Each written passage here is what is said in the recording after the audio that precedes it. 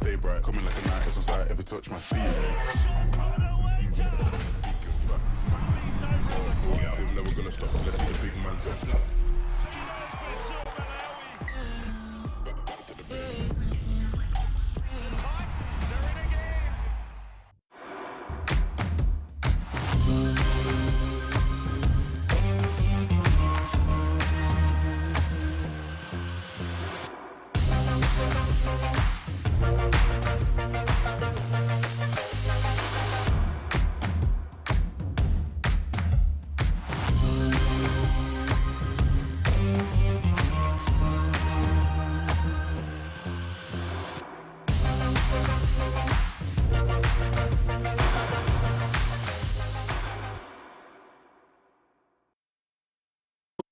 Belief is at the heart of all we do. We believe that a Catholic education should be open to everyone. We believe that young people should flourish academically, socially, and spiritually. And we believe that through sharing the message of Jesus, every child we teach can help make the world a better place. Enrolments are open now at our 32 schools in the vibrant communities across the region.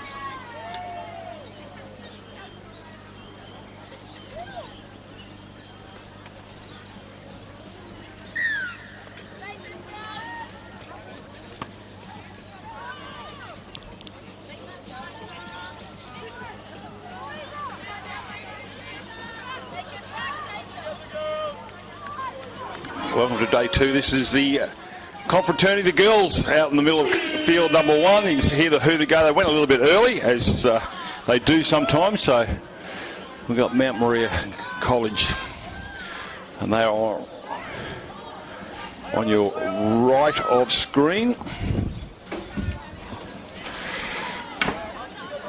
So day two, 11 games, 10 games on field number one here yesterday. Mount Maria College, I beg your pardon, on the left of screen. And they have the ball at the moment. They're working it towards the muddy part of the ground. Good for the skin, not great for the knees.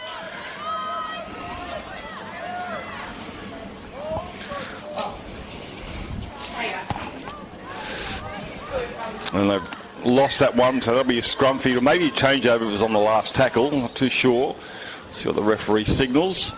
Might have been one more tackle left in the account, and they're going to be a scrum feed now.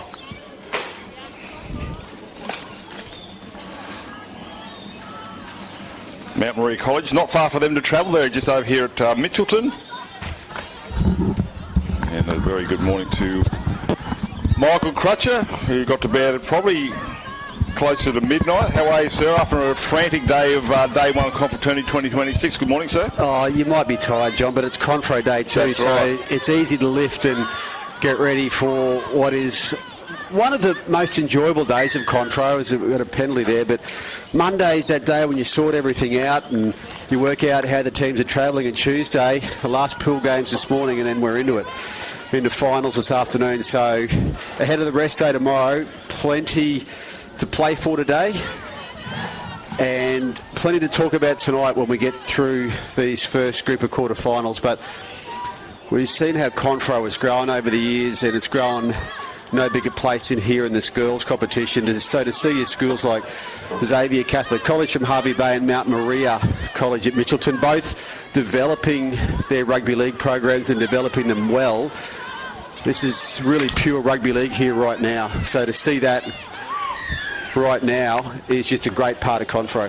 So Xavier College threatening the line here. They're going to get another set of six for the tap restart.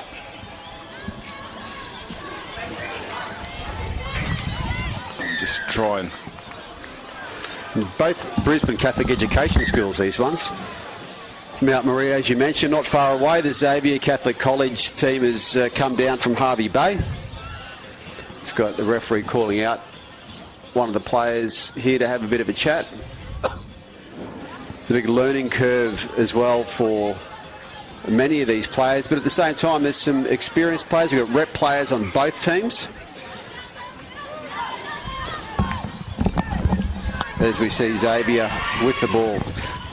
Oh, they've come close to the line. The referee's going to step backwards. I think he's going to award the try. And the first points on day 2 go in the way of Xavier College. So 4-0 right underneath the post, which is very, very convenient, especially very dewy conditions here today, Michael Crutches, to start the day, pretty much like yesterday. John, I don't reckon I've seen a dew like this one for a long time in Brisbane. We left the ground not till about 9 o'clock last night, but already on the car, the dew was quite something. It was really strong. And so now we've seen this morning, I just walked across the ground before that, is just like 5 mil of rain, really, isn't it? Oh yeah, it was something. Just you can see the seats here, and from my locals tell me there wasn't showers last night. They tell me it's just dew here. So well, there was a couple of light showers. I live at the Gap, which is not far away from here, enough to stop the boss from going for a cycle ride this morning. Wasn't she in a good mood? And there was a little bit of rain, but I don't think. We've actually seen sometimes where rain, as this conversion attempt is successful. The touch judges took a little while to acknowledge that. Looking into the sun. And it can sometimes actually wipe out any dew. We've seen groundsmen actually water the ovals in the morning just to get rid of that dew and then use the rope to dry it out. That's on a cricket field, of course. So 6-0. And we are about to get underway. So Mount Maria College score in the after only about 5 minutes. A restart into the sunnier part. So the right-hand field, they've got some blazing sunshine to your right.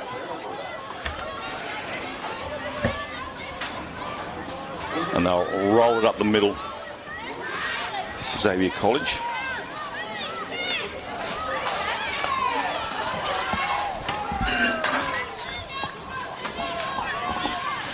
That's a halfway line just in there. They haven't remarked the lines here today because obviously it's just too wet. That goes behind the player, and the referee says it's gone backwards, so they'll have a tackle count will continue.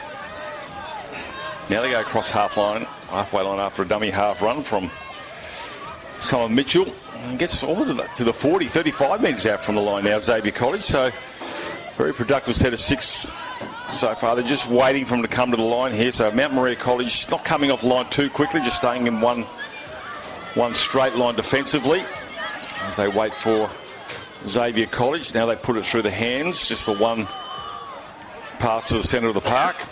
McMahon Oval here at Marist College, Ashgrove, and that might be a changeover, and it is, so didn't quite hear that it was the last.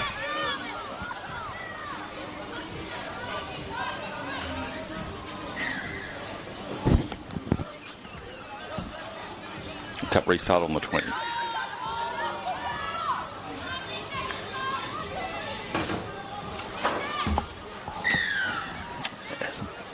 Penalty for a high shot on the second. Probably fell into that one.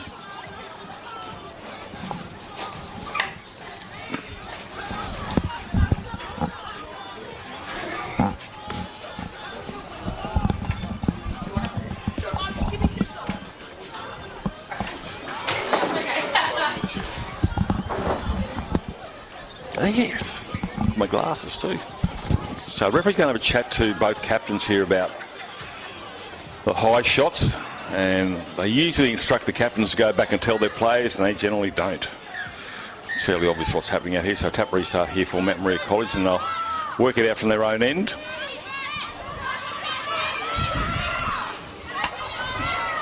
Tackler there is Jazzy Minder. Stands in the tackle. Hinted a little knock on, but Vitali will get the offload. Finds Wilson.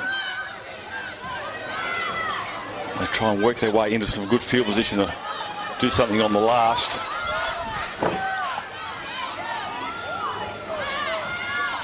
Still a couple to go. They come to the grandstand side here. McMahon Oval gets the offload. And Nichols gets across the 40. Still 2 tackles to go here for Mount Maria College. As I said, they're from Mitchelton up against the Xavier College from Harvey Bay. And that's going to be a changeover and knock on at the back of the play the ball. So Xavier will have another crack. 6-0. And we've got the scoreboard working over here on field number 1 today, because we actually brought in some Einsteins to actually make it work. To my left. And we've got the scoreboard in lights over there. So sides will now know actually what the score is. There is no clock, so we do that on purpose so they aren't clock watching. Play their 20 minutes of footy. Blindside. Straighten play, runs into 2 defenders over there from Mount Maria. That's a halfway line. You probably can't quite make it out. Oh, great ball and hold tackle. That's a beauty. Oh, geez, I'm not too sure about that one. We saw a few that went a little bit above the horizontal or let go, but that was just a crackerjack tackle.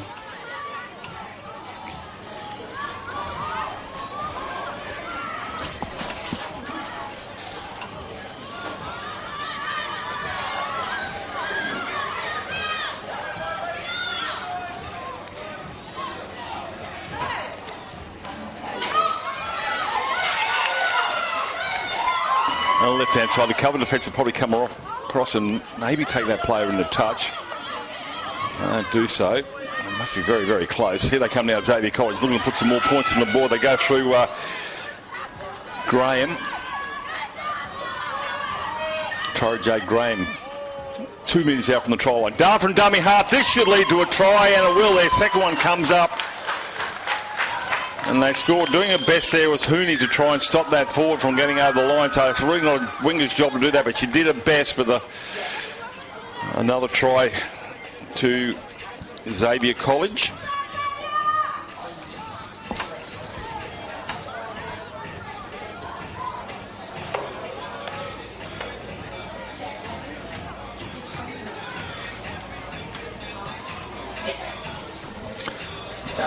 So 10-0.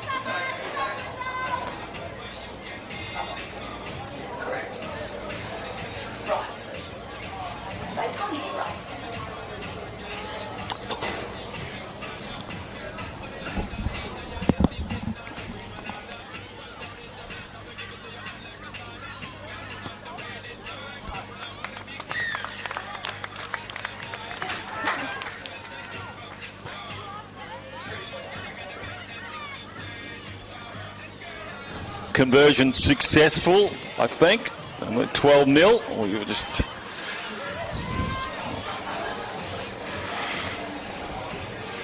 so a lot to do here for Xavier. Every time they've been down there, they've pretty much scored points.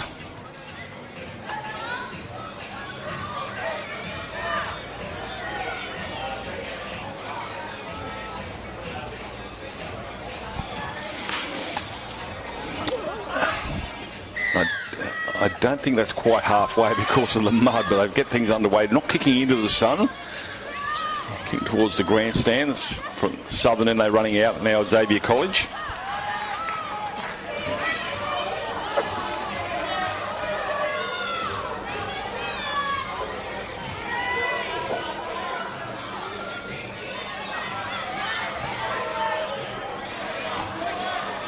That's the 30. It's a long way to the other end, but they can't afford to leak any more points.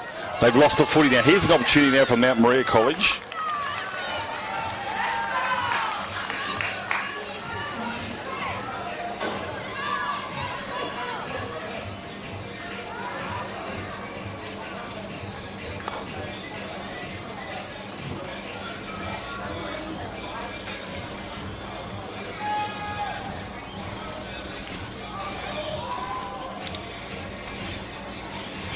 They're 35 metres out now. Mount Maria, I beg your pardon, find a way to cross the try line. They don't have to really hurry that much. We started at 8:30, so there's still probably about 8 minutes to go in this first half. 20-minute halves, no stoppages. Puts a fend on, skirting with the sideline. Get out of my way. The halfback keeps going and trying to get a few more metres in the account. and number 7, who I don't have on my team list.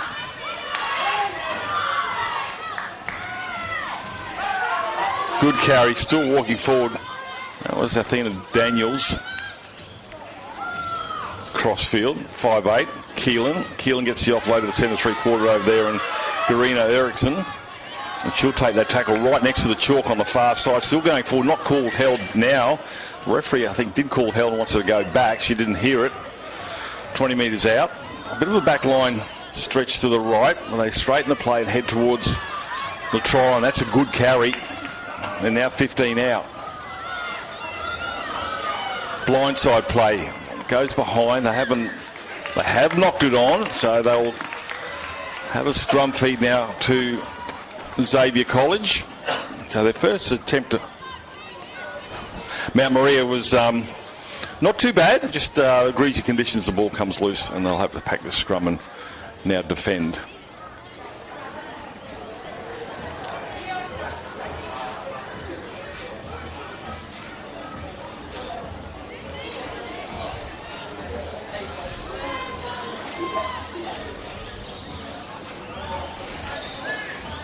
Pretty good scrum, actually. Probably something our rugby cousins could envy from the girls there. Fantastic. They say you can lay a tablecloth across the top of the scrum. It's pretty well set.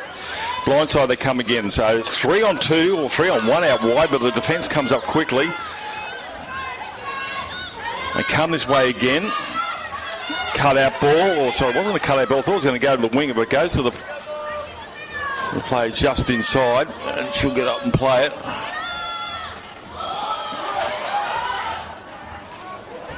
Again, 7's the tackler. 8 short of halfway. Through the hands. Not too many metres gained there. The halfway line's not too far off. They probably only picked up 2 or 3 metres in that play. They come back to the centre of McMahon Oval. They put it on the toe for the last. That's been knocked backwards. And the chasers are good, and they'll bring that play down 35 metres out from her own try line. Blindside on her own. Tries a narrow sidestep, trying to go over the top of that player, but ends up getting tackled. That might have been the fullback there, and Edwards was.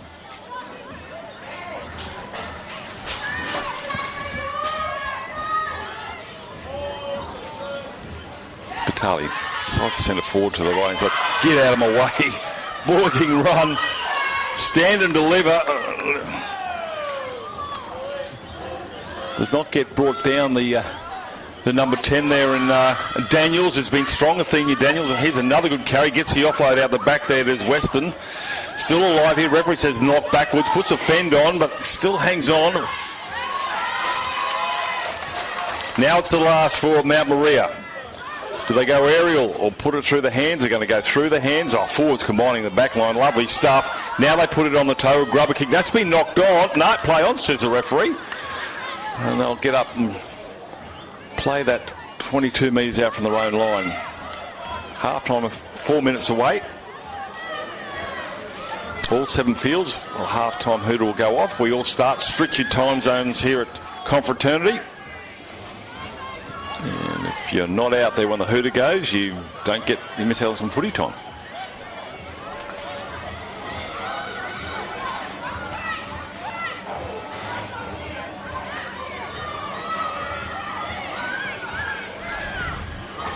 Again, the forwards, a little knock on there. So opportunity once again here for Mount Maria before we go to half time.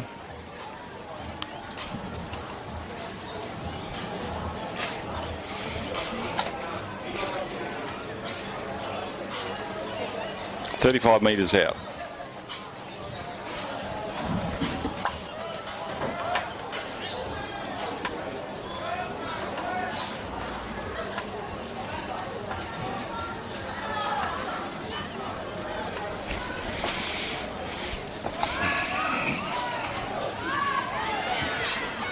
So there's a chance Xavier throws the ball back inside and she can catch it, and she does not. Oh, adventurous play here from Xavier. They might have a hint that half-time's looming. As I said, there's no clock here, so they have to keep playing footy. That was good support play, but yeah, heavy dew here, as Michael Crutcher mentioned this morning. It's like 5 mils of rain. And without the sun, which has decided to disappear again, it's going to be pretty fair while before we get some dry conditions. Ball and all tackle. 15 short of halfway, 25 is 8. Now it's 15.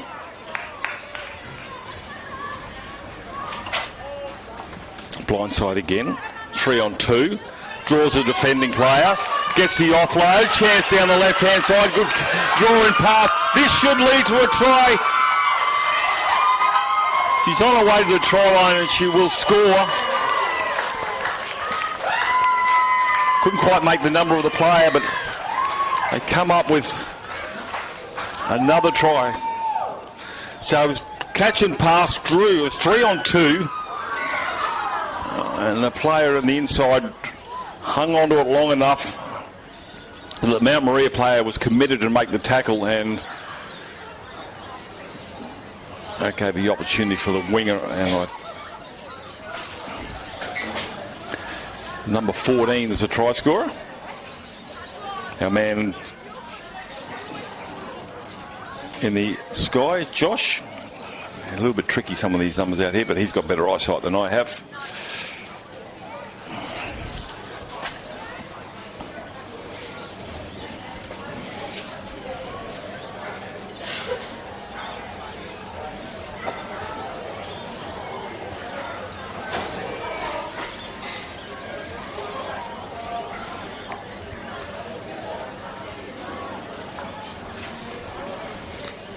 Now we're all going to pay attention to this conversion. This one's being converted.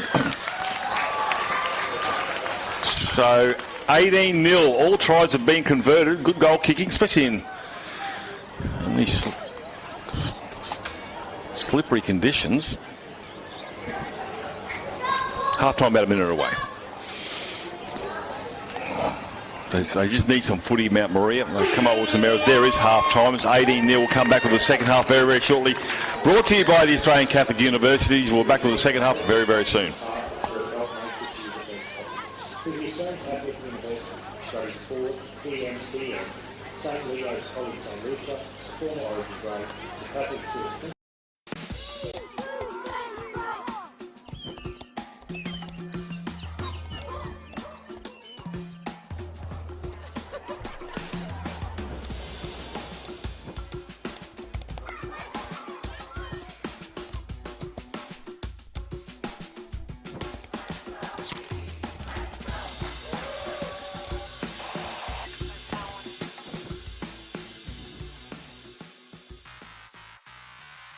Rugby league in Queensland has always been built on community. That's why Fogs continues to deliver events right across the state, raising funds for our local junior rugby league clubs through our regional tours. While our annual charity lunch and golf day help support Queensland charities and families doing it tough. Every ticket purchased to one of our events helps create a lasting impact where it's needed most. Join us in 2026 and help make a difference. Visit fogs.com.au to find out more. Hope to see you there. With more than 140 schools covering the city, country and coasts, we are excited to welcome every student and every family into our communities. Our schools place Christian Catholic faith and pastoral care at the heart of every day and introduce friendships and values that last a lifetime. Find a Brisbane Catholic education school near you where your family can belong, achieve and grow. Brisbane Catholic Education, and education to believe in. We are men of action. We don't sit back and wait. We've been taught to step up, to forge ahead, back ourselves and our mates, explore our interests, and lean into challenge. It's about showing up, standing up, and lifting up those around us. We are St. Patrick's College Shorncliffe.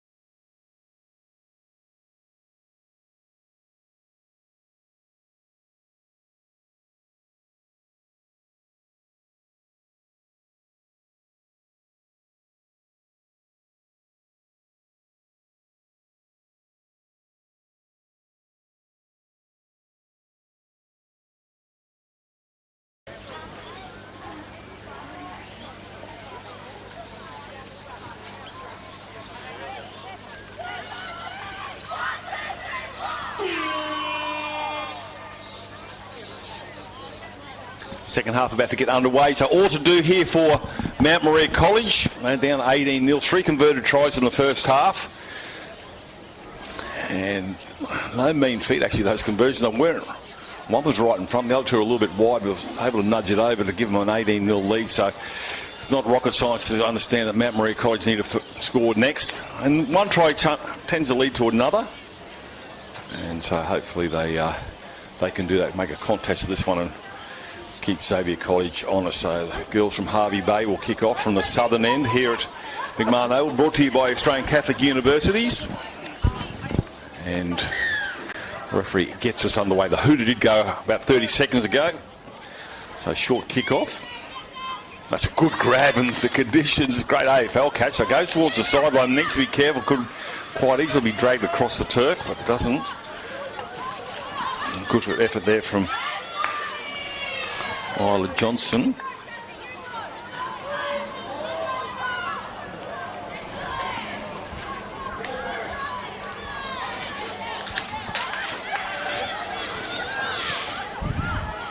So the try in the first half was actually to Summer Osborne, the 14. The other two will try and keep you up to date. The app has unavailable, so they may not have seen who the try score was either. We're a long way away from the opposition, that far corner. That's the halfway line, stands in the tackle.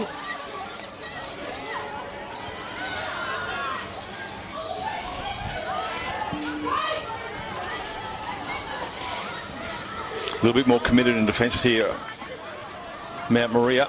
As I said, from Mitchelton, they're probably apart from Marist College, Ashgrove, maybe the closest college to the ground, I guess, girls. I imagine we're pretty close. Mount Maria be the closest there, just over the hill. I'm just trying to think of other colleges, but anyway, that's gone to grass. Lovely bounce, turns it back inside. Last tackle, they get to a kick, allowed to bounce, and that's going to be a penalty in front of the kicker, I think. Let's have a look at which way the referee signals. It's going to say it's a. The whistle's for a knock on. No, it wasn't. It was for a penalty for being inside the 10. I wouldn't think she'd kick for touch here. Keelan's a long way away, especially with a slippery ball. They're going to throw it forward at the line. So here they go now. Xavier College have to do some defending. Half-time score 18-0. It still remains that. 10 metres short of halfway. Oh, a little knock on.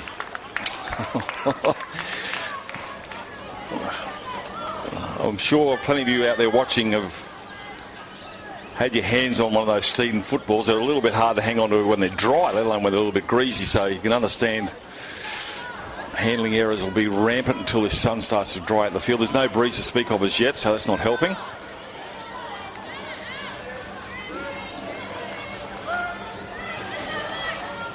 Long cut out, ball juggles. Oh, give her a cat and a chainsaw, and she's still hanging on to a great bit of juggling. 38 metres out from the try line. They scoot down the left-hand side. Good tackle around the ankles on the far side there by Guari and Eriksson. Darfin dummy half almost gets through the marker defence here. Gets within 18 minutes of the try line. They'll make that 15. Mount Maria forced to defend their own line once again. The sun's starting to come out here at McMahon Oval. They run from dummy half, almost through there, trying to get through the shoulders of two defenders.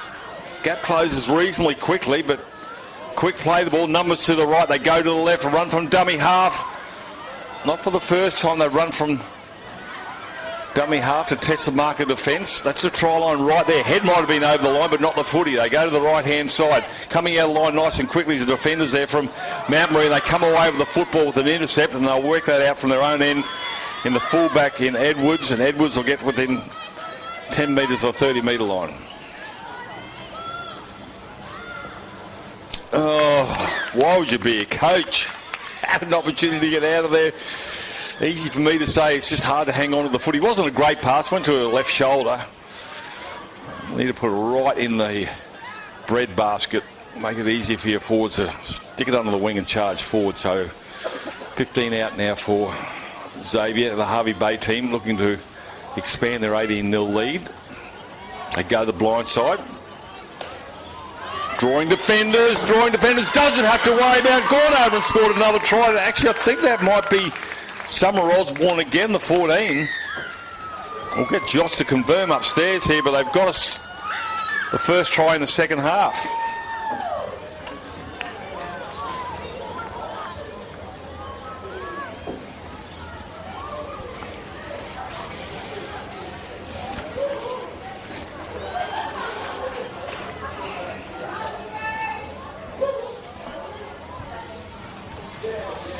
This one will be a little bit trickier for the goal kicker. We'll see how she goes.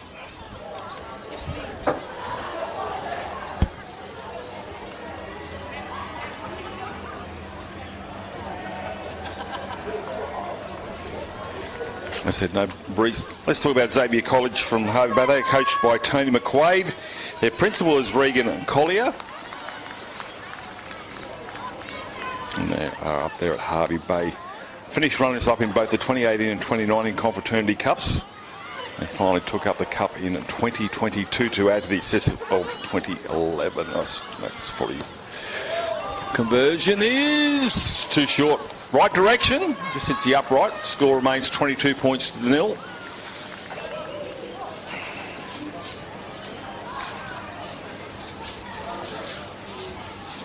And the Mount Maria College, their coaches, they've got two coaches, Dan Sullivan and Ruan Kuma. Now, Ruan has done some stuff with the North Devils, Brisbane Tigers. Mount Maria, approximately 1,100 students there.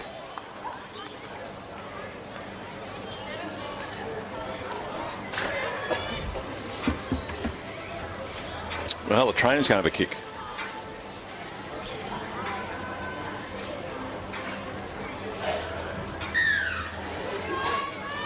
Where we go.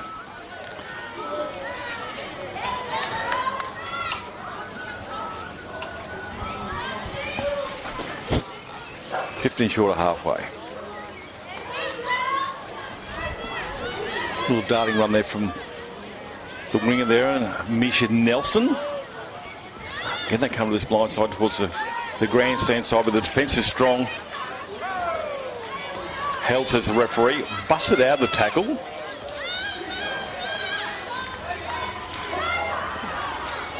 Support play, that's going to bounce, still play on, went backwards. Referee's going to keep the play rolling. 5 short of halfway as Xavier College try to bust through this white wall. Beat the first, not the second. Plenty of defenders there from Mount Maria College. Now again, another run from dummy half. Market defence need to straighten up a little bit. It's not for the first time that Xavier College have been able to exploit that market defence lapse in concentration. They get to a kick. I don't think it was the last. It's going to go across the 20, and Chase has come through and a big hit. I don't think Mount Maria have completed the set this half and not got to a kick. They work with almost within 20. They just need to get to a last tackle option. Even if it's just one out stuff, which is what they're doing right now, which is smart footy.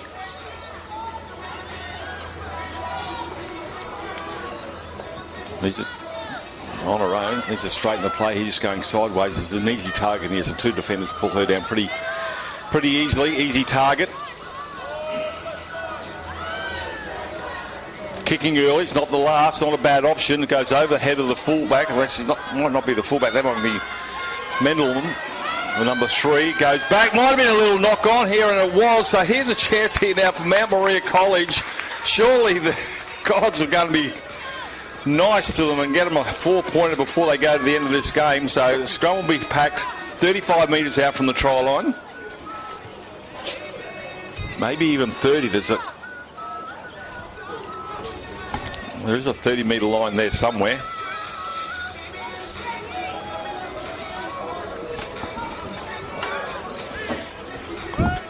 Won by Mount Maria. They just need to hang on to the footy, get to a last tackle option, and perhaps a kick in the in-goal area. Try would be nice, of course.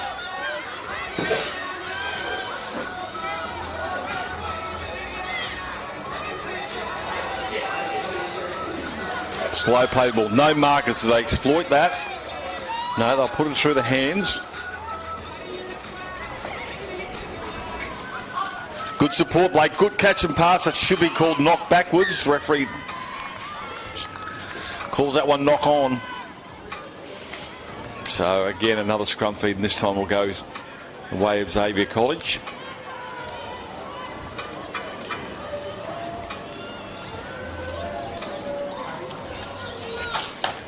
And next game on here, I think the girls are on here again for our second game on field number 1, brought to you by the Australian Catholic Universities.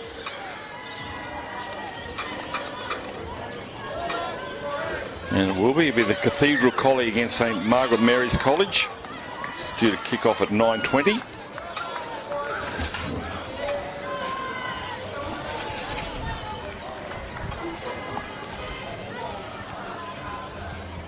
So a knock on and an opportunity now here for Mount Maria. So a bit of relief there. The knock on the previous play that gave Xavier College the feed. This time it's going to be Mount Maria's chance. Good catch and pass, right to left. Draw the play, tries to get through there. Almost skips through there. That's a good run there from the winger. And Huni, she had a good game yesterday as well. Dart from dummy half from the number 7, who I don't have a name for, so she gets within 20 metres of the try line. Looking for a quick play the ball. The dummy half now is Batali, and they'll get a penalty. Tap restart, looking for a quick one. Referee's on the mark, so away she goes to 7. Steps off left, now the right, trying to weave a way through there. There's the defences in the way. 3 defenders. Opportunities to right and left. Which way do they go? Mount Maria College looking to take that blank off the scoreboard. They go to the right, stepping back the way the footy came. Careful not to run behind their own play. That might have been Bianca Wilson, the number 8. She'll get up and play it 5 out from the try line. They got 5 players out here on the blind side. And the heart goes out to Mount Maria. They look good with the ball in hand. They just got to hang on to it. So Xavier will run it out 20-metre line. And one of the defenders there is Isla Johnson. But they're just creating pressure, Xavier. They're playing a very, very good brand of football. One-line defence. Just playing percentage footy. And they're doing they're the ones who are not knocking the ball, break through the middle here, up the centre of McMahon. Well, that's the halfway line's been crossed. Turns the ball back over the top. Hasn't been touched. It's going to be picked up here now by the Mount Maria player. And she'll get up and play it 5 minutes out from the try line. We've still got ourselves about 8 minutes to go in this this first game on field 1. Run from dummy half.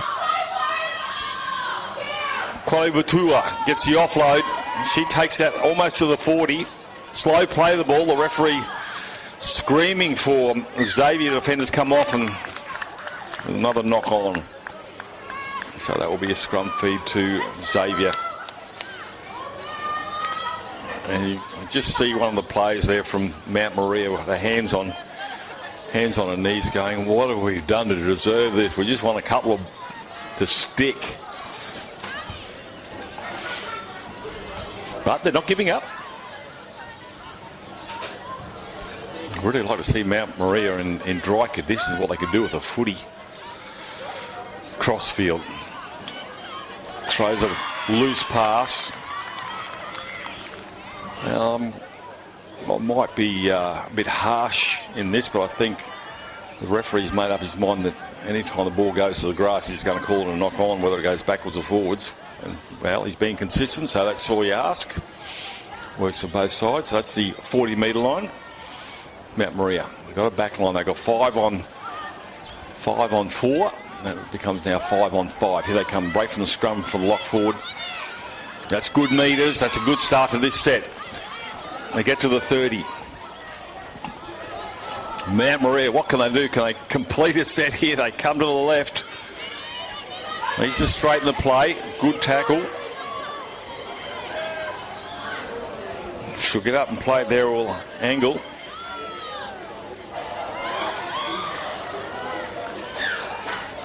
And we'll have scrum number 473 for this game.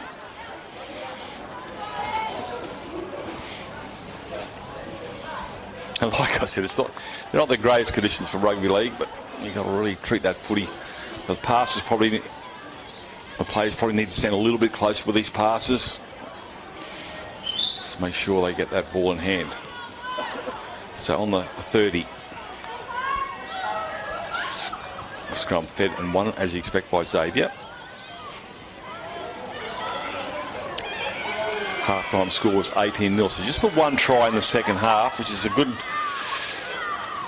effort there from Mount Maria College. They've been defending well. It's just their attack just hasn't reaped any benefits. Almost to the 40. 20 in from the far side. Sun's starting to come back out. Making a couple of cameo appearances this morning. The sun. Run from dummy half. Marcus almost got tricked there, but straightened up, and the referee is going to penalise for the markers actually not being straight. Thought they might have got away with that one, but the referee's too good, so sort of over enthusiasm there from Willie Vitali.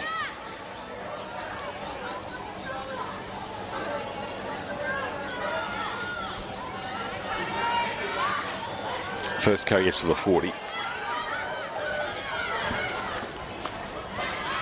4 minutes remaining. Goes backwards. Now as the referee, well, play on.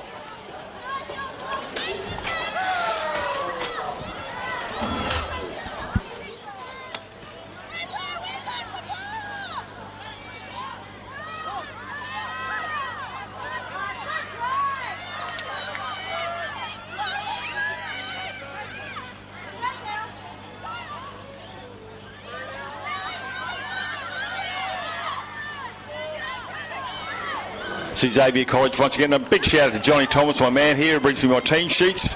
He will be the fittest and the most fatigued man at the end of the week as he makes his way back towards us.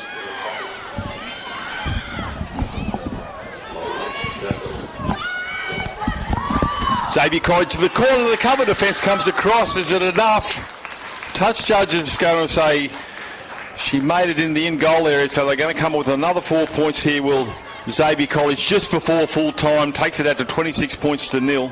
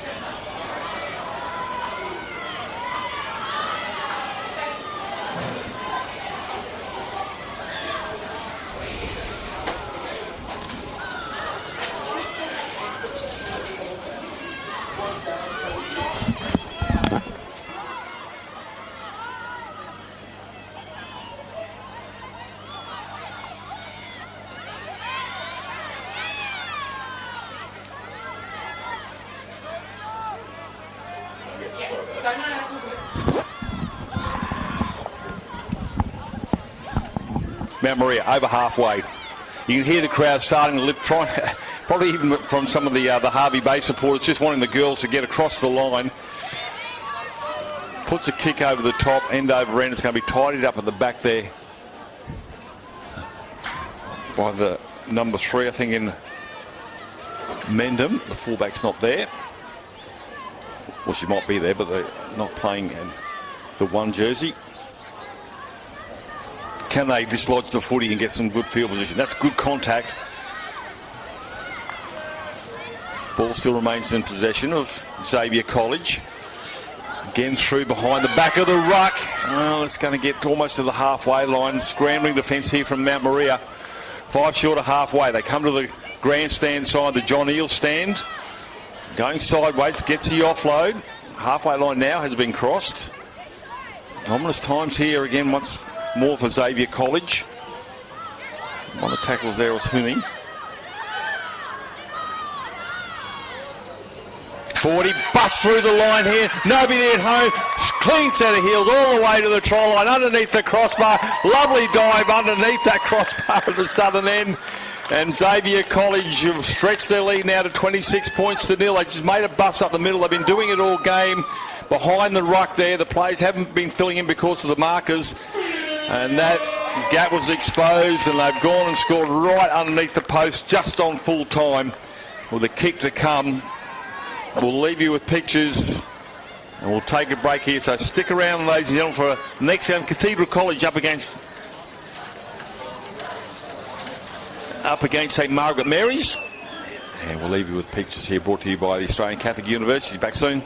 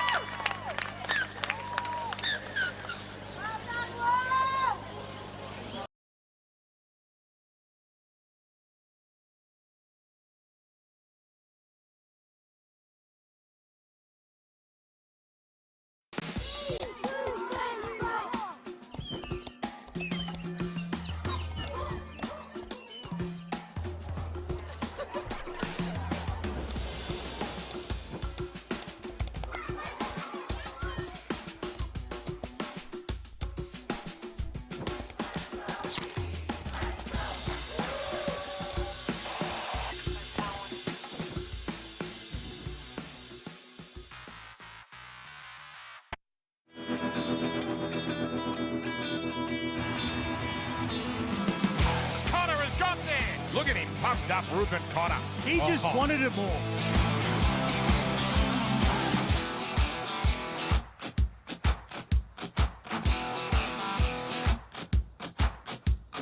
Cohen Hess bursts through. Over he goes.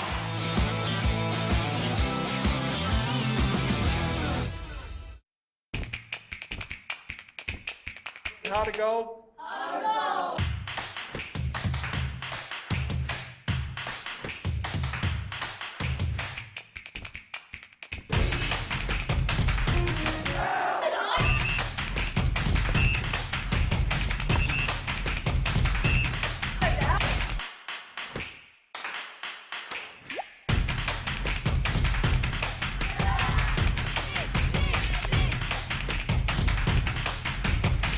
of gold. Heart of gold.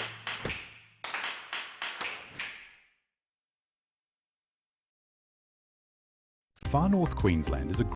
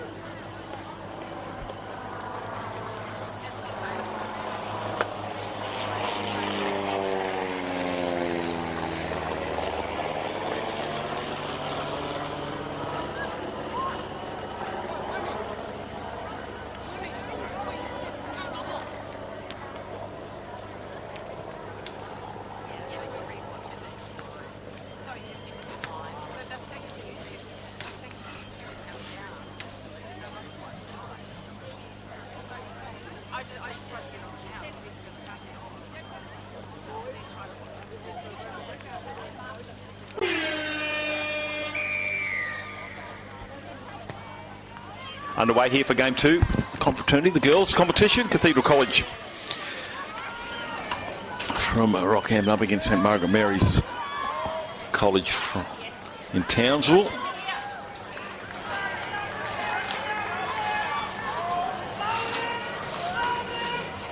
And the Cathedral College from Rockhampton. So the two Northerners travel a long way, and they've made their way onto field number 1, game 2, Confraternity 2026, brought to you by Australian Catholic Universities, which is over at Banyo, and they've got the tent here. Anybody who's watching, come over and check out the tent there to explore your future education at the Australian Catholic Universities. So they get to the kick, end over end. It's going to be picked up there by Tuttle, and Tuttle be brought down 5 out from the try line. So they got to a good start there, Cathedral College. They completed a set. They got to their kick.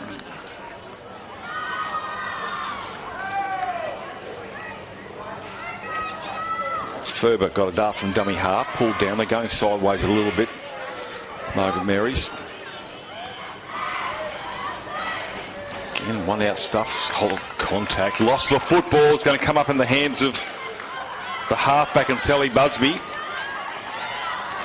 They're going to pack a scrum right on the 20-metre line, Cathedral College. So Margaret Mary's yet to have the footy. They kicked off, and that's the only time they've had the ball in hand.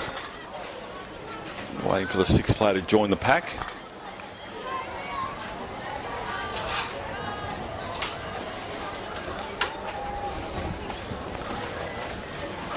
Scrum fed and one is, as you'd expect, wobbly old pass. Picked up nicely in the end there from the lock forward then, and Flick Barron. He loses the footy. I'll come up with another scrum. As we said, previous game we had a plethora of scrumming due to the greasy conditions. The sun's out here at Ashgrove for now.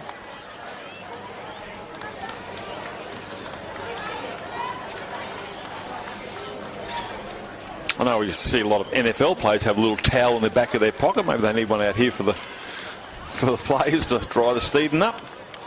And their hands. Long ball in front of the goalpost. They're testing their hand here, Margaret Marys. Only get about, well, actually went sideways. They're still 12 metres out from their own line. Out in front, catching, pass, goes behind, has to be tidied up in the back there by Tuttle. Dived on from the halfback, Busby.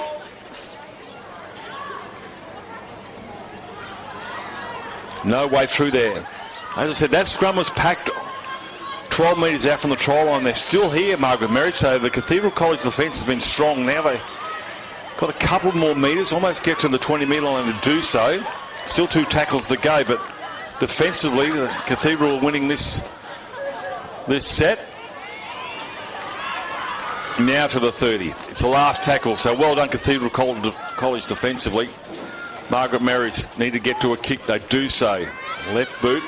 Lands on halfway. Taken nicely. Cathedral College will have great field position. Needs to stay in the field to play. Here it is Goodwin, and Goodwin rolls the ball back here. Play on. Picked up nicely there by Sylvester, and Sylvester will play at 38 metres out from the try line. They throw it forward at the line. It's with Chopping, and Chopping gets to the 40. Dummy half is Camus. Forwards combining. Good carry there from the 17 and Trixie Grace Pryor right in front. They go to the left-hand side. Forwards combining. The first one was McLean's going to end up with it, not before she got a pass there from Barron. 12 out from the try line. Margaret Mary's defence going to be tested here as Cathedral College start their first rampage. Trying to get across there is Oakley. No, Oakley's going to be 5 metres short. Referee puts his hands up for the last. They go to the blind side. A good grab at the end. Catch and pass. Should score in the corner. And they do. And over she goes and scores. And that should be Millie Price, the number 2. And it comes on the back of a handling error. So Cathedral College score first points. They lead 4-0. Kick to come.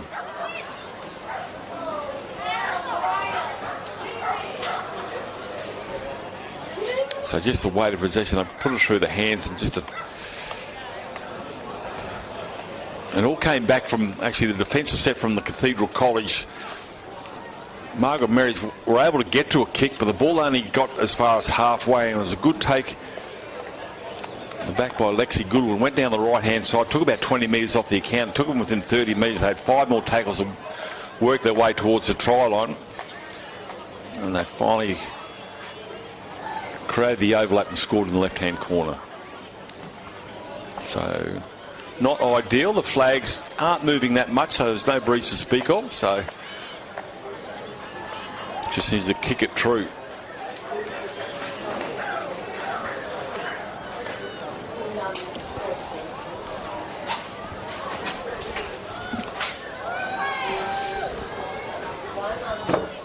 Waved away. Score remains 4-0. But similarly to Mount Maria, they just need some football to start off with here. St Margaret Mary's haven't had a lot of footy in the 6 minutes we've been going.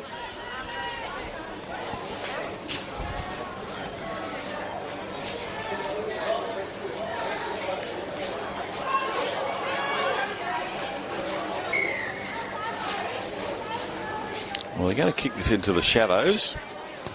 Not a bad option. Broken light, allowed to bounce. This is a good return. Defence is just as good.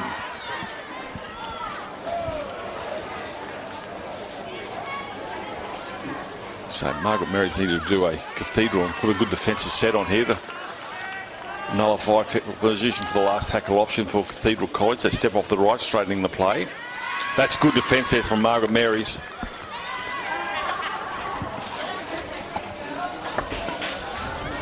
Again, they work it up the middle third of McMahon Oval.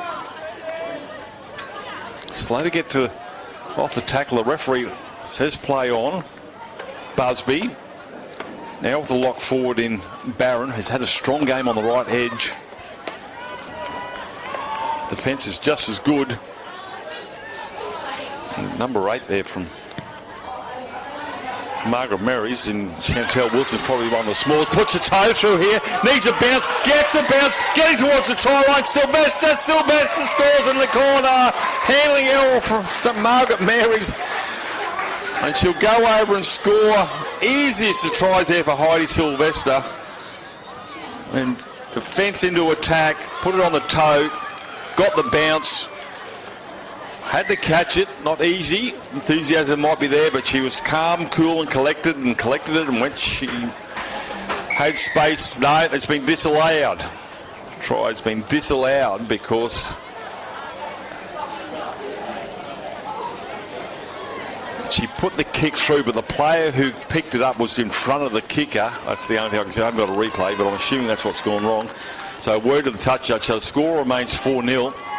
And Heidi, I'm sorry, I'll have to take your name off the try scoring list for now. Might add to it, but a little bit of luck there from Margaret Mary. So a good call from the touch judge.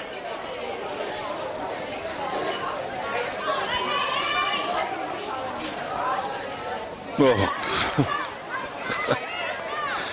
How about that? Real rib tickle there. Taylor Clough will get up and just get the number plate of that truck that hit it. That's a halfway line, centre of McMahon Oval. They go to the right-hand side, put it through the hands, cross the halfway line, getting towards the 40. Margaret Mary's starting an assault, trying to reel in that 4-0 lead. To the right-hand side, halfway through there. The defence has to come across here, and that's with McLean who'll pull it down. There's going to be another penalty. So, marker defence wasn't straight, and they'll kick for touch and get a few more metres here, Margaret Mary's.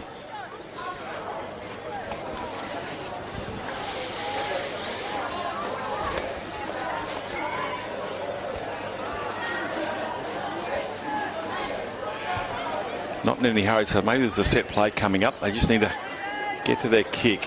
Tap restart. 18 metres out from the try line. Here we go.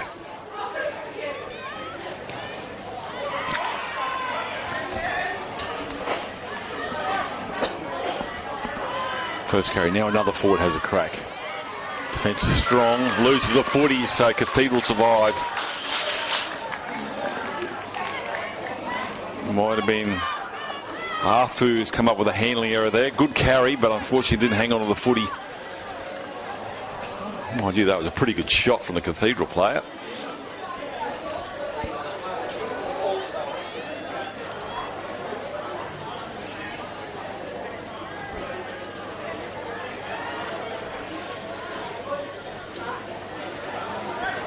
One by Cathedral. I'll run it out past the 10. Oh.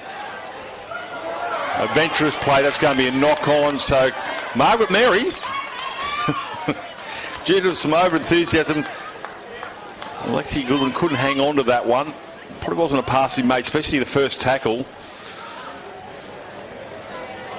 Enterprising play, but probably not the conditions or the field position to try their hand on that one. So Cathedral will have to defend now, 20 metres from their own line.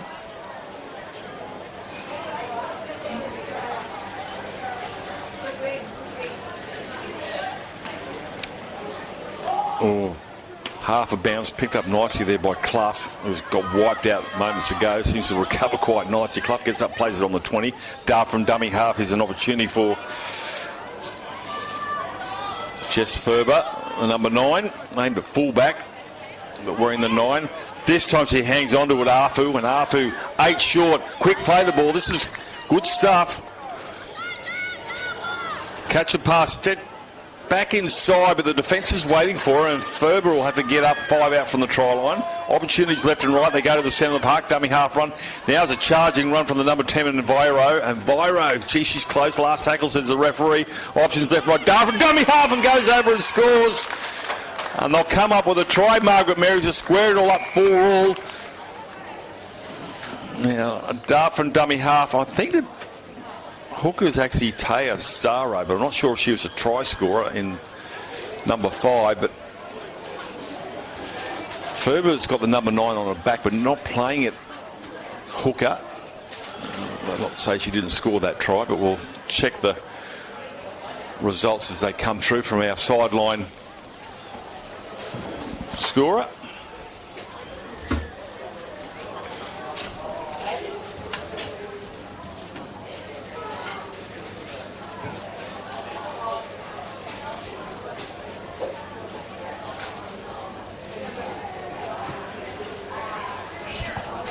So relatively easy. This could be enough to get them in front.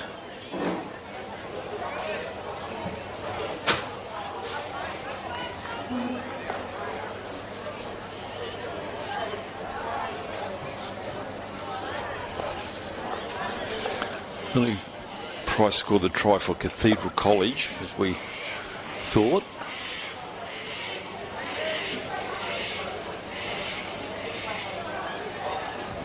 Strikes it nicely. They've got themselves in front here. Margaret Marist from Toowoomba up against Cathedral College from Rockhampton, so 6-4.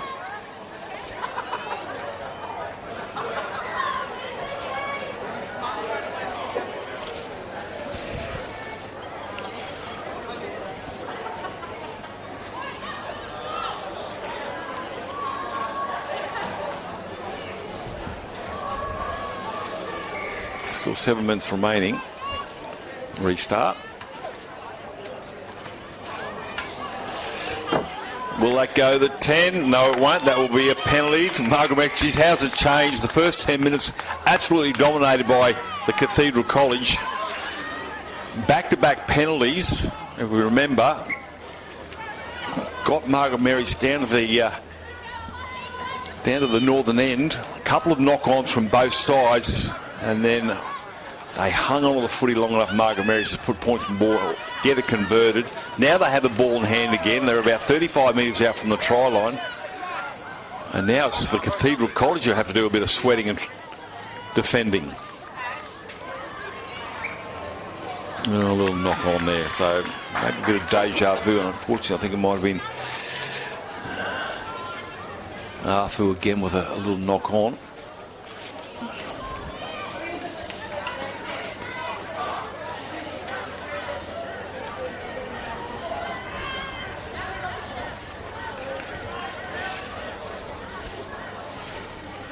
One by Cathedral.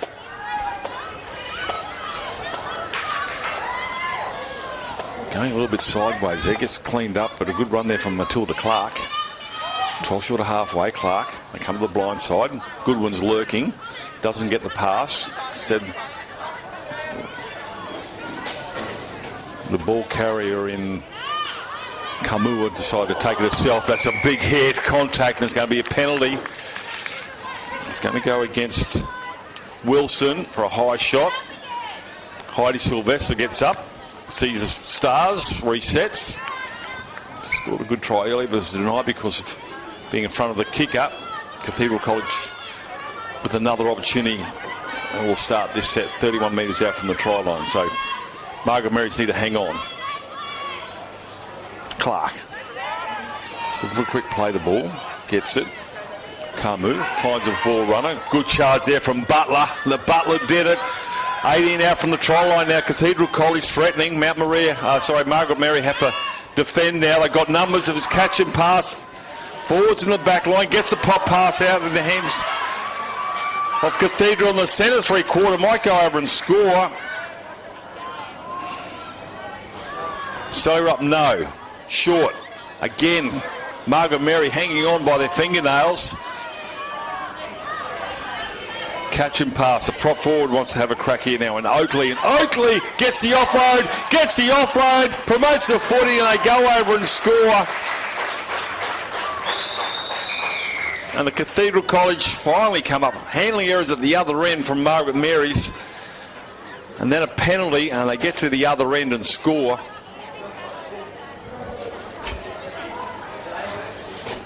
But it was a good run there from Oakley. Set up the play, went crossfield, drew a lot of defenders, got the offload. Support play was there.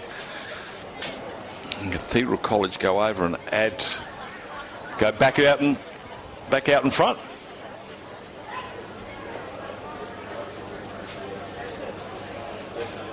Liv Robson with a relatively easy conversion attempt.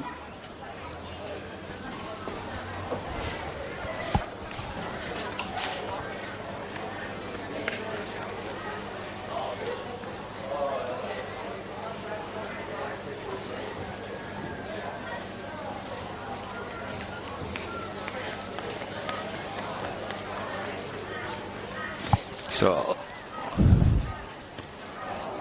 I'd like to have that one again.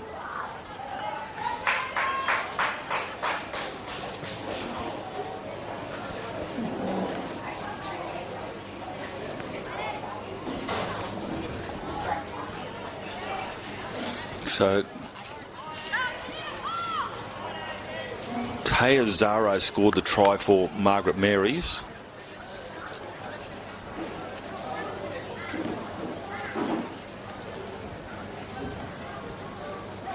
And then the fullback, Olivia Robson, scores that last try. So 8-6 back out in front, Cathedral College.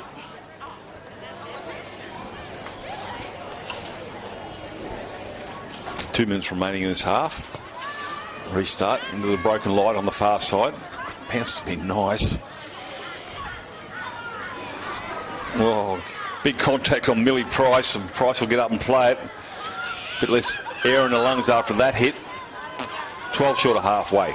Looking for a quick play the ball. Cathedral College on the march. Wants some more points before half time. Robson with another carry. Sorry, as the back rower.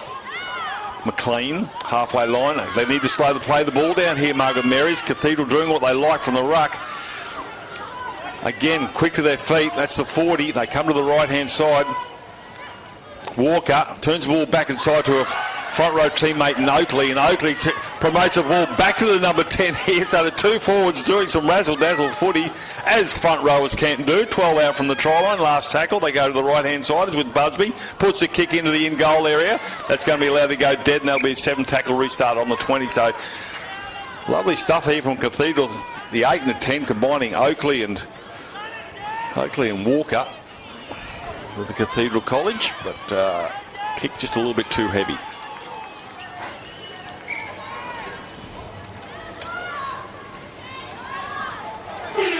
Camus the tackler, and that will be half time. So enterprising footy from both teams. 8 points to 6 in favour of the Cathedral College. Tries to Robson and Price, and then Taya Zaro for Margaret Mary's has a score line of 8 points to 6. We'll take a break here from Confraternity 2026. This is Confo number 46, brought to you by the Australian Catholic University. Back with the second half shortly.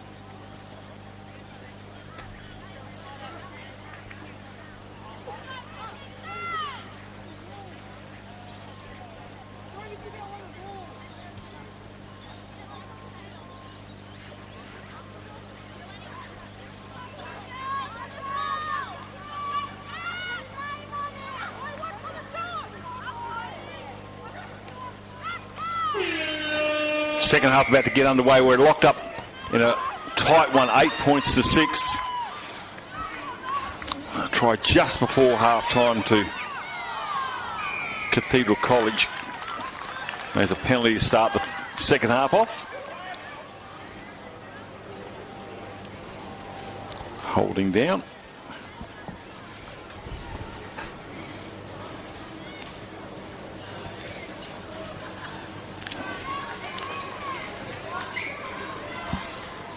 Yeah, tries to Robson and Price in the first half, the 1 and the 2, and then Teozara, the number 5 for Margaret Mary's. It's a good straight run, but runs into a good straight wall. Clark, one of the tacklers. Thought she's going to get across halfway, but Cathedral College defence too strong. Underball, now they get across the line there. Gilbert, one of the tacklers, stands in the tackle. That's a lot of strength there to stand underneath that weight of defence. Catch and pass. This is good footy here coming from Margaret Mary's. They come out with some intent.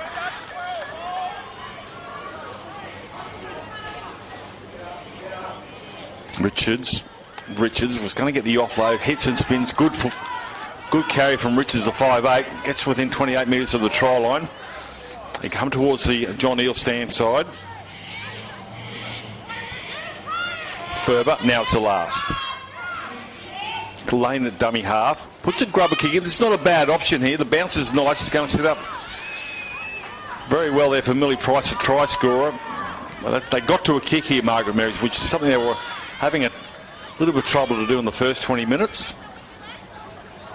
God, strong defence.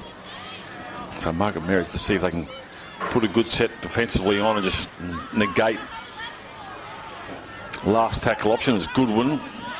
Has a good run from the winger.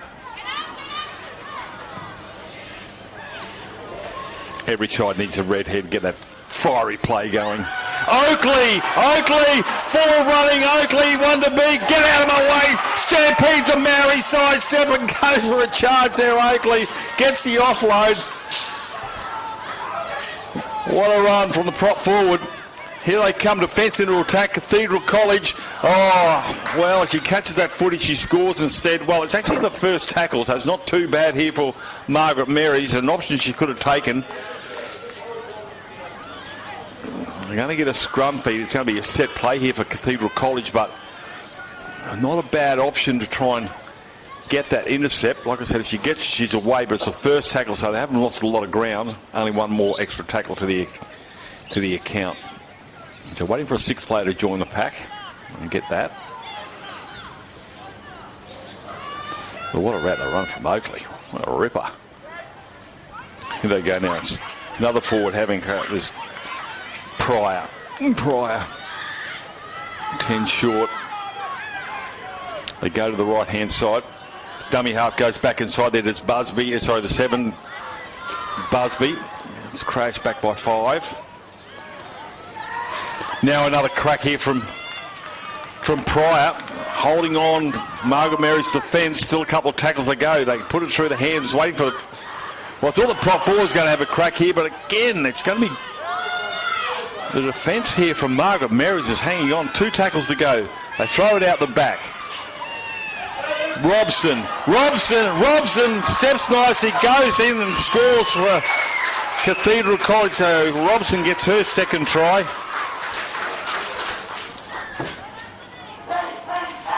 But it all goes back to the thundering run there from Rachel Oakley. I'm pretty sure that's who it was. Absolutely motored down the middle, just leaving plays in her wake. The Maori sidestep, we don't turn left, we don't turn right, we go straight over the top, and Oakley gets down there and... Wow. And then you get that attempted intercept pass there that could have actually sent the... sent defence into attack, but it wasn't to be. So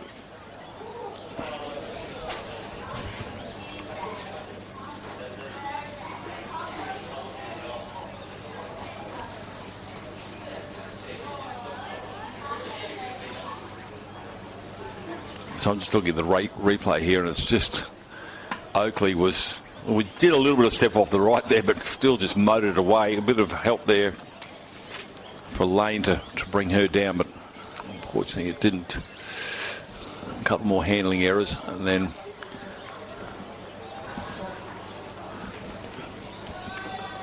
leading up to that there were Pryor with a good carry to the line. Conversion is successful. 14-6.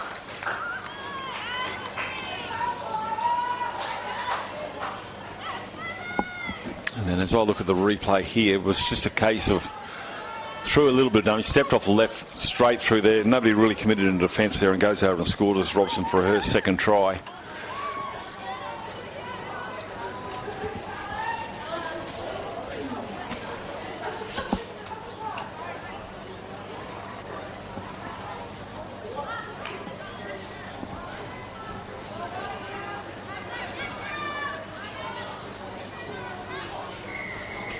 Restart. I'm surprised they're kicking that way. I would have thought they would have gone for the sun, kicking to the left-hand side, and it's going to go end over end.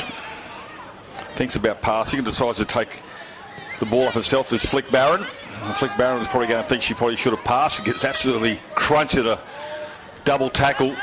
Dart from dummy half. Marcus weren't quite ready. Good vision. Gets to the 40. 8 short of halfway. They're on a roll here, Cathedral. Margaret Marys need to slow the ball down. I'm looking for Oakley. She might have gone for a bit of a breather after that run, so she's not actually out in the park here, so the other forwards will have to step up. Busby, not afraid to take the line and get the tackle. Now, whether Busby actually ran towards the player that may have been offside and was called back by the referee, and they didn't retreat, was smart enough from Busby to run towards those players, and the referee had no option but to award that penalty. So here's a good carry, straight up the middle. Yeah, the middle third of Cathedral College's play has been damaging, to say the least. Now the Kamua, the number 9, goes for a run. Easy meters. Margaret Marys needs to hang on. Here's another player who's been strong too, is Trixie Grace Pryor, to 17. Kamua, dummy half. Does she go herself? No, sends it back to Busby. Busby in turn passes it on for a forward runner there on Roberts. 5 out from the try line. Cathedral threatening. Robson doesn't get the footy this time. She's lurking, looking for a third. You can see her in picture just behind the ruck. Kamua, here it is. Robson gets the offload. Try in the corner, and I think Millie Price might have got herself a double.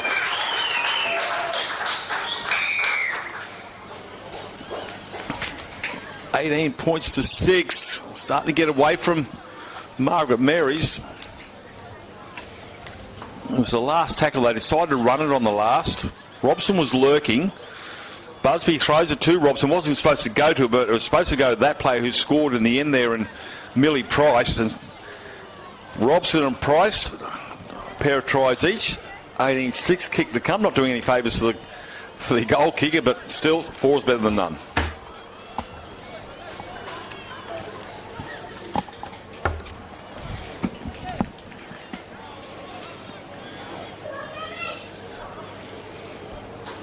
Yeah, Oakley's gone off, but 17 for Cathedral College. Trixie Grace Pryor has been strong. But certainly Busby, Robson and Flick Barron, the spine, have been very, very strong.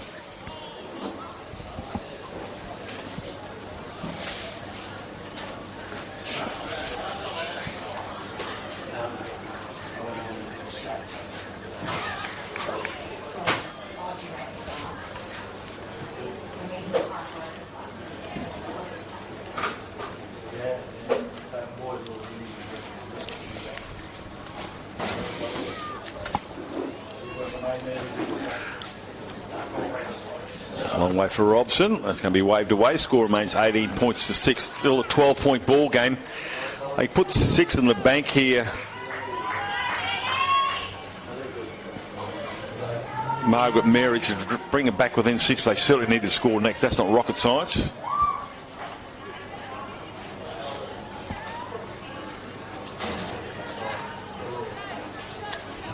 Still 10 minutes to go in this game.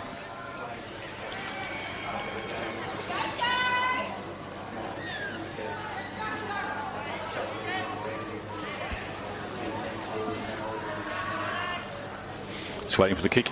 Kicking tee's there. Just waiting for a kicker.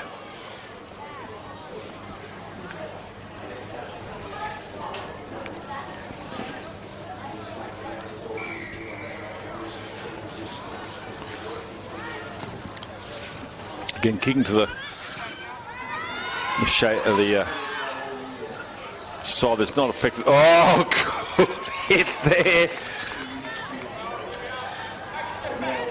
Kalea Roberts runs into a wall, led by Afu. So no shortage of heavy contact in this girls' game. McLean again gets over halfway. McLean. Cathedral go to the blind side. Gilbert gets the offload. Footy's still alive. Goes in. No, I thought she got in touch there, but it's actually knocked one of the players into touch. Still keeping the footy alive. And that's a great carry there from Heidi Sylvester. And referee's going to call it back for a penalty. I'm not really sure what the penalty's for, but I'm sure Cathedral College don't care either. I think it's for a high shot, just looking at the replay here in this, comms box. So that will give a few more. He allowed to run. The line just did not come up for that play to run through there, and that was Harmsworth. And Harmsworth made easy meters, 15 short of the try line. Here she goes again in Pryor, and Pryor crunches towards the try line, 5 out.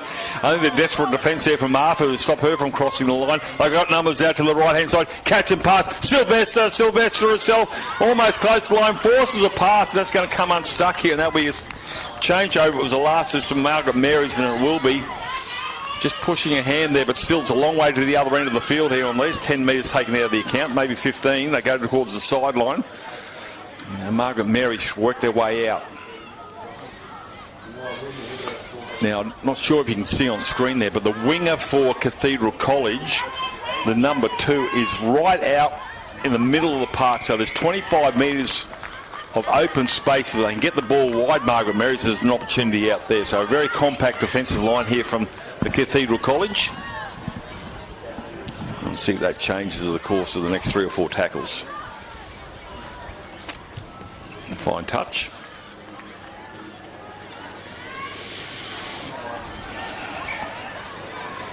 Need to score in the next set or 2.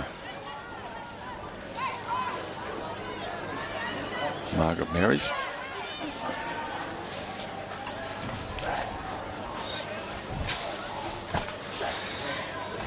Probably need a little bit more urgency. Let's get into it.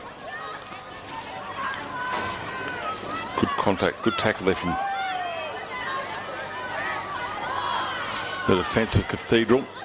Here she is now. She's key, Arfu. She's a good ball runner. Very sound in defence as well. They come to this blind side. Show and go there from the 9. And Thurber. And get up and play it on the 30.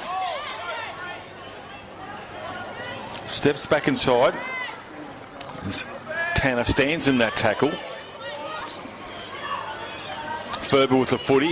It's going to go around her own play, which would have... Well, it's a random tackle. She wouldn't have been penalised, but instead she straightened up and got within 15. So last tackle now, Margaret Marys. Can they put first points on the board for the second half for them? That kick's going to be taken easily. Not a great end to the set of 6 here, but a catch taken nicely by the Cathedral player on the far side, and they'll run it back towards the middle of the park. They lose the footy. Referee looks at the touch, judge, and I'm not really sure why it isn't play on. I don't see a second knock on. I'm not saying there wasn't, from Margaret Marys, but I would have just kept playing on. The scrum's going to be...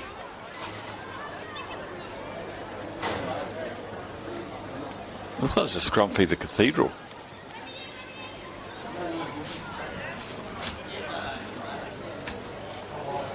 So they're saying that Margaret Marys have knocked that on.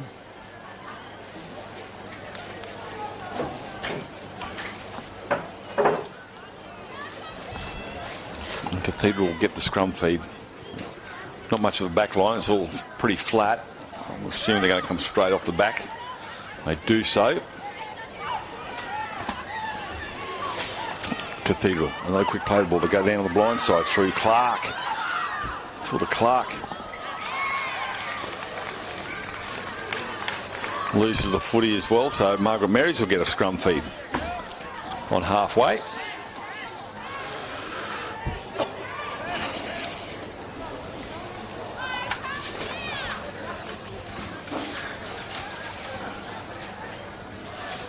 So there's 5 minutes to go, so they really need to score this set. As we know, 1 minute is usually one set of footy. They really need to score in this set of 6. Play some expansive footy. That's a start. Hoyes, I should say, gets across the halfway line. Long ball in the middle, knock on. Well, you'd think that might be it. Cathedral College will run the clock down with a set from the back of this scrum unless they, of course, incur a knock on and a scrum feed. But as you can see, scrums, they take time off the clock.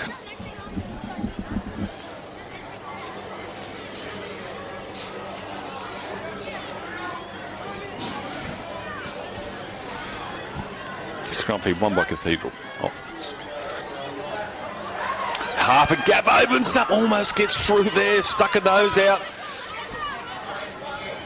Not a great play the ball there, but McLean's been strong the 12. Now it's Kamal. Quick play the ball. Been a feature here for the Cathedral College. Down the lock forward, goes for a charge now and flick Barron. Barron gets within 19 metres of the try line. Options to the left and right.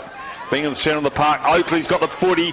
Oakley beats one, but not the second. But Oakley's going to be pulled down 10 out from the try line. Cathedral College threatening, really going to try or definitely put this contest to bed. They go to the blind side, they catch and pass, trying to get in the corner, reaches over and scores. I think, and Lexi Butler, I think the number 21, has come up with a try. Oakley started, they threw a lot of plays at Oakley to bring her down, which left them thin in defence on the left-hand side. Going into mark, dummy half was Carmen. She realised they were short on the left-hand side defensively. And it might have been Jade Harmsworth has come up for the try, the number 20. Not 21. Well, that well and truly puts the contest to bed.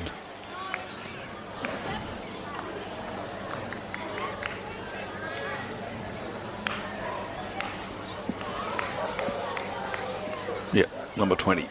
So Harmsworth puts a confraternity try into her resume.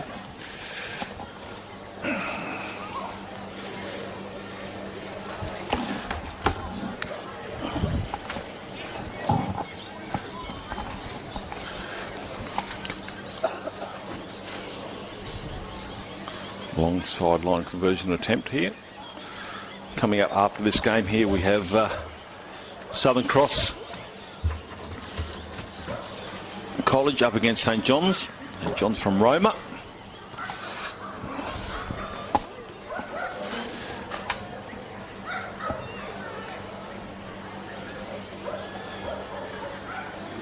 Yeah, so Our Lady of the Southern Cross College up against St John's.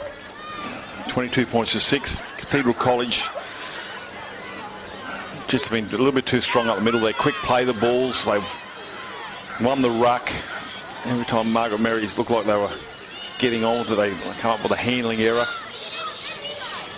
Dry conditions, pretty much like Mount Maria College, probably would fare a little bit better, but the conditions are the same for both.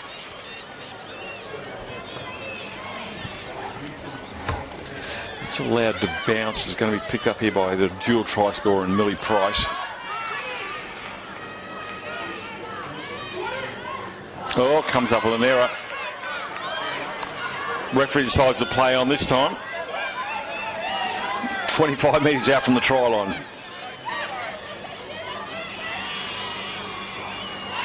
You can see the dedicated defence of Cathedral. They've got this game wrapped up, but they're still committing themselves in defence. They don't want their line broken for a second time.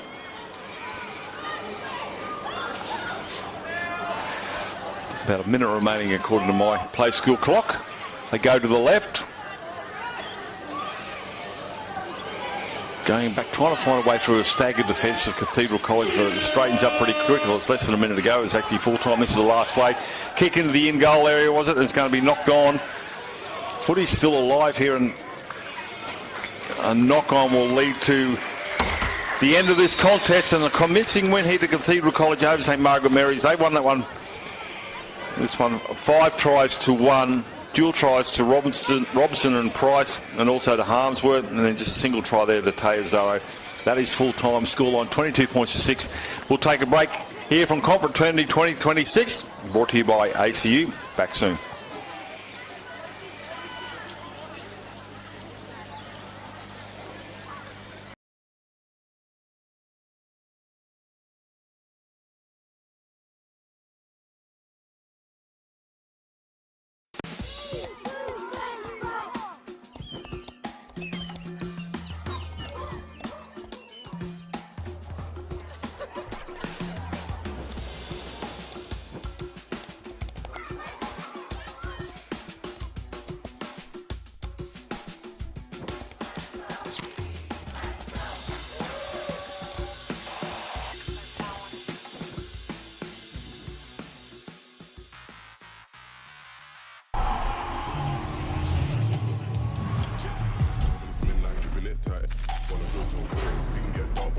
Coming like a knight, it's on sight, ever touch my feet. Never gonna stop, let's see the big man's up.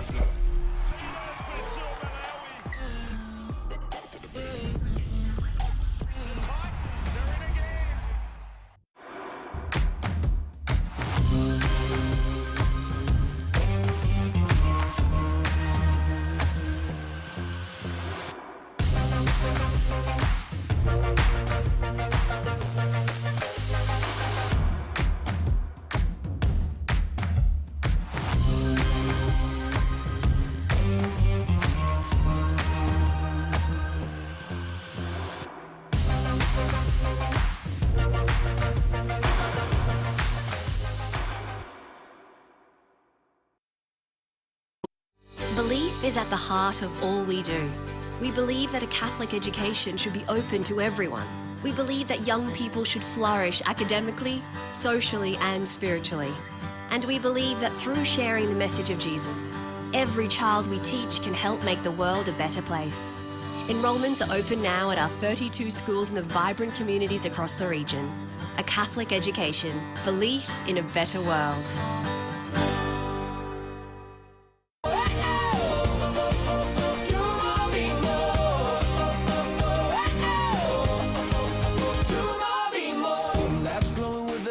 Dreams, flight simulators, lifting young minds to believe. Drumline pulses, dance team shines, voices rising in perfect time. The health hub heals, the artists create, the gym builds power, the oval elevates. In every club, in every space, we find our courage, find our place. With hearts that reach, with minds that strive.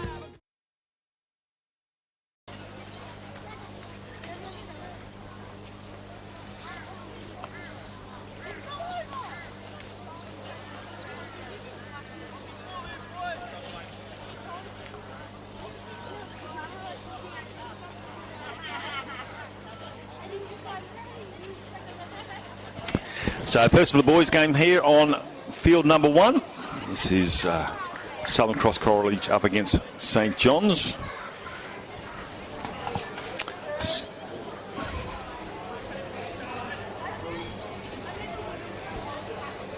St John's Roma will receive at the southern end here at McMahon Oval. As we wait for the hooter, we've had the 2-minute warning.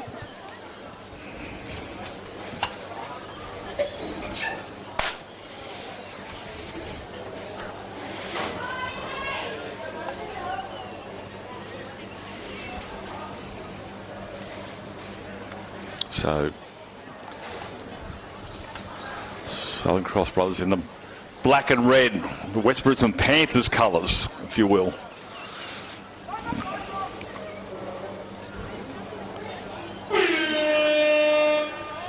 And we are away. All 7 fields kick off at exactly the same time. 10:10 here, local time in Brisbane, where you're watching the round. Well, goes without the footy, not an ideal start. So they'll come up with the footy straight away. Southern Cross off the kick-off.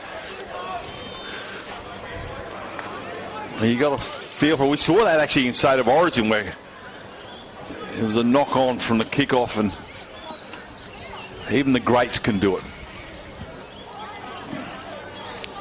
Southern Cross scrum feed, 12 out from the try line. Lewington gets the offload, puts a fender on there to Doverton, and Doverton gets the offload. A lot of traffic over on the far side. They'll stand in the tackle. 10 out from the try line, 5 in from the far side. Now the lock forward wants to have a crack there, and McCutcheon gets within 8. Look for a quick play the ball. They get a dart from dummy half from the number 9 there in Marshall, and Marshall's going to get close there, but he's not close enough. Referee's right on the spot. Block player. They go out to the right hand side. The defence comes up pretty quickly on the halfback there in Lewington. Lewington gets the tackle on the 10. So going sideways at the moment, Southern Cross. Heavy contact there, the prop forward. Boundy. Last tackle now here for Southern Cross. Grubber kick in the in goal. Was that played at? It's going to be picked up here. And so that little grubber kick diffused, as we like to call it in rugby league when they put those grubber kicks, kicking towards the forest of legs. It can come off anybody, including your own players. But finally St John's where they should have been after the kick-off. Good solid carry.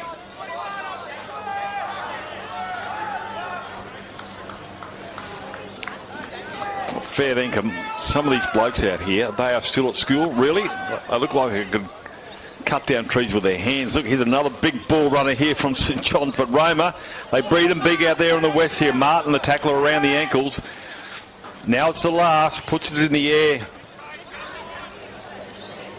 Does Island, allowed to bounce. It's going to be tidied up just inside of the field of play, and he'll bring it back with Stevens. Now, he'll be tackled, but he's 12 metres out from his own line, so good kick chase there to in their first carry, St John, so they completed a set.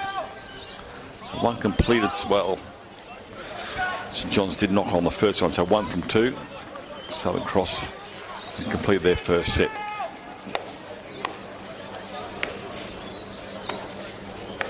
Centre of the park throws a dummy, takes the tackle himself, draws 2 defenders, bang on halfway, bang on midfield on the 30.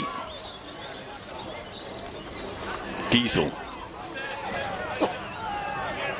Slow, good winning the wrestle here.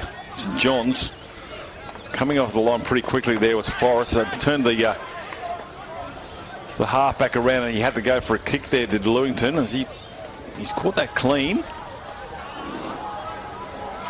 Wobbly old kick. Mark of the fence is even stronger. Good defence here from Southern Cross. 3 defenders unable to bring him to the turf though. Boundy, one of the tacklers. 25 out from the try line. Not really going anywhere at the moment, St John's.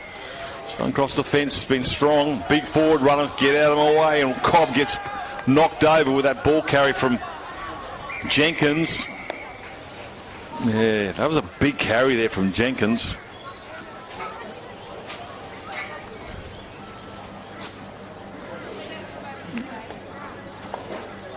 I think the play down there is McCutcheon.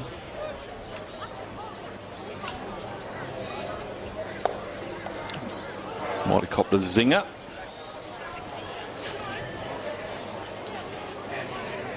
The advantage to look at the replay here and see if there's anything untoward.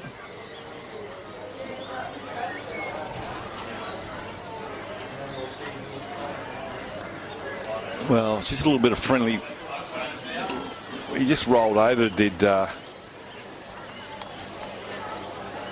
Jenkins, just rolled onto the head of the number 13. They'll take him off. This is for a sheep station. I'll check him out. See that he's all good. And he'll go over and get... I don't know whether they still have the smelling salts anymore. They were great fun, especially if you're trying to wake your mate up, but he's going to go over to the sideline. So restart, but Jenkins, what a carry. 20 short of halfway, centre of McMahon Oval. Time back on. Well, there is no time back on. The referee's... Oh, high shot. Cox is brought to earth. You might see the referee signal time on and time off. They're still playing by the regular signals, even though the clock is running. These referees are still training themselves. They have mentors after the game. They have a chat to them about what they can do better in the second half. They get a post-analysis at the end of the game, see how they can go with qualified referees. Jenkins with another carry, gets almost to the 40-metre line, so don't be perturbed. There's 10 minutes in the bin. Obviously it's only 5 because of a 20-minute half. So here we go again. The rampaging St John's from Roma, the big men from the west, really churning up the middle third of McMahon Oval. They come to the left-hand side. It's in the hands of the 7 3/4 now, and Freeman a loser. I thought he might have lost a footy there, but it was actually the white headgear of Elder, I thought was a footy that came unstuck here. To lock forward and go straight into play there, and Jacob Cox, and Cox gets within 10 metres of the try line. Dummy half is Bowen. Goes the other way, finds a big unit in Anderson, arranging big number 10, trying to get across the line. That has been stopped there by Martin. Stands in the tackle, last tackle here for St John's. Put on his head, that will be a penalty above the horizontal. There's no grey areas in this anymore. Even though there's a little bit of momentum, it's not intentional, but once those feet get above the head, it's going to be a penalty. The referee's going to call it. We'll go on report. They'll have a look at the judiciary.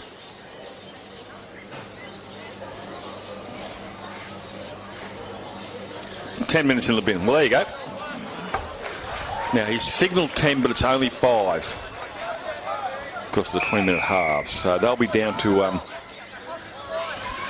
12 men. Southern Cross. Let's see what St John's can do to exploit that for the next 5 minutes. So Iona will do a tap restart, and it's going to be the man shot. Oh, no, I thought they were going to go to Jenkins, but instead they go to the other forward, and Anderson, prop forward that is. Anderson right in the corner of McMahon Oval. Goes back the other way there to Island, but the defence is waiting for him. Bowen, a dummy half. Catch and pass. Jenkins is in the back line. Why not, the big fella? Playing at second receiver there, gets with him out 2 metres of the try line. Lovely seeing forwards as second receiver. They threatening again are St John's. Catch and pass, steps off the right back inside. That goes Alford, and Alford go towards the try line. The defence is just there, pulls him down 3 metres short of the try line. Threatening against St John's. Remember, 13 on 12 for another 4 minutes. Comes off the shoulder, does he regather dough? And so Southern Cross will come away with the footy. And this will wind down some valuable minutes as they wind down before that play comes back onto the field. Michael Crutcher joins me. Good morning, sir. Oh, I'm back. I was here a bit earlier, and then we had a little YouTube drama. We're back up and running, so we're live on all 7 fields across the Confraternity website. And it wasn't an issue at our end, but we're now away again. So it's good to be back with you, John, because I left abruptly. You did. Well, it's not the first time people do that, but anyway. But you did. Did they realise you guys run at 16 and you're not allowed on those sort of social media websites? I don't know, but anyway, these things happen. Of course, I mean, you know, even the great companies, Optus and whatever, have these sort of technical glitches, and put it into perspective, it's not the end of the world. So we are still underway. The footy still rolls out here at Confraternity, and while you may not have seen it as a player from Southern Cross put to the sin bin for, it used to be called the old-fashioned spear tackle. Got the player above the horizontal. So St John's Roma with some big units. Referee's going to say play it on the mark. Now where's Jenkins? He's not in the line this time. He's going to go to the centre 3/4 there on Forrest, and Forrest gives the offload down. He's going to score in the corner. So unfortunately there for Southern Cross, they've leaked a try, 13 on 12.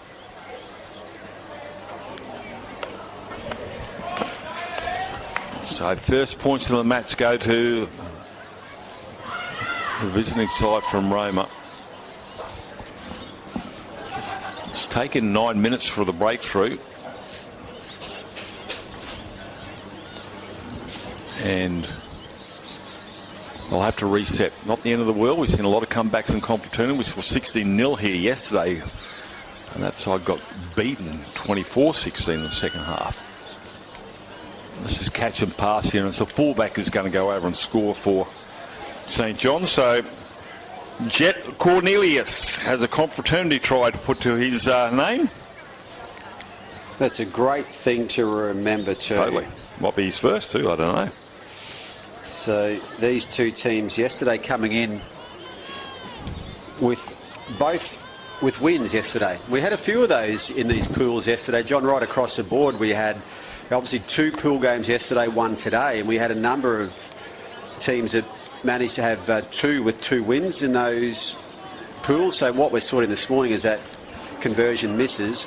What we're looking at this morning is really these 2 teams playing for top spot in this pool ahead of the quarterfinals this afternoon. So different for every game this morning is a last chance for some teams. It's a go for top spot, but we've also got some in those pools where 2 teams won. So we've got 14 pools. It's like a maths lesson, this, but we've got a 14 pool, and we saw St Pat's College Mackay, the defending Shield champions, Division 1, miss out yesterday because Marist College Ashgrove and Ignatius Park Townsville both won. So that put them out of play here as 2 teams that were both successful yesterday. And what a game that was last night at field number whatever it was in the mud bath over there at GPS. But what a game of rugby league that was. And it came down to conversion there, and that's good solid defence here. And I'm pretty sure that player will, I think we should be back 13 on 13. The middle third has been dominated here by Anderson and Jenkins, the 2 men with the headgear, the 8 and the 10. I think Jenkins might be having a bit of a breather. That's been put on the boot there by Freeman. That's a high kick, swirling. Chase is coming not through that quickly here, allowed to take it with plenty of time here, but it's a good take in the end. So Southern Cross will run it out. Down 4-0, still plenty of time to get back on into this contest, but we've been looking to the left of the screen. Bella, who's sitting next to me, the scoreboard attendant, will agree with me. We've been looking to the left of this first half. Predominantly, it's been dominated by St John's, and it came from the start of the kick-off with a knock-on straight away, and since then they haven't recovered. Our Lady of the Southern Cross Dalby has one of the great Confraternity Carnival stories, and we've had many over 46 carnivals, but in 2022 they were a Division 3 team. We were in Mackay that year. One of the teams in Division 2 asked to drop down to Division 3 that year. They just didn't think they'd be competitive. As we get to the last tackle here on this set, I'll leave this with you, John. They set it back inside, 5 metres short. Chase has come through, puts that up nice and high. It's going to be Cornelius, the try scorer underneath. It takes it nice, and Chase comes through there by Elder, and Elder will pull him down on the 30. Yeah, so 16 teams in each division, and one of the teams from Div 3 said, look, our team isn't that good this year. Div 2, sorry, said we might drop back. So the Confra organisers asked the Division 3 teams, does anyone want to come up and play Div 2? Our Lady of the Southern Cross Dalby said, yep, we'll have a crack. Now, not only did they have a crack, they won the whole Division 2. They won the whole thing, which is just one of the really good Confraternity Carnival stories. They beat 15 other teams after being asked to consider stepping up. Now, we talk all the time about the numbers of players who have gone on from Confra to play NRL. A lot of those have come from Div 1. Well, one of the NRL players came from this team in Div 2 in 2022. That was Lycan King Togia, who's now with St George Illawarra Dragons. So just one of those cracking Confra stories, which I think has always been the highlight of this school, Our Lady of the Southern Cross, now in about its 12th Confra. Well, you get any... That's a good take at the back there. Any team... Oh, it's been knocked out of his hands here. Play on, says the referee. So they're going on the attack here. We'll come back to St John's now, looking to extend their lead. The defence has to stand up here. Forrest is a dummy half. Centre 3-quarter gets the offload now. Try time, goes over and reaches out and scores. Forward pass. Riley Stevens is going to be called back, denied a try, but that handling error nearly critical and leading to 4 points. The referee just called it there. One of those ones where you get up to celebrate and you notice the referee isn't there to put the whistle on it. Well, we had a try earlier with Heidi Sylvester scored a try here, but because she's in front of the kicker by a metre or so, call from the touch, a big celebration had to be called back here, and she didn't end up scoring a try. But yes, it's heartbreaking. You score a Confraternity try and it's taken away from you because of some silly rule. But anyway, that's But look, that doesn't surprise me about any team from the West. Dalby, Roma, or anybody. They won't shirk a responsibility or a challenge. And obviously in that instance they stepped up and got the ultimate result. So there's another high shot here. That's going to go against St John's. So they'll get a relieving kick here to Southern Cross. And just walking right in front of the commentary box here, speaking of NRL graduates from this competition, are the two Shibasaki brothers, Gemmet Shibasaki and Jamal. Gemmet, of course, has played Origin from Ignatius Park College, Townsville. Jamal was in that 2022 Confro Shield winning team at Mackay Park. He made his debut for the Cowboys a couple of years back, now playing with Winner Manly in the Host Plus Cup. But the number of times Sam Walker was here yesterday to watch his cousin play. Sam's not a Confro graduate, but he watched his cousin play for Villa. This place is just always bringing back former Confro players as Dalby goes left. Doverton still going, Doverton. Should no way have gone that far there, but just determination has got him within 12 metres of the try line. Slow play the ball, he might be actually gassed. So Southern Cross again on the march. 10 short. Options left and right here for Marshall, and Marshall will go to the left-hand side. Tries to go through there, but there's no way through. Two shoulders come together and stop his progress. Hunt. Back the other way. The defence monsters him. They've come up and loose carry there, and they'll come away with the footy now. Will St John's Roma 2 metres out from their own try line. Bounding one of the tacklers. Probably 3 or 4 in there. And he's lost the footy here, the St John's player. A bit of remonstrating, trying to get the referee to change his mind. And I don't think the referee's changed his mind since ever.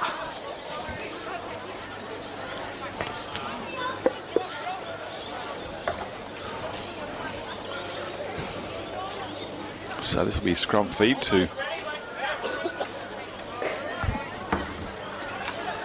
Oh, trying to promote the footy, but it's only the first tackle. Lewington.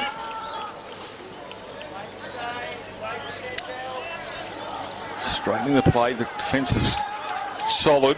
One of those being Bowen. Looking for a crash ball, trying to get across there is Boundary, the big number 10 here, but he's been denied again, involved. This time it's Cornelius, the fullback. A little bit of help here from Kanafiki. Lewington. Long cut-out ball. Defence comes off the line there, and McCoy shuts him down.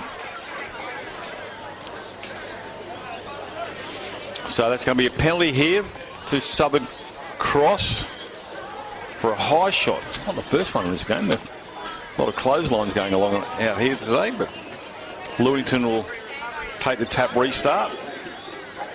And he's going to throw Elder at the line. And Elder gets close there. Freeman, one of those tacklers. Marshall. No way through there. Marshall again a dummy half here. Options. That's a terrible pass. He's picked up nicely in the end there by Hunt. Might have a chat to him about the way that ball's delivered to him, but Hunt will get up and play it 8 out from the try line.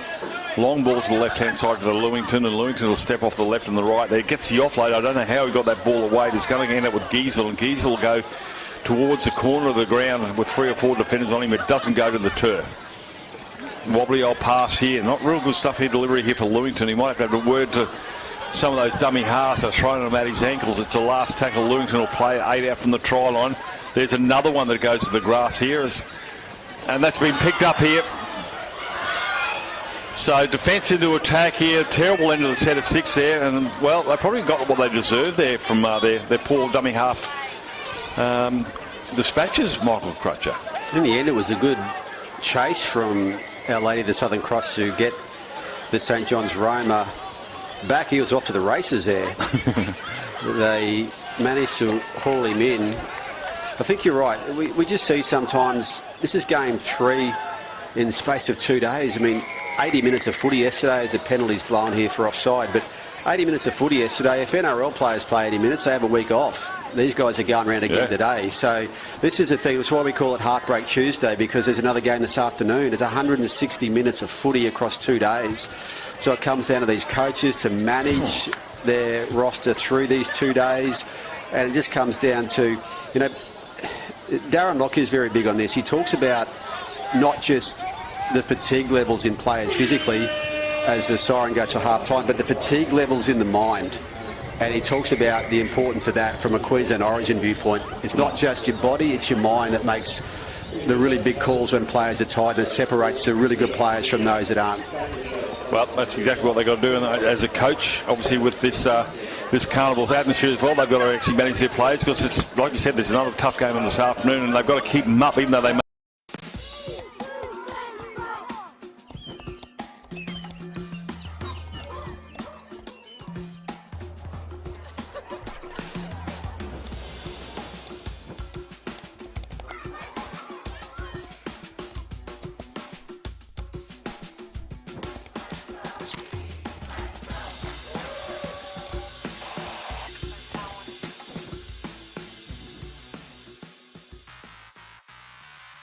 Rugby league in Queensland has always been built on community. That's why Fogs continues to deliver events right across the state, raising funds for our local junior rugby league clubs through our regional tours. While our annual charity lunch and golf day help support Queensland charities and families doing it tough. Every ticket purchased to one of our events helps create a lasting impact where it's needed most. Join us in 2026 and help make a difference. Visit fogs.com.au to find out more. Hope to see you there. With more than 140 schools covering the city, country and coasts, we are excited to welcome every student and every family into our communities. Our schools place Christian Catholic faith and pastoral care at the heart of every day and introduce friendships and values that last a lifetime. Find a Brisbane Catholic education school near you where your family can belong, achieve and grow. Brisbane Catholic Education, and education to believe in. We are men of action. We don't sit back and wait. We've been taught to step up, to forge ahead, back ourselves and our mates, explore our interests, and lean into challenge. It's about showing up, standing up, and lifting up those around us. We are St. Patrick's College, Shorncliffe.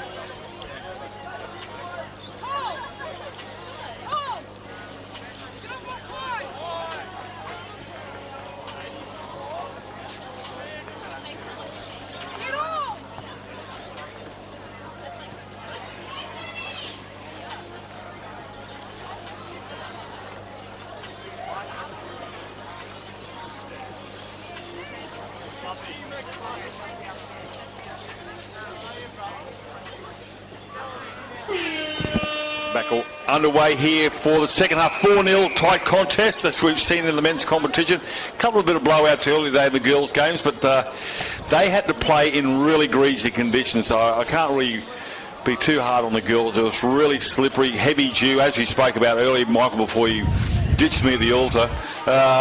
It was like 5 mils of rain out there. It's starting to dry out a little bit here, but the handling from both these sides has been strong. But 4-0 defensively, it's been a good game of rugby league. Well, I brought a spare pair of socks today, John, because I walked across the main field here at 8:30 this morning, and my socks were drenched straight away. It was so heavy, as we mentioned. You can see the cricket pitch area now in the coverage. It's well, you mentioned it yesterday. You may just want to have those heavy dews and maybe a shower or two to keep that from becoming rock hard by Friday for finals day. But these grounds at Marist are in fabulous condition. I mean, we see this all the time. The volume of footy on these fields, I mean, it doesn't matter. You could play at Suncorp Stadium with the full-time team there, and that field would be under pressure as we see a step. But I mean, we'll go back to Jack Mansky Oval 2 years ago. It absolutely got caned, and we were able to play a host plus game on the Sunday. It was incredible. The Sunday or the Saturday, I can't remember. It might have been the Saturday, but they go a long way. Once they find out they've actually secured the hosting rights, they really put their effort in, as Marist Ashgrove have done, and as have all confraternity host schools over the years. So we see the halfway line being passed now here by St John's. They lead 4-0. As I said, the try in the 8th minute to Jet Cornelius, the fullback. And again, the middle third here is with Jacob Cox, and Cox is going to try and stand in the tackle. Held, says the referee. You can hear it just through the Atmos mic. They come to the blind side, putting in a little dinking kick over the top on the last. The bounce is going to favour the Southern Cross player. The chase has been good there, led by McCoy. This is not McCoy, it was Donaldson, the 5 and the 6. A little bit of help there from Forrest. So they got to a kick. Well, this is what we always talk about with Confro, John. You get these teams from different areas that get to come and play here. Now, Roma and Dalby are a bit closer than Mount Isa and Brisbane, as we had yesterday. But to see these teams here, we've got our live stream, thankfully, up and running again and working well for us, so people can tune in and watch. Roma's got another Host Plus Cup Country Round match in a few weeks too. They're playing that at Bassett Park?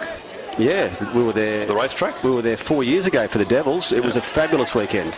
That's going to be taken. Oh, just knocked on. Whether it's onside or not, I don't know. But it's going to be a knock on and a scrum feed, and the ball end up in the hand of St John's as well. Are they playing it at Bassett Park? Yeah, I believe they are. The racetrack? Yeah, okay. Yeah. We were there 4 years ago with the North Devils. It was a fabulous weekend, and they're back. And the great part about the Roma field, of course, is the cars that park on the sideline, and when someone scores a try, they just toot the horns. There's nothing like it in country footy, and I'm sure most of these boys coming through here would know that ground so well. Of course, the ground where Darren Lockyer first played first grade when he was a younger player. He played for City or still Waddles? You're asking I think he played for Cities. Cities is the first field on the right as you come into town here, and then Waddles used to play out of Bassett Park. So there's two Western Roma Rugby League teams out there, Cities and Waddles. And I think the great Arthur Beetson played for Waddles, maybe not. Well, you're looking at me as if I'm an old man. Well, I am. I'm looking at you as saying that our Facebook stream will tell you if you're right or wrong. I'll tell you pretty fast too. I'm going to have to go incognito. He was a Roman product, I'm sure. Yeah, absolutely he was, yeah. Waddles or City's one of the two, but I did play out there, and I remember one of the grounds, actually, the sewage had broken, and we were playing in that, and the next day we all had leprosy from the grazes. It was just incredible. But they're still twitching. And the showers weren't working that day. There's a push in the scrum here, but the silver ball comes out in the favour of Southern Cross. Here's the enterprising attack straight away here from the men in red. Gee, they like to shift the ball, don't they? They're entertaining to watch, Our Lady of the Southern Cross. They shift that ball.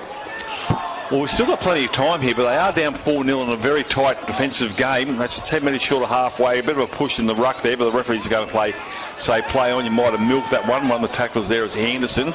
Anderson and Jenkins have just been absolutely running rife with ball and hand. That's going to be sent. He already sent one player for 10 minutes earlier from Southern Cross, and I'm pretty sure the St John's player will receive the same result. He's going to send him for 10. He may even get sent off. That was really bad, that one. Yeah, we're really pleased that the players are back up on their feet here. Now, he's been sent from the field. Yeah, I think it was probably a lot worse than the one beforehand. We talked about spear tackles. That certainly was one. Yeah, that's something. And again, these tackles can just get away from these young players, and we know that they can just get a little bit out of hand before you know it. We've got a situation where a player is maybe unable to control it, but we do have, we're just very pleased that we're okay. Now, the process here, of course, John, we have a proper judiciary run by the NRL. So what happens after each game if someone needs to go to the judiciary, which is rare, but we've had a couple this morning if someone sent. So they will be up after this game. The player will head up and he will sit there, and one of the NRL employees will go through the video. The player's there with one of the coaching staff, sits there with them as their representative. Yep. And they look through the video and discuss what happens from here. So obviously it's contingent on what the issue is. Players can receive a caution, they can receive suspensions. Everyone is unique, but it's a really thorough process managed by the NRL with video and done, at a level you'd expect of Confraternity Carnival. It's taken out of your hands, so it's all in the hands of the professionals of NRL. But I just see Grace and Bella had a look there on the replay. They just threw their head back and they said that was pretty awful to look at. So I think he's in a little bit of strife there, Jacob Cox. But that's up to the judiciary, as you said. 5 minutes out from the try line. Southern Cross trying to get their first points of this game. Throws a bit of a dummy, no way through there for Lewington. Lewington's been dynamic, but he's probably overplayed his hand a little bit too many times. That's going to be a changeover. A couple of times he's taken the ball to the line without actually using plays out wide, and they've been awake to it, have St John's Roma to Lewington. He's certainly a deceptive player, but they've certainly kept an eye on him. Maybe he's a little bit of rope-a-dope. Maybe he'll play it a little bit wider next time. See what happens, but they'll run it out from their own end, St John's.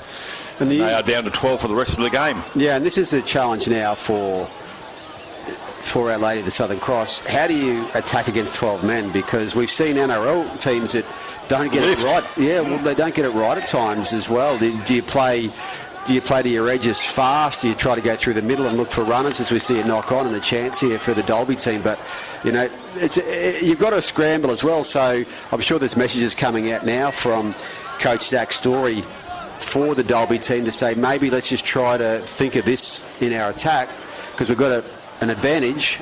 How do we take the most out of that? Well, the hardest thing, because it's the middle play, is the 13 that's been sent. So you can't really attack one side or the other, but you try and go through the middle, as they're trying to do right now through Max Deverton. Well, again, to see what St John's Roma does here as well, what they do to adjust their defence. So all these things are difficult to assess, particularly at NRL level. And I don't know, they allowed to put run trainers out? I don't think they can. So the message has got to be actually just somehow gets to the skipper. Yeah, you can get trainers out there. Oh, yeah, there's one right away. One right in front of you now. He's dressed in yellow. It's not the referee. Oh, how you doing, John? Should have gone to Specsavers. There's a sponsor we can possibly get for Confraternity for the commentator. Specsavers. So 15 short or 25 short of halfway. So Southern Cross lose an opportunity to get rid of this 4-0. That's the 30-metre line. Their defence has been strong. That's a good carry there from Alford. And Alford will stand and take. Finally falls over and bent backwards. I don't know how his kneecaps didn't go flying across towards the city. 5 short of halfway. Bit of swarming defence for Our Lady of the Southern Cross there, and a nice just straight and hard run by a big man. Well, they're winning the wrestle here a little bit, aren't they, Southern Cross? They're just hanging on long enough here to slow the play ball. Look, that's a perfect example right there. And they're going to have to kick that inside their own half. A good defensive set there from Southern Cross. Talk to each other, boys. That's going to be a knock-on, I think, and it will be. We saw this yesterday, didn't we, Michael Crutcher, where two defenders didn't actually talk to each other. It was a knock-on. They actually scored a try from that mix-up, and this one here is going to lead to a scrum feed and possibly 4 points, and to a side that's only got 12 players. Yeah, that was a Div 1 game yesterday, I think, where that occurred, almost in the same spot as today's. It was exactly in the same spot, you're right. So let's see what can happen here. 4-0, and 4's almost like 10 in this game.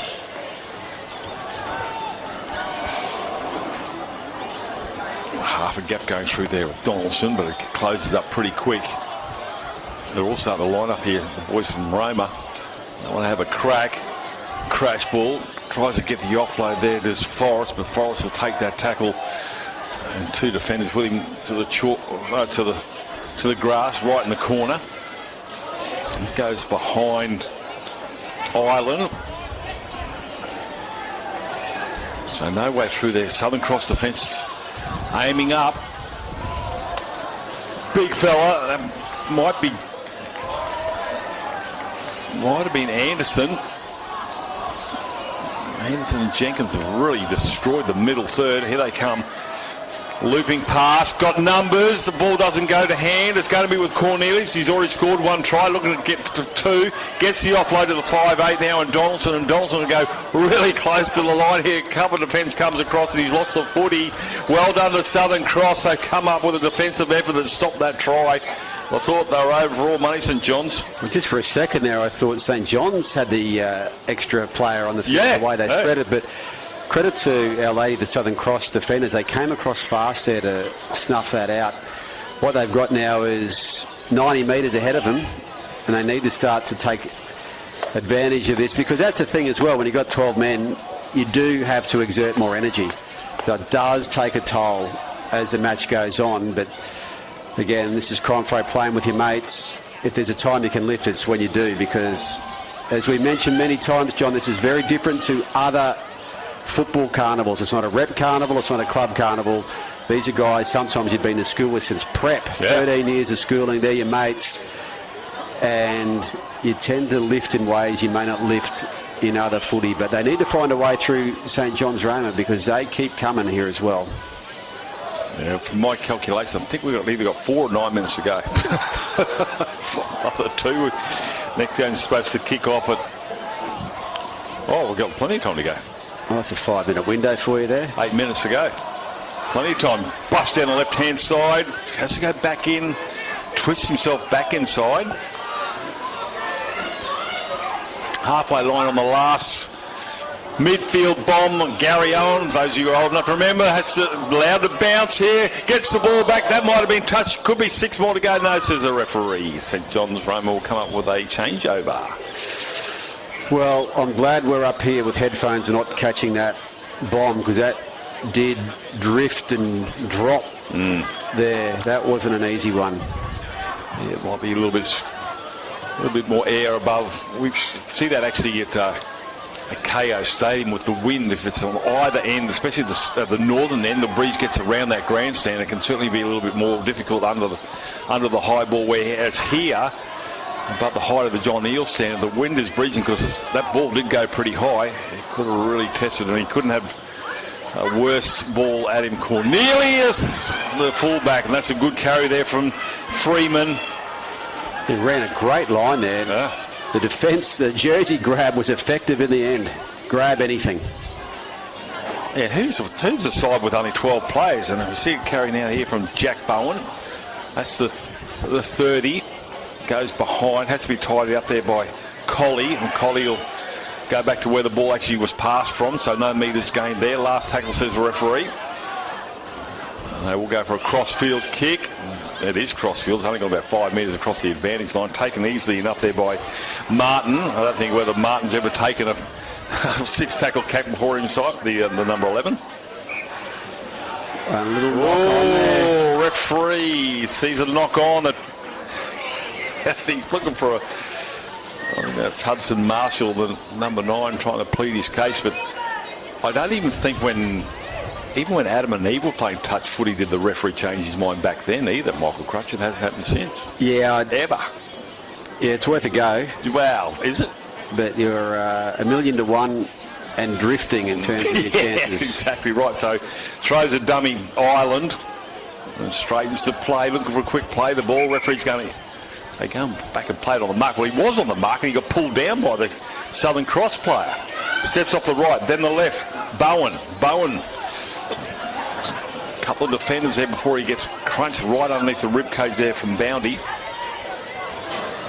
Here he comes now, the big unit, Charlie Jenkins. Look at the size. He gets up, blocks the sun if it was out. Goes through, almost a gap there for Donaldson, closes pretty quickly, and he loses the footy. Great defence from Southern Cross. They're defending this 4-point lead with everything they've got. 5 minutes remaining.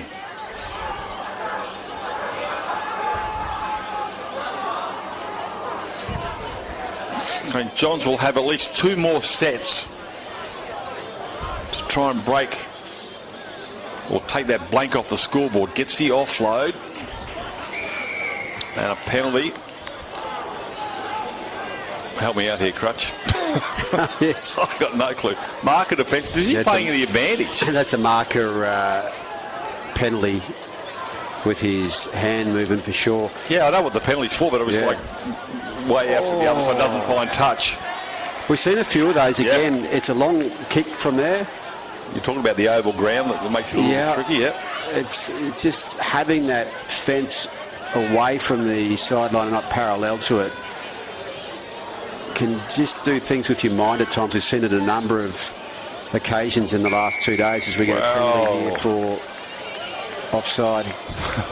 Bit of a shout out here to the number of volunteers we have this week. Now, I'm talking the ball crew down here, the ball boys and ball girls. On this side of the ground, the western side, there's 6 of them.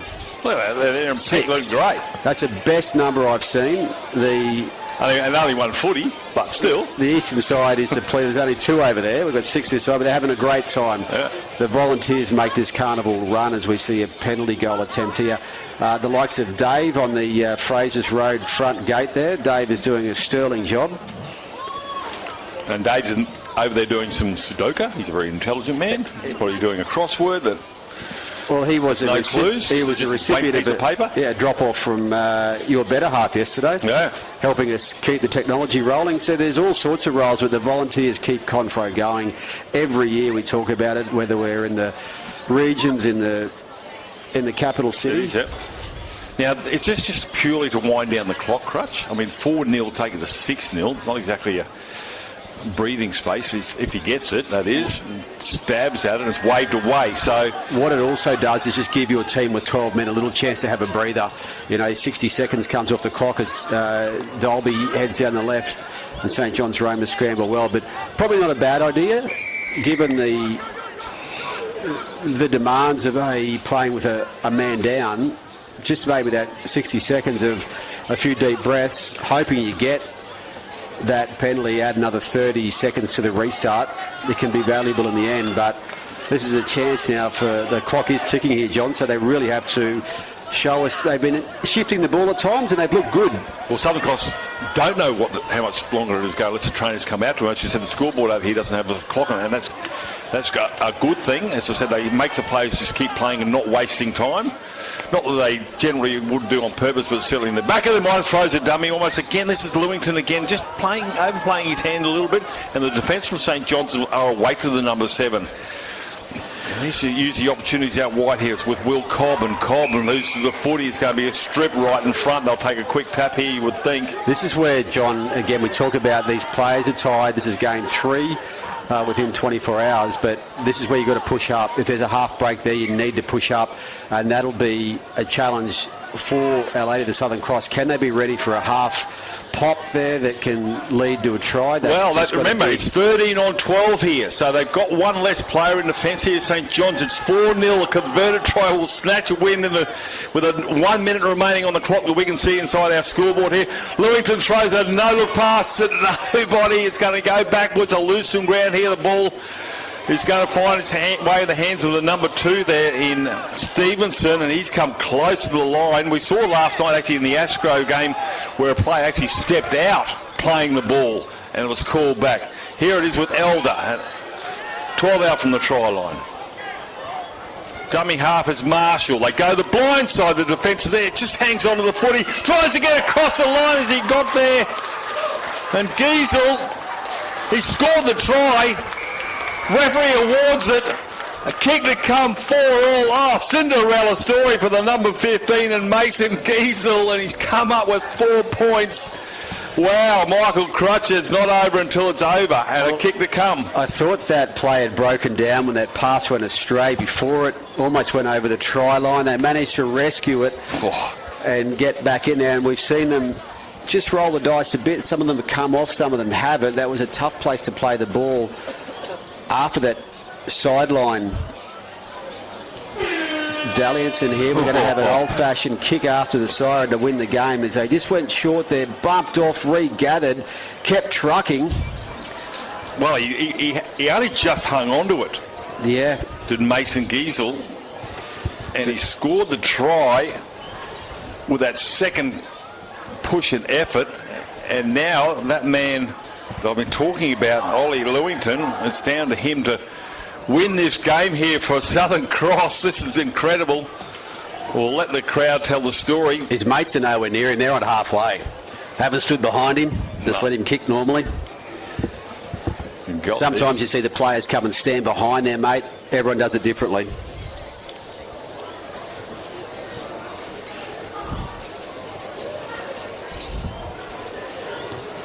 Gets it. They win the game here. It's taken them 38 minutes to win it, and they come with a kick after the siren. Cinderella story as I said. Mason Giesel scores a try, and Ollie Lewington converts it to win 6-4. So Southern Cross from Dalby have a win over their neighbours from Roma in an absolute thriller. Try in the 8th minute to Jack Cornelius, and then Mason Giesel at the end have come up with an unbelievable win, Michael Crutcher. How good. Confraternity right there. Oh, there's so many games out there across this week, but some of them, you just get these finishes like that one where you're not sure. They managed to get to the other end. Time was against them. Full effort to St John's Roma too. They were a player down. They kept putting in, and Our Lady of the Southern Cross, Dalby, pulls it out of the fire and tops the pool. St John's Roma will also go through to these top-tier playoffs this afternoon. So, yeah, they didn't top the pool, but they have gone through with a good pool round for both teams. They mightn't have topped the pool there.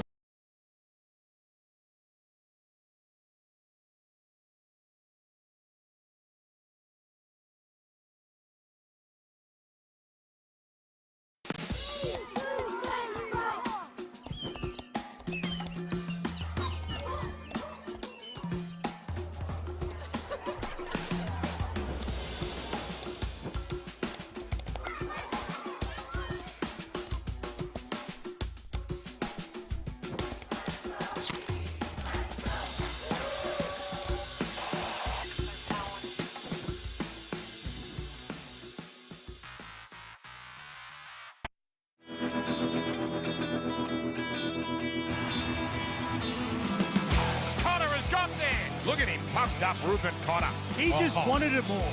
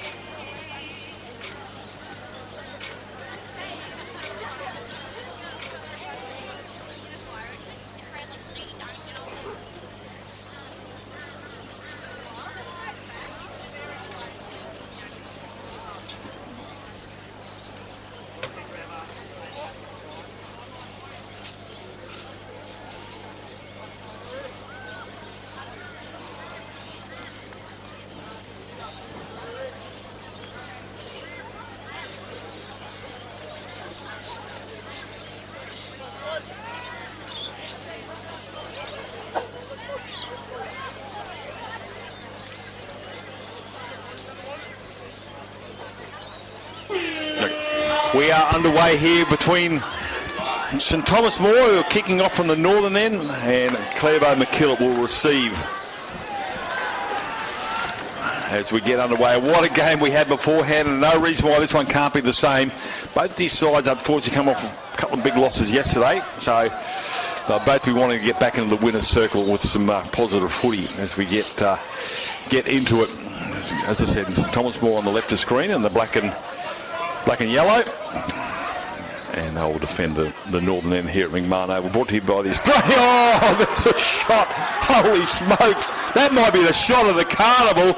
The big unit just come through and absolutely put a belter on for Mona.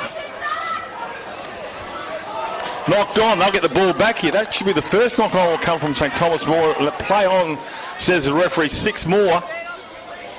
Good work from the referee to play the advantage. I've pretty much had enough of scrums for one day today already. It's drying out a little bit. It's trying its best. The dew was gone. It's probably been mopped up by all the jerseys, but long cut-out ball. They go for an expansive run here. That's going to go forward. I would have thought here it's going to be a Miss Seward. Miss Seward tries to go towards the corner post here. The cover defence comes across. 8 out from the try line. Mifsud, whose name is, beg your pardon. No way through there, so they've lost some metres. Good defence there, but holy smokes, what a tackle that was. A Lachlan Von Moa. Johnson finds a forward runner, runs in towards that black and yellow wall. 12 out from the try line, centre of McMahon Oval. Briscoe. Catch and pass, goes without it. Well, he's going to say knock on, and it should be a scrum feed here to Clairvaux MacKillop. We'll see which way the arm goes, and there you go. So Clairvaux MacKillop will come up with a scrum feed, 10 out from the try line.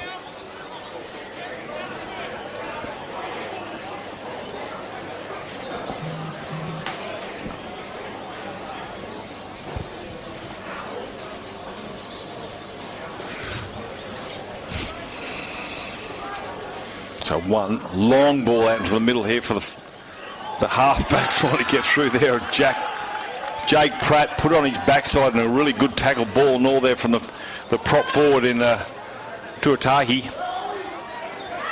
Again, they try to test the left-hand edge defence of St Thomas More. Catch a pass, try in the corner.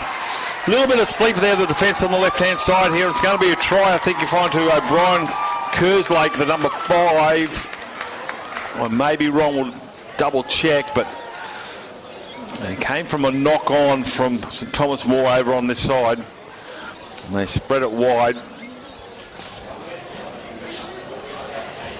So first point's going to Clairvaux MacKillop.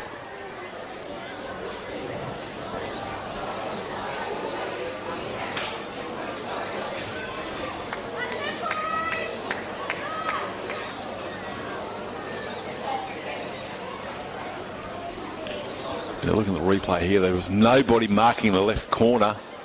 Easy as you like. Goes over and scores. And I think that is number 2, which is Ryan Mifsud, who made that break earlier. He comes up with the first points of the match. There was absolutely nobody there for him to stop him. And so after 3 minutes, we've got our first points. That won't have the legs, will it? No. Score remains 4-0.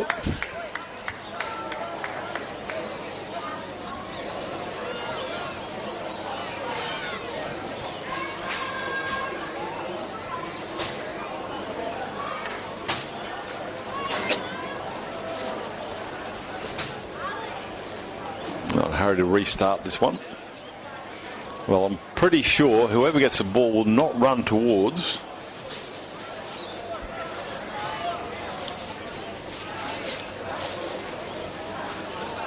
number 21.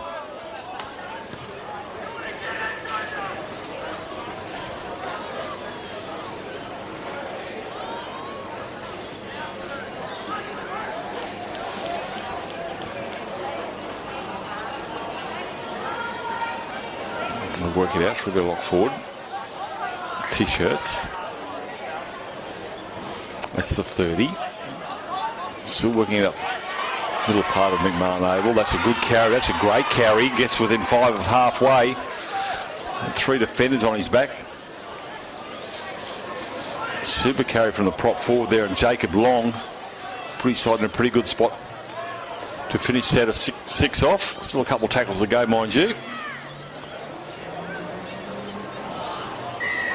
High shot, so that might have been the 5th tackle too, so they'll get another 6. Whether they go for touch, and we've seen a couple of times where they kick for the sideline and haven't been able to get the ball out. They're right in the middle of McMahon Oval. I don't think there's a breeze to speak of to help anybody, so may just take a tap restart. And it will do just that.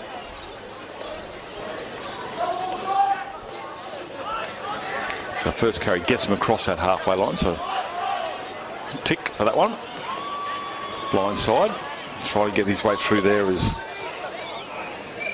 Brichetto. And back-to-back penalties get out of the ruck here. It's going to go against Odin Punter. Make kick for touch in this one. It's a little bit closer, and they do.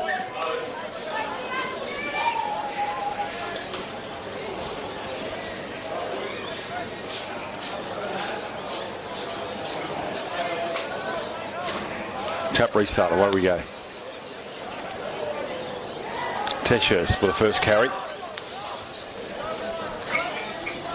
Long ball, middle of the park. Turns an under ball now to well, he might come up with an error here, did Frederick, and he has, and that will be a scrum feed here for St Thomas More on the 20. So relief there. Don't have to do too much defending. I'll have the ball in hand shortly.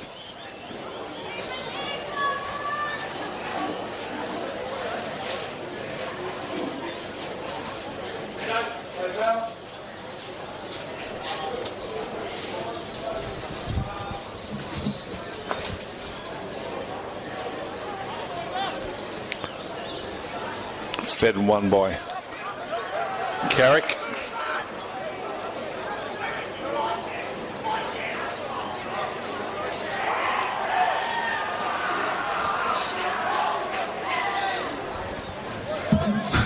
Didn't like that. Bit of push and shove, but why not?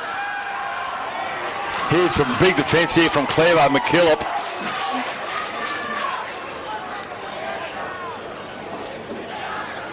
Heffernan absolutely crunched that previous tackle. We've got a player who's gone down. He's just grabbing at his side. And Aaron Frederick, he's gone down. Just, I have no idea what's happened here.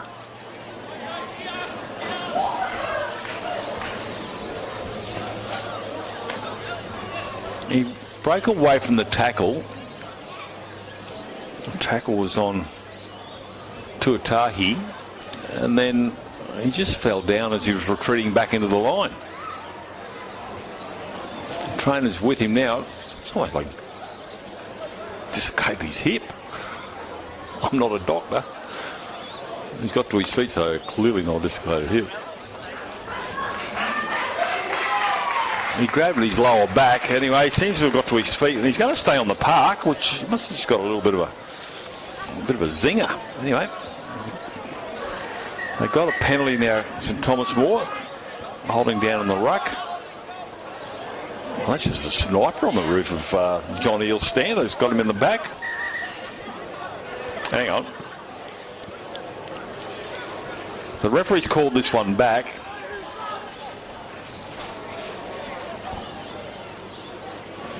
He didn't kick it on the mark.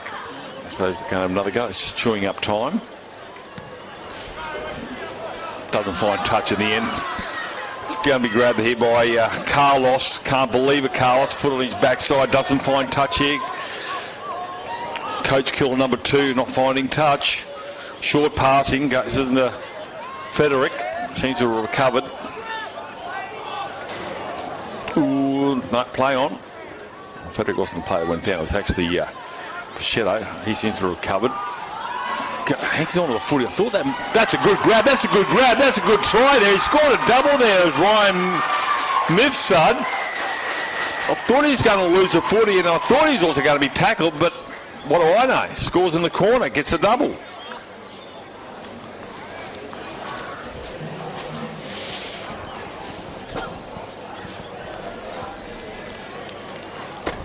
Shower just coming across McMahon Oval again.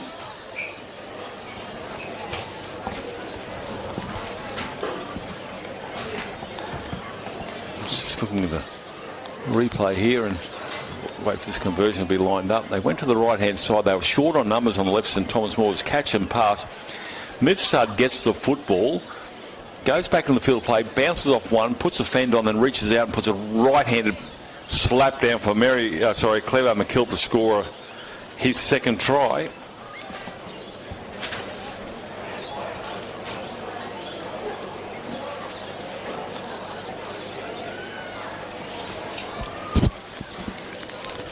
So this will make things a little bit greasy once again.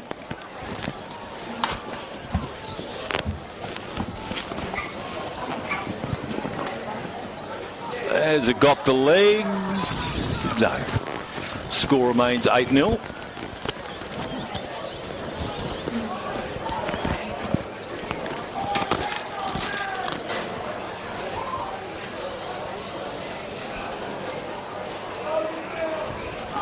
Next game on here is a blockbuster where we may have to...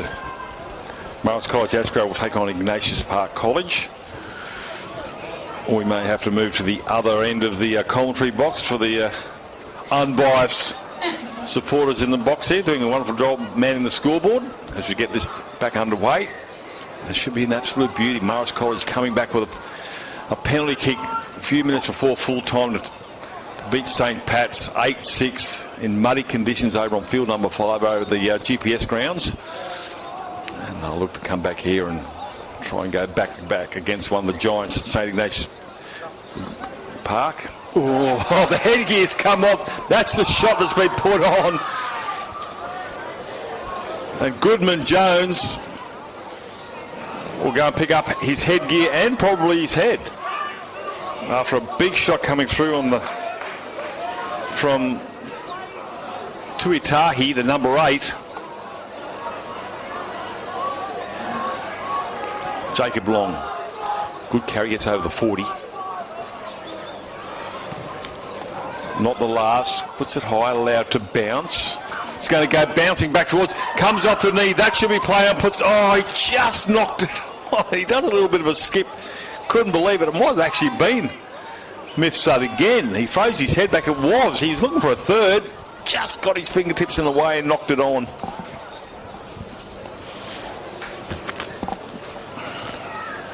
What might have been. St Thomas Moore's got 6 minutes remaining in this first half.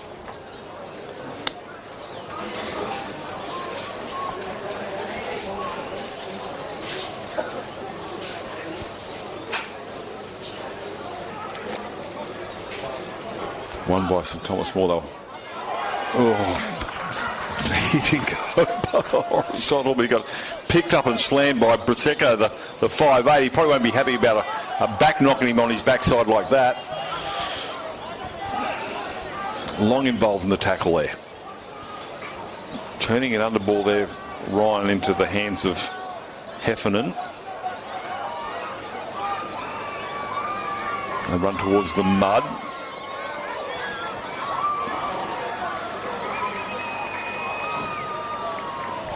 Again, they decide to go the hey diddle diddle. Slapped on her back in the very muddy part of the ground there. So go to a kick, midfield bomb. Beats one, not the second. Whipped to the ground, 12 metres short of halfway. So they got to a kick. Their field position wasn't great, and the kick wasn't the longest.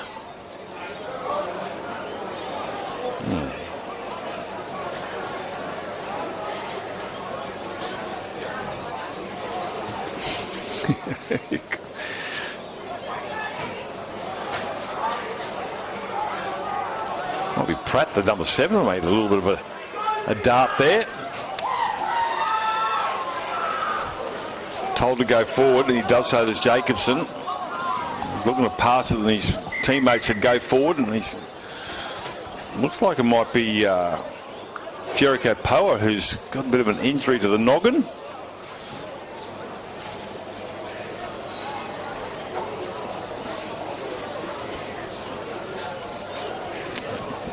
Trainer's with him now. Hopefully not too bad. He's certainly a little bit of pain there, but big unit will get to his feet shortly, I'm sure.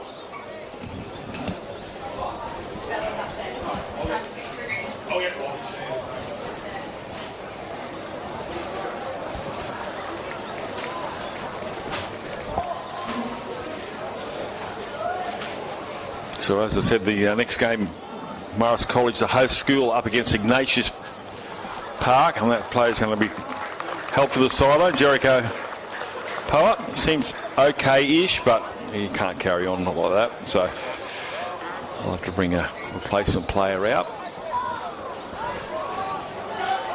Both squads have 20 plus to draw on. And it'll be Jacobson will play the ball 12 metres inside St Thomas More's part of the ground.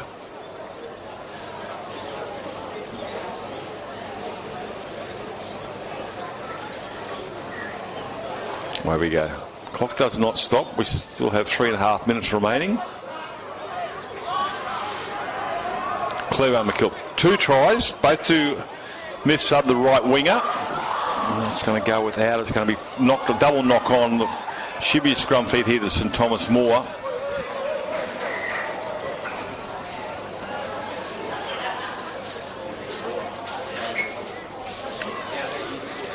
That's going to be a changeover. Was the last. So there you go.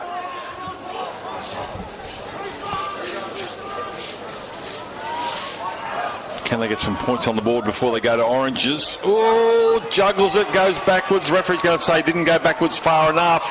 It's going to be a knock on, so Clairvaux MacKillop will have another crack at the line. They'd love to take another try into half-time. 8-0's handy, but it's only a converted try there to St Thomas More brings them within 2. So will he want to extend that? Give them something to think about at half-time. Tries in the 3rd and the 11th minute to Ryan Mifsud. Second one he scored pretty much on his own. The first one, well, just blindside defence from St Thomas More wasn't quite ready. So it's 1.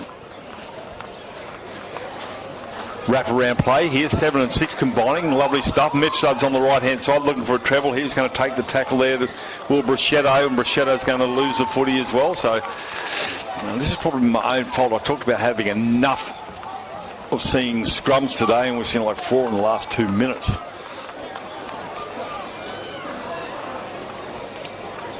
And it's good to see that the Ashgrove players going out onto the field in their jerseys. I do believe Michael Newman has been busy all night washing the jerseys. Hand washed that. Puts his favourite Spotify tunes on as Michael and washes away into the wee hours. So looking pretty schmick, the host school, ready for their clash against Ignatius Park.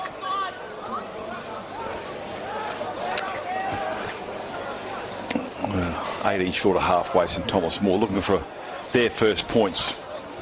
Tucks it under his wing to his punter.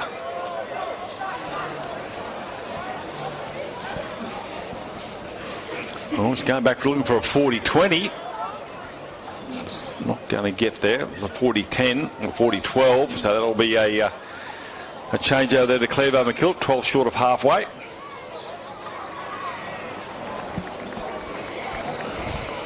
Seeing some wildlife on the sidelines, a couple of ibises. I'm pretty sure the ibis bird is proof that God has a sense of humour.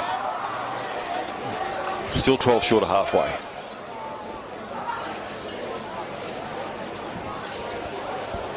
Check it along. Good quick to his feet for a big unit. They go again to that right hand side. Left hand defence of St Thomas More is being tested. Halfway line's been crossed.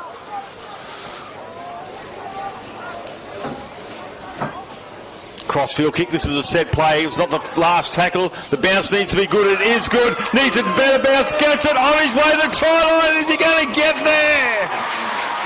Yes, he is. And Brichetto comes up with a well-constructed try there. Clairvaux MacKillop. It wasn't the last tackle. It was a crossfield kick. Of course, it needed the bounce to go their way. The first one didn't. The second one did. Pops into the hands. And Lucas Brichetto goes over and scores a wonderful try just before half-time to take it out to 12-0. The conversion probably will be converted. So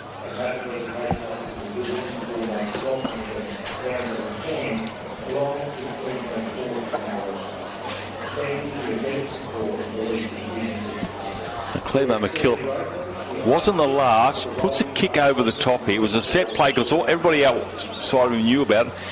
Bounced away from the fullback in Owen Carrick, and he gets all the way to the try line just as the 5'8" Lucas Brichetto, and a pinpoint kick, I think it might have been from Jake Pratt, and so they come up with a try right on half-time. The hooter will go shortly.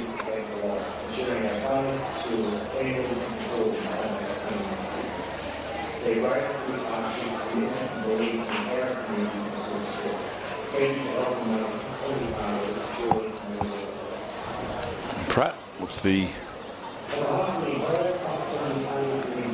conversion. Gets it. 14.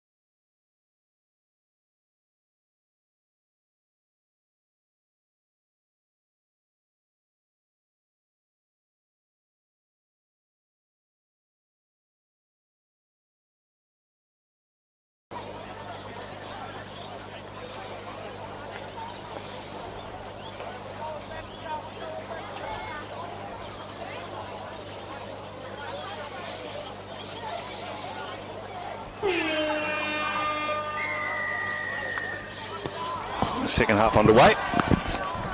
20 minutes to Thomas Moore, down 14-0. They didn't need that try before half-time. It was a good try there to the 5'8 Brachetto. Makes it a little bit more difficult, 14-0. But just remember last year's grand final with the Broncos, they were down 14-0 in that one and ended up winning the premiership. So it's a bogey number. And in about 30 minutes from now, we're going to see the host college, Marist College, Ashgrove, on their home ground for the first time. Last night they were over the GPS grounds with a well-earned 8 points to 6 win over St. Pat's. They'll look to go back-to-back against Ignatius Park here when the home crowd will really lift and the stands will fill up.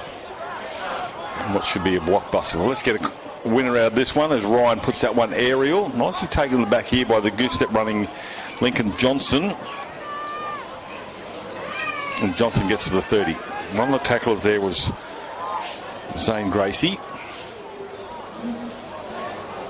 Long. Been not a big man, Jacob Long, but geez, he's getting through some work for a number 10.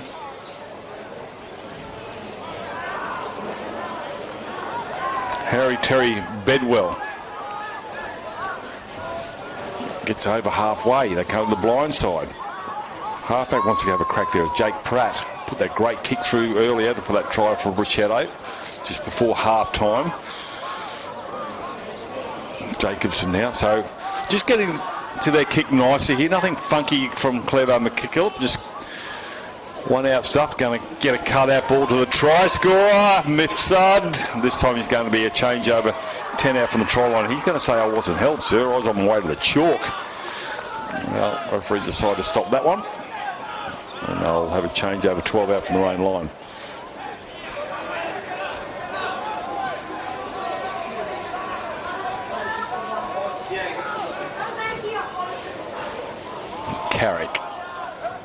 Carrick goes sideways, gets smashed by Zach Wilson. Was one of the tacklers, along with a little bit of help there from D'Souza, and they'll get a penalty.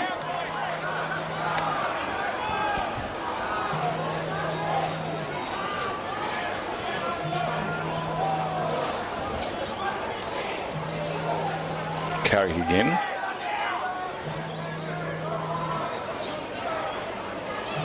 Beats one. That's not the second one, Carrick. Tackle is Christian Ryan. That's the halfway line right there. So Thomas Moore. Nothing's anyway through the middle third. They probably need to go a little bit wider. They go through the run there from Heffernan. And they'll get a penalty late in the tackle count here. Heffernan. Referee awards another penalty. They're starting to come a little bit thick and fast, these penalties. Horizontal, so there'll be it's a Thomas Moore. She'll get some good field position to mount an assault to reel in this 14-0 lead that Clairvaux MacKillop took to the sheds.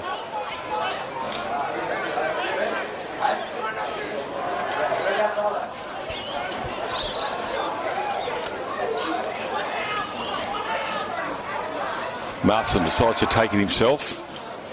Pretty big number 3. Pakaki. Just chewing away some metres with one out. 40. Juggles it, hangs onto it. Quick play the ball. Under ball here for the lock forward to have a crack here, and Jarvis Clark. And Jarvis Clark is held up. He'll go back 10 metres and have another crack.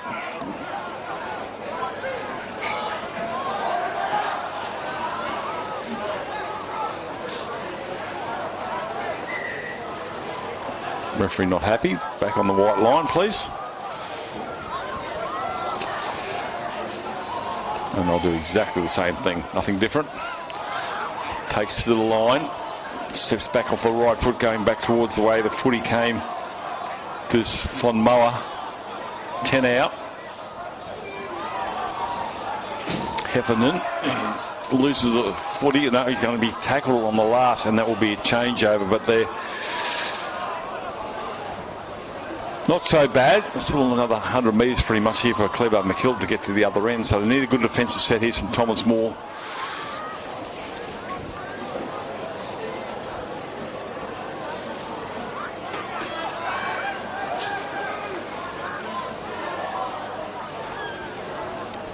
Has to reach out for that one.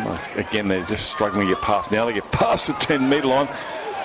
There's a try scorer there, and I missed that.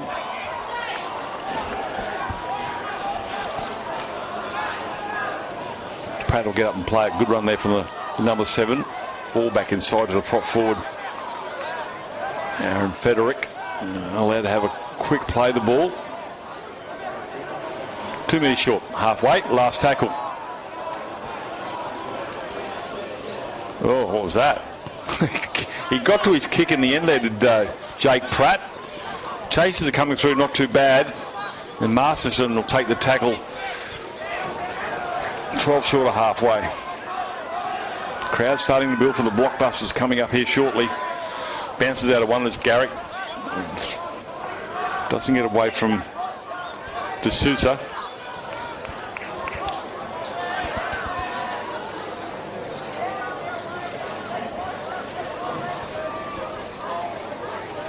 Van Buren with a carry there.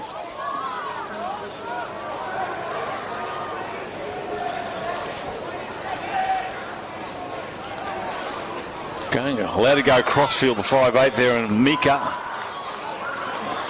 gets the offload. Looking at the referee, still a couple of tackles to go. 25 metres out.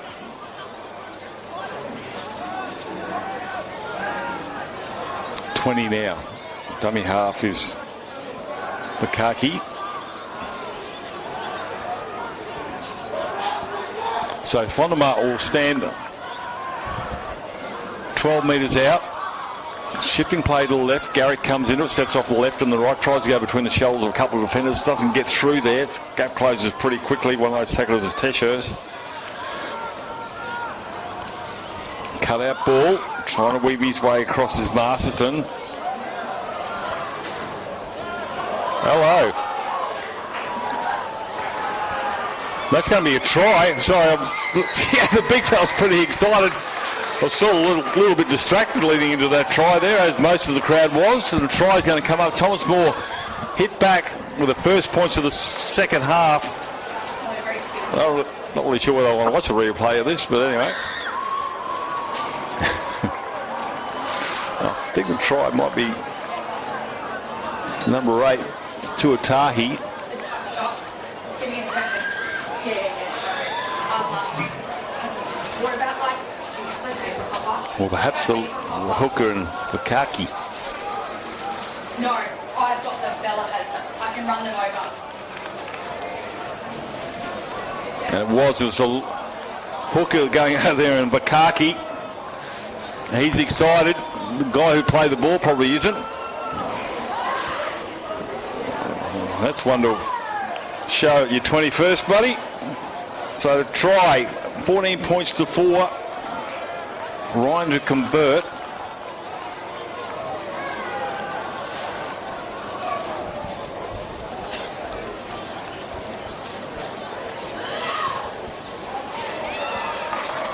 Good strike, great strike. So they're back into it. St Thomas More, 14 points to 6.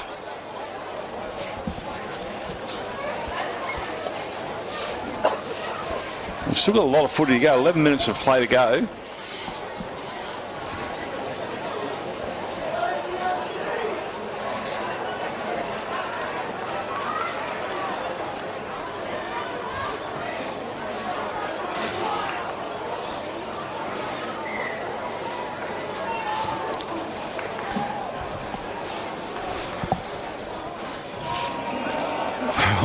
There's a good return carry, that one.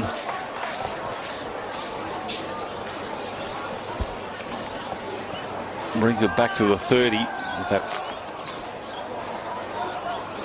catch and restart. Interfered with, the referee will say no. And that'll be a scrum feed now to Clairvaux MacKillop. So the last thing St Thomas More were We want now is for that try to mean nothing.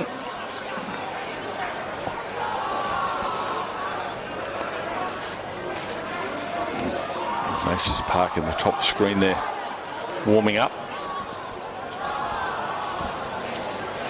Not the greatest pass here. Almost gets something out of nothing. Jake Pratt, he's having a great game to number 7. Here's a one-handed pick-up here from the hooker in Roca.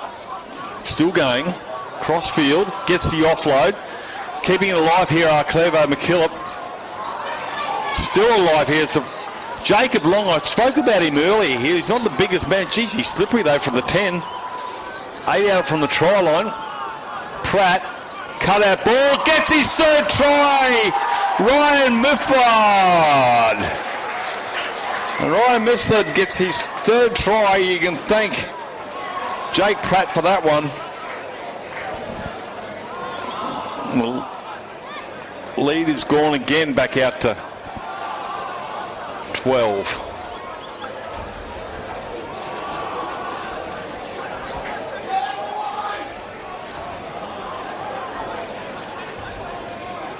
So tries in the 3rd, 11th and 30th minute here for Ryan Mifsud.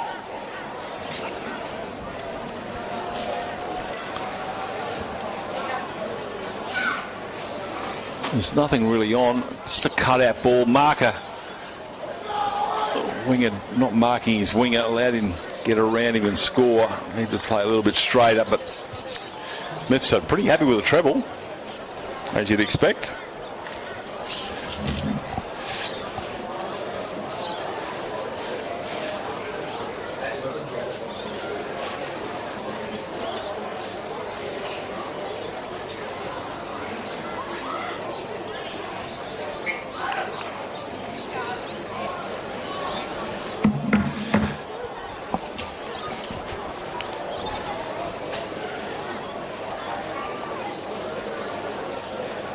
Strikes, it's not bad, it'll just go across the face. Score remains 18 points to 6.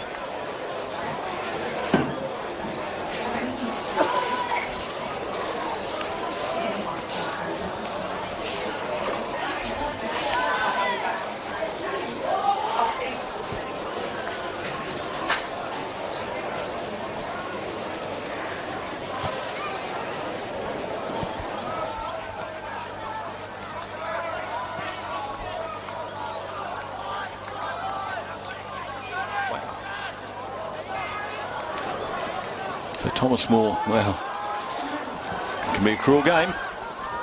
18-6. Clairvaux MacKillop.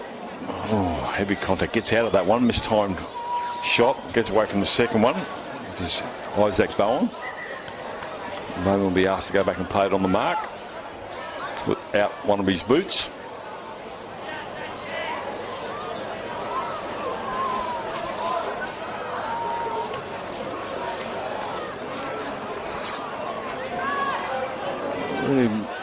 Starting to make some easy meters at the middle.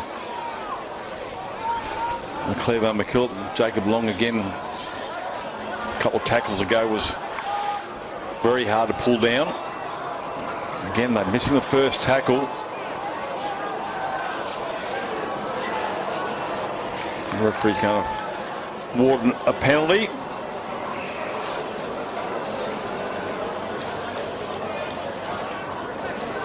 Or knock on, I should say. It's going to be scrum feed to St Thomas More. So put the arm out straight away. Thought it was a penalty, but it was for a scrum feed win. You would think for St Thomas More.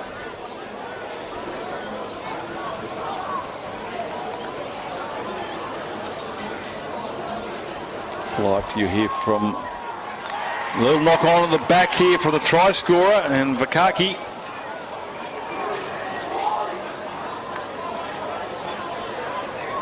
And another scrum.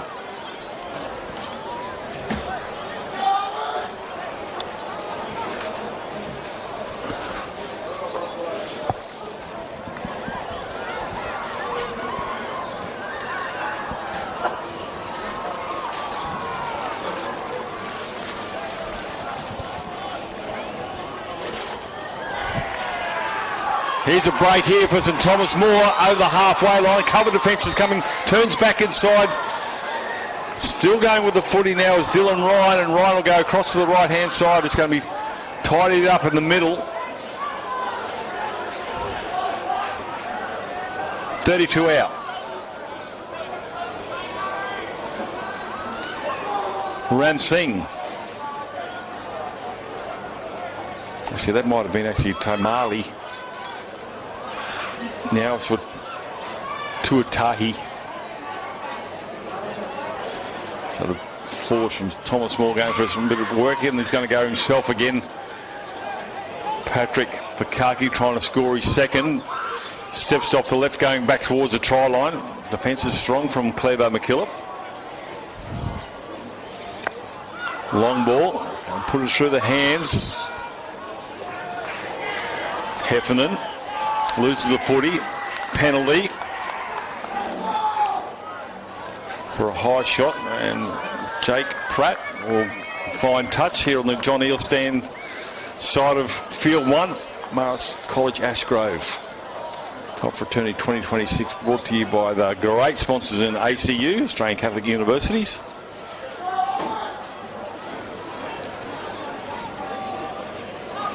Terrific campus up there on the hill at Banyo.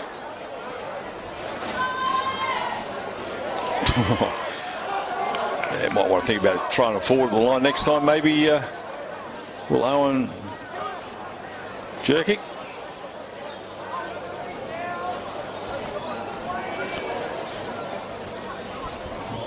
About 3 minutes to go here. Well, he's not on the park here. Is Miff Suddle. He's not there on the right wing. Maybe he's having a breather. He scored 3 tries. If he had been there, he would have been really looking forward to number 4. They put it through the hands. Long ball. Trapped. Picked up here by the Thomas Moore player. He knocks it on here. But now the ball's trying to be trapped by the Clairvaux MacKillop player, which means he didn't get a hand to it. So I'm pretty sure they'll get the scrum feed here. Well, Clairvaux MacKillop, and they do. So St Thomas More now will have to defend again.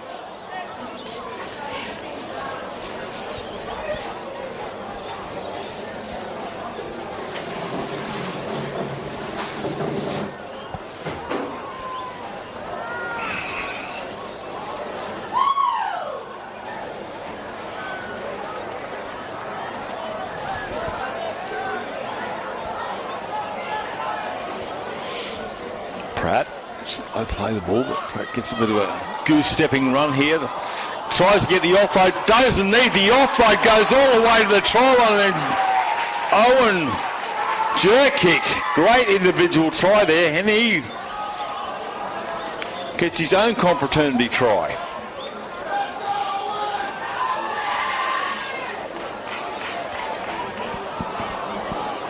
$22 points to 6. So St Thomas More is getting away from, they scored in the 28th minute, but now it's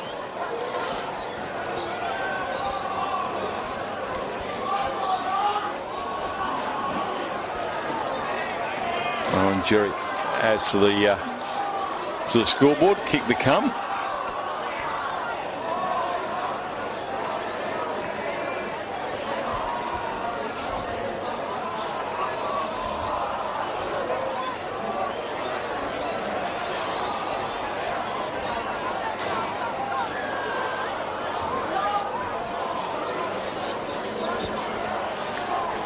So Pratt, similar spot to the last one. See if he pushes it across the face. Let's see if he readjusts. Heads kick towards that right upright.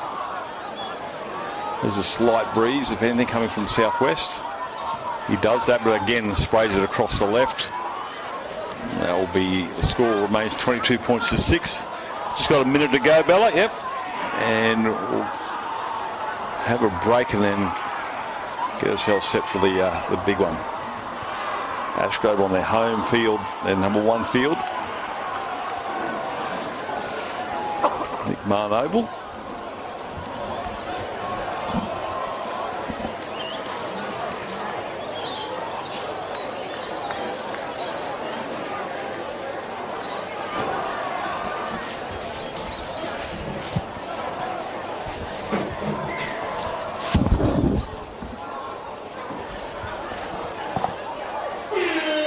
is the full-time hooter. He'll take that tackle and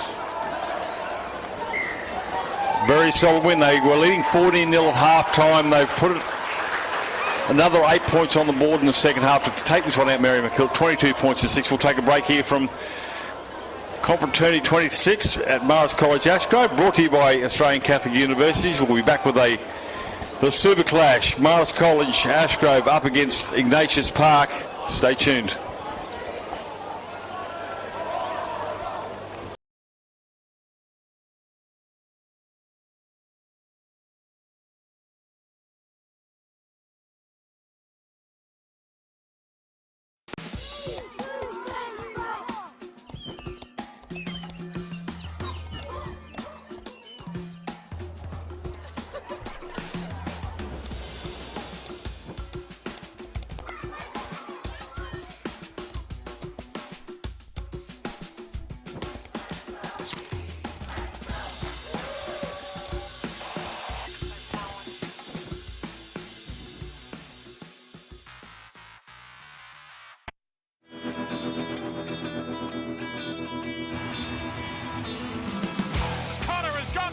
Look at him, pumped up Reuben Cotter. He just wanted it more.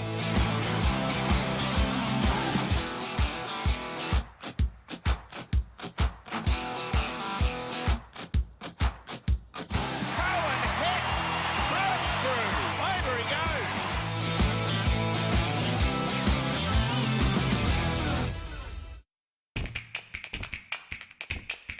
Heart of gold.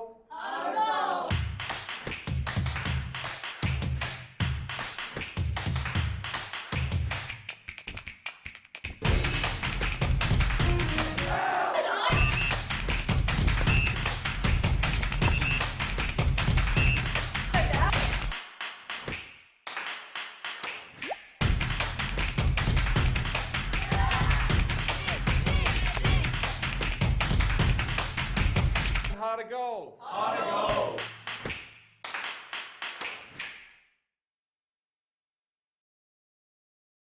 Far North Queensland is a great place to visit, but an ever better place to live and work. Catholic education in the Diocese of Cairns operates 30 schools all the way up to the Torres Strait, employing 2,000 teachers and support staff. We offer a range of financial support measures like teaching scholarships for people studying to become teachers and for those seeking a career change. Visit our website today to see how you could join our team of great people delivering a world-class education.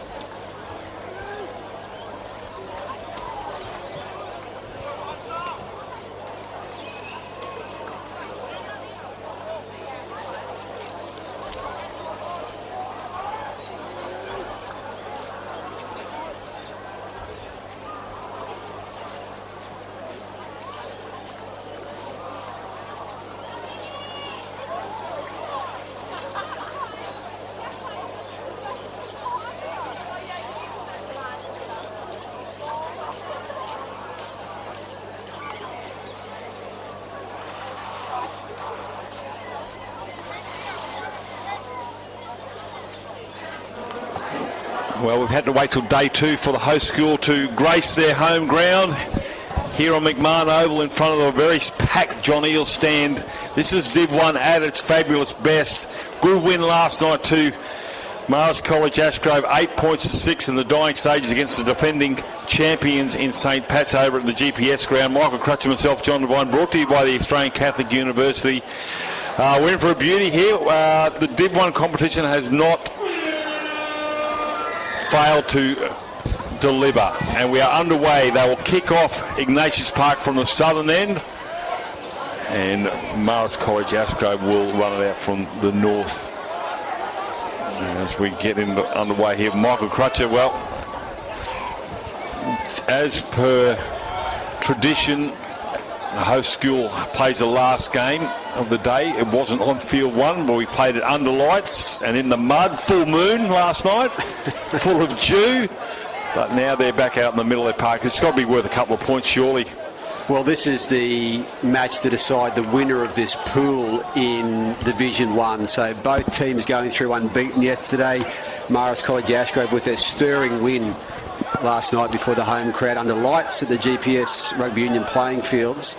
So here we go again, morning number 2. So all that emotion of day 1, you've got to shake it off, have a snooze, rest the body and come back again. And they're up against a team that has flown under the radar a bit here. These Ignatius Park College guys, they play for a Confro heavyweight, and we know that. I mean, they have been the most successful school in Confro in the last 15 years. You go through the list of Ignatius Park College players who have gone on, well, you know, there's a stack of them.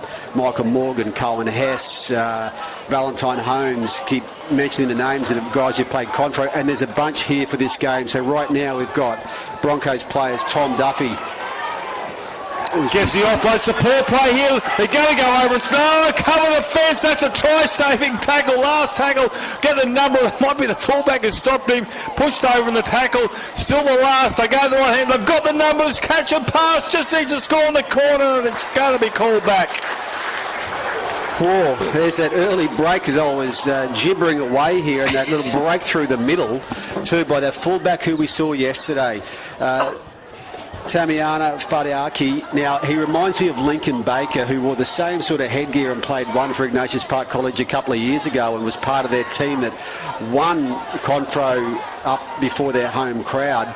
So I was just mentioning that we talk about Confro and what it means to players. Right now, the former Ignatius Park College Confro players who are here watching, the Shibasaki brothers, Gemmet and Jamal, Corey Jensen from the Broncos, Tom Duffy from the Broncos, they're all here watching this team play now. Marist Ashgrove's had great support from its old boys as well. About 30 watched their first game, just former players who came back as they try to bring the ball out. What we really try to sort out today is who's going to emerge from these pools and be one of the 4 teams left standing by tonight for the Confraternity Shield semi-finals on Thursday after the rest day tomorrow. Whoa. We see the touch judge has cleared that. I think no, he hasn't. He might have, but the referee didn't. Now this from Jed Cole was the halfback who stopped that try, ball and all tackle, try-saving tackle that. Now I could be wrong unless there's another referee who looks exactly like this guy. He refereed this game last night over at GPS. I could be wrong. Yeah, but he had the long white sleeve shirt on last night, and he's back today. So this is a really interesting matchup because Marist College coming off their rugby union season. We saw how well they went yesterday. Ignatius Park College is undefeated in the Aaron Payne Cup. They've been playing already and playing some very good North Queensland teams and beating those teams. This is this Confro uncertainty we have. How do this blend of teams from different backgrounds marry up? Let's find out. First carry coming the way of Milasas. Henry Robinson runs into a committed defence here from Ignatius Park. 2 metres out from the try line. They got numbers out to the left there. Throws a big dummy, goes back inside is Jed Cole. And Jed Cole, the try-saving tackle from a few minutes ago, gets within a metre of the try line, this time with the ball in his hand. The 5'8" has a crack now in Ryan Brown. And Brown, they've lost some metres here of Ashgrove. Again, they throw towards the goalpost here, and Archie Searle is going to be denied. He goes across the face of the goalpost. Last tackle, says the referee. What are the options here for Ashgrove? They go aerial, grub it, in hand. What's the go? They're going to go in hand, no, cross field pass over the top, a Hail Mary pass, trying to get across there now is Londima. It's going to be changed over, but it's right in the corner. Next best thing to a try, I guess. Yeah, there's a change over there, and we've just got to see. This Ignatius Park College defence has been excellent. It's something they pride themselves on under coach Will Jack. What does Marist Ashgrove do to break it? And what does Leroy Malone, their fullback, what role does he play in that? He didn't really figure in that last set. I think he could be one of those game breakers. We mentioned him last night, John. He was a guy that St Patrick's Mackay were keeping an eye on. So let's see what these teams do. They have to get through. They're both through to the Shield quarterfinals this afternoon. One of them will top the pool. We'll find out who it is and what that means for the matchups this afternoon. Malone down the back on his own. I think I might let it rhyme then. About time. 18 short of halfway. Malone's outstanding last night in greasy conditions. Gets up and plays it. Go to the blind side. Liddycoat, who also was dynamic. I thought the back line for Marist College was outstanding, but for mine it was this man here, number 13, Lachlan West, was absolutely outstanding in the back rower. That might be the front row there in Robinson, but he's lurking out there. His Webster had a great game. Yeah, Perth Bears signed player already as Malone just flicks that ball out. Wasn't quite there. You got to remember, we call it Heartbreak Tuesday for a reason, John, because there's a rest day tomorrow and it gets to a point where this afternoon there's only 4 teams left alive for the Shield final. Now, there's only a handful of Iggy Park players back from last year. 4 players back from last year, which is light. This is a younger team, as we see a knock-on, the referee calls. So this is a team that's got a bunch of Year 11s in it, very heavy Year 11s from Ignatius Park College, but there's enough of them there who remember what happened in Rockhampton last year, and we called that quarter-final between St Pat's Mackay and Ignatius Park College. It ended in a 10-all draw, and St Pat's Mackay went through because they scored the first try. So Ignatius Park College's Confro Shield hopes ended on Tuesday afternoon last year, and then they surged through Thursday and Friday and finished 5th. They were excellent. So there's enough players there who remember that disappointment of Tuesday last year. Does that mean something for them today? They were certainly very focused before this game, and Will Jack, who coached last year, the former fitter and turner, he remembered it vividly. So here we go again, Tuesday afternoon at Confro. You reckon they want to replay that one? Liddycoat. Get up and play it. Webster's actually not out there, so I don't know whether I saw him last night after the game, and he looked like he was absolutely gassed as he played the house down. That's going to go Mil Assis. Get up and play 8 out from the try line. He looked absolutely gassed, Webster, so maybe he's having a break. Catch and pass here, opportunity. Back into the field of play here. The sideline was looming. Now it's the last. Ashgrove, what are their options? Cole goes without it, unfortunately. There is Corley, and so they'll come up with a footy, Ignatius Park, but mind you, they're 90 metres from the other end. Well, this is the challenge that we speak about, John, trying to get these squads through. The most important of the 4 games that they'll play over these 2 days is this afternoon. So Coach Brad Winchester will no doubt be saying, well, how do I keep my players as fresh as can be for the must-win game? Because really, this afternoon, there's no second chances. Well, this pool game, you can lose that and still go through, which either of these teams that lose will go through to the Shield playoffs. But after that, there's only 4 teams in the running for the Shield's semi-finals. Now, they don't. It's the last tackle. We'll come back to that shortly. Malone's down there by himself. He'll take that 12 metres out from his own try line.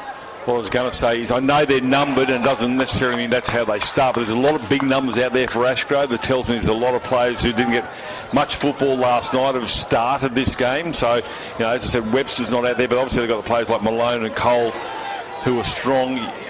Ewan Wood, I don't know whether he's there. He scored a try on the corner, but he's going to use this whole bank of players here, the Ashgrove coach. And he couldn't afford to take them off last night because that game was so close. You had to play full throttle right the way through the second 40-minute game for the day. So this is a chance, again, the teams that win Confro generally manage their squads the best. They get the most out of the squads. Unlimited interchange, but you need it. Yeah. And back in goes Manahan. He's going to go forward, and that'll be Jed Cole come up with the footy, and that'll be scrum feed here to Ignatius Park, or a changeover. Was it the last? It's going to be changeover. So the Ignatius Park College team, we've seen a bunch of coaches over a period of time. Stephen Lansley won 2 back-to-back Confraternity Shields for Iggy Park. Zeb Kyle coached after Stephen Lansley, and Will Jack's taken over here. He's a fitter and turner by trade who became a teacher about 5 years ago. He has a background in rugby league, and a manual arts teacher up there who coaches the team as well. His brother Luke Jack played for Iggy Park at Confraternity, so he's only 28, so he's a lot closer to this generation than you or I, John. A little. He might understand him. Well, I used to run around with a Roman numeral on my back. As we see Ignatius Park, a fitter and turner and a teacher. Jeez. So he'd know a thing or two in the manual arts room, I'd reckon, as they go wide on the right. Here's a chance here for now. Ignatius Park, though, denied earlier. Not this time. Try time. They'll come up and score in the right-hand corner. Might be Jerry Mapari. Number 2 comes up with points. Jerry Mapari, one of the 4 players back from last year for Ignatius Park College. He was in Rockhampton, would remember how Tuesday ended last year, and they had a bit of speed out there. They might back their defence as being one of their talking points as the rain starts to come down pretty heavily here, but they still have speed in the back line. That's been a hallmark of some of these Iggy Park teams over recent years. They've had some lightning outside backs who've been able to deliver for them when games have been tight, and we saw this one here as an out-the-back play. Really good speed. Solomon Terrari with the offload. He was one of the players back last year as well.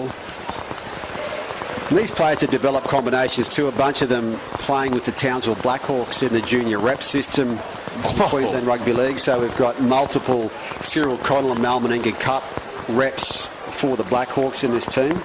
As that rain, that's the heaviest I've seen this rain in 2 days, John. No, exactly. Where's the fitter and turner? Turn this pipe off. What's going on? This is ridiculous. A lot of scrambling happening underneath the John Eales stand here as people find shelter. But you're right, Michael Grutch is absolutely tipping down here. So that could be conducive to some scrummaging for sure. 4-0 score remains after it's been waved away. Well, Will Jack made the point before the game today that it was pretty hard to get a real handle on how teams are going because yesterday was just rainy and greasy. So it wasn't conducive to expansive footy. But both of these teams managed to deal well with that. Got themselves 2 wins from 2 games yesterday and line up here in the battle to top this pool. Now, we've got Div 1 games going on all over the place right now on the 7 fields that we're playing at here.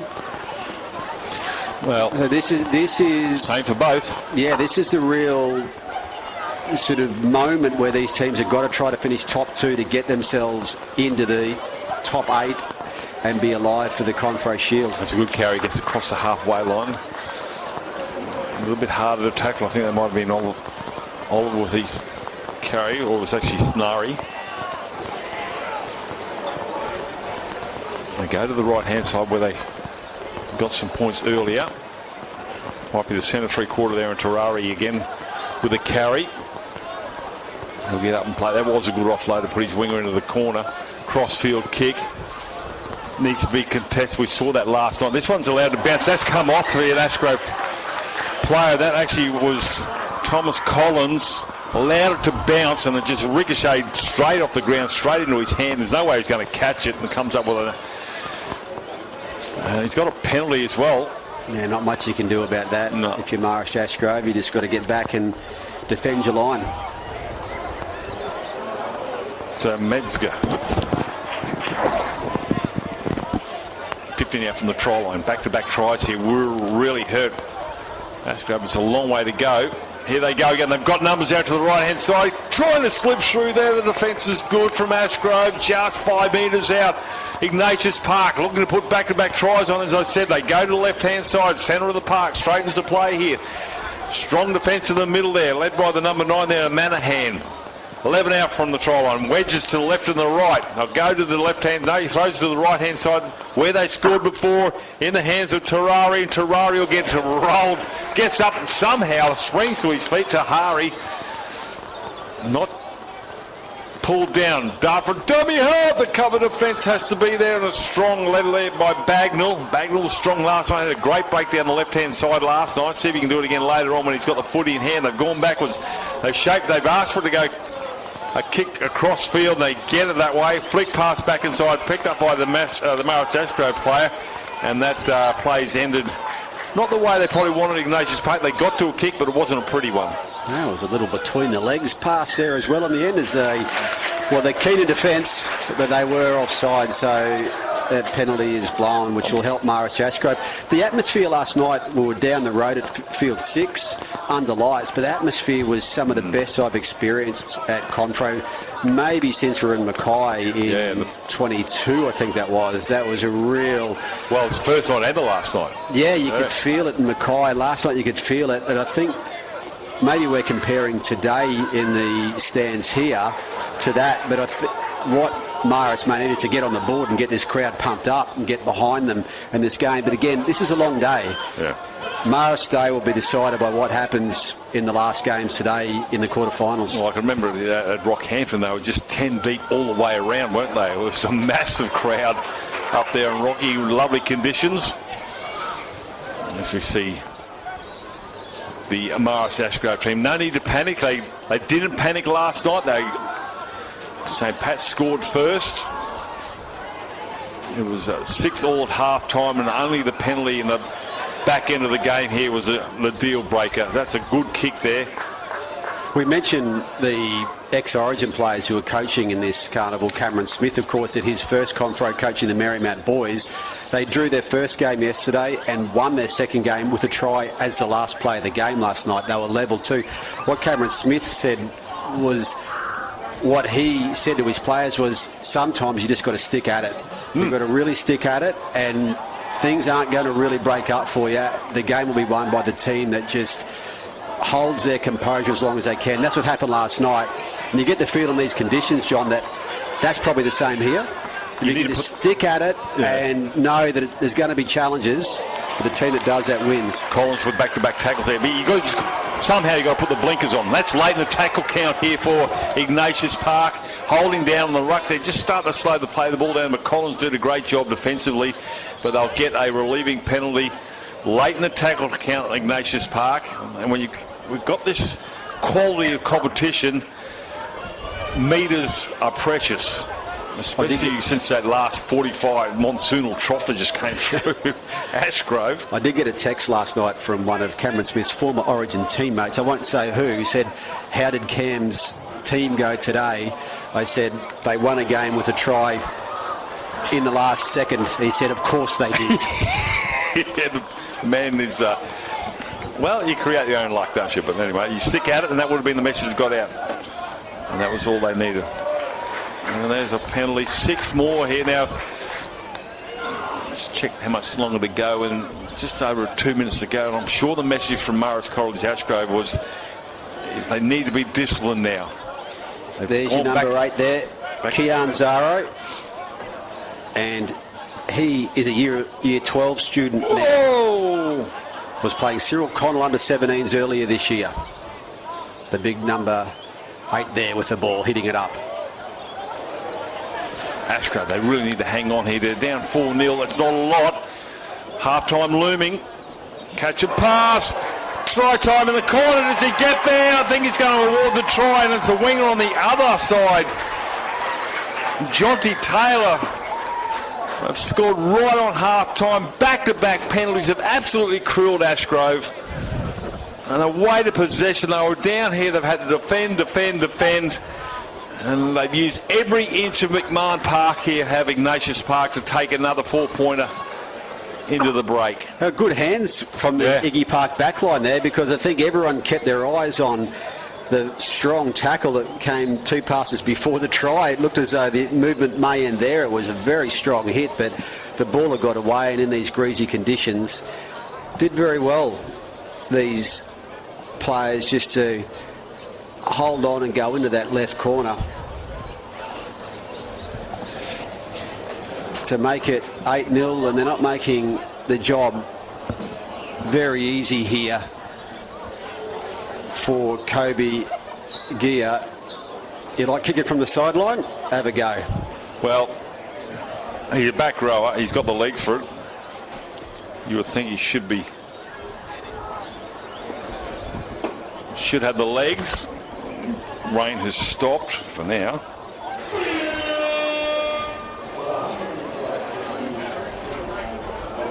who's gone for half-time. 8-0, strikes it, has the legs, but it's just going to go to the left. And so half-time, Michael Crutcher, 8-0, the home side to do a lot. And as I just said before half-time, they really need to address their discipline, because those back-to-back penalties, every metre is worth gold in these conditions and at this division and this level, and they need to negate that and stop that easy metres for Ignatius Park. We'll take a break here, brought to you by Australian Catholic University. This is Confraternity 2026, number 46, live from Marist College, Ashgrove, Brisbane.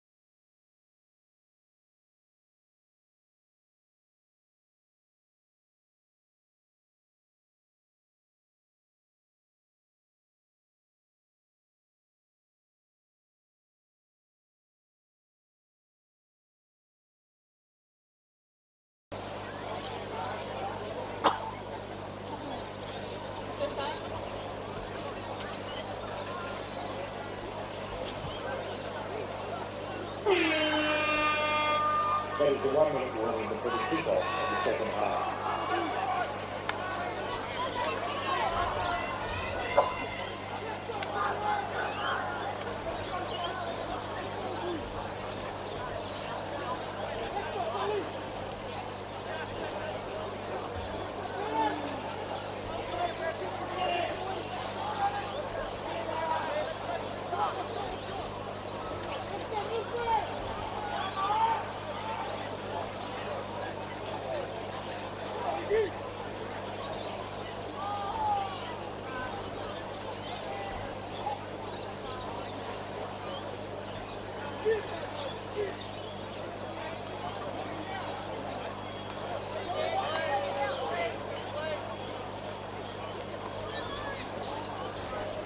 We wait 1 minute to go before the kick-off here. Michael Crutcher around the ground, sir. Yeah, of course, we've got 7 of the 8 Division 1 final pool matches underway as we start the second half here. And some of the other fields, St Pat's Mackay and Emmaus Rockhampton, they're both out of contention for the Shield. Half-time, St Pat's Mackay 10, Emmaus Rockhampton 0. Pool B, Padua 12 leading St Pat's Shorncliffe 0 at half-time. Marymount College, Cameron Smith's team 10 over St Augustine's in Cairns. They're 4 at half-time. Pool C, we've got Shalom and St Mary's, they're 10 all at half-time. And St Brendan's looking to be undefeated in their pool matches, 12-0 over St Lawrence's at half-time. And of course, this is the Pool D match with Ignatius Park College 8, Marist Ashgrove 0. And the final Pool D match, sorry, I should say Pool D, I got confused, this is Pool A. The final Pool D match starts at 12:50 after this game, so we will not know who the winner and loser of this game will play this afternoon, because that will be determined after this. So there we go, I'm giving maths lessons out here, but that's we got to await that. And TCC leading St Peter Claver 18-0 in that Pool D match. But we've got one more, Iona, Rockhampton Grammar. After this, that'll determine who these two teams play next. We've got to get a winner out of this one, 8-0. Like we said before, a converted try brings them within 2, but Ashgrove on the last tackle, a little kick over the top, looking for a fortuitous bounce. It was, unfortunately, for Ashgrove, it was straight in the hands of the Ignatius Park player, and that was Tahiri. Try scorer there, Mapari. He takes a carry. So the two wings are scored on the respective sides of the ground in the first half, after the hard work up the middle.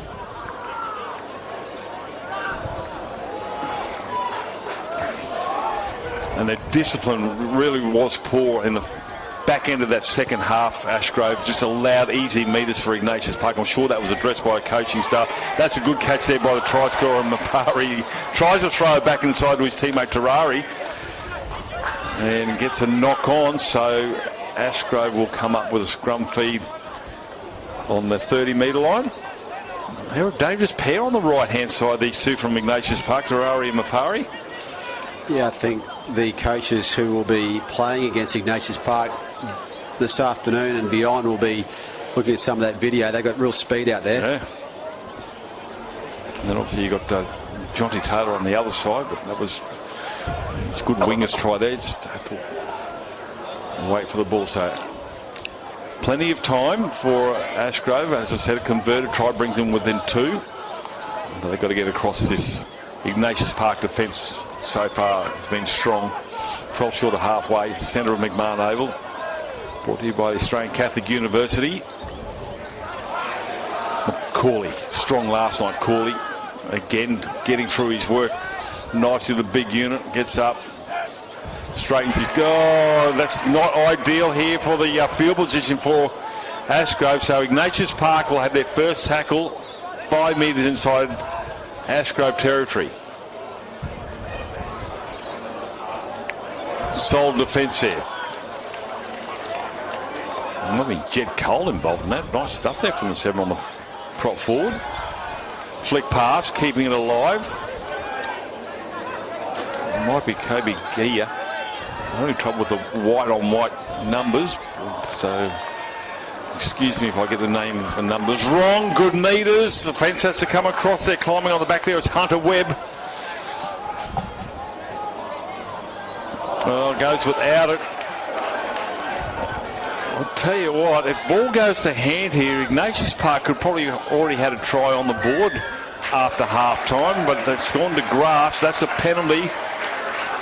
And whoever's the biggest kicker in this Ashgrove side needs to really rake one down the end of the buck. They got to get out from the southern end.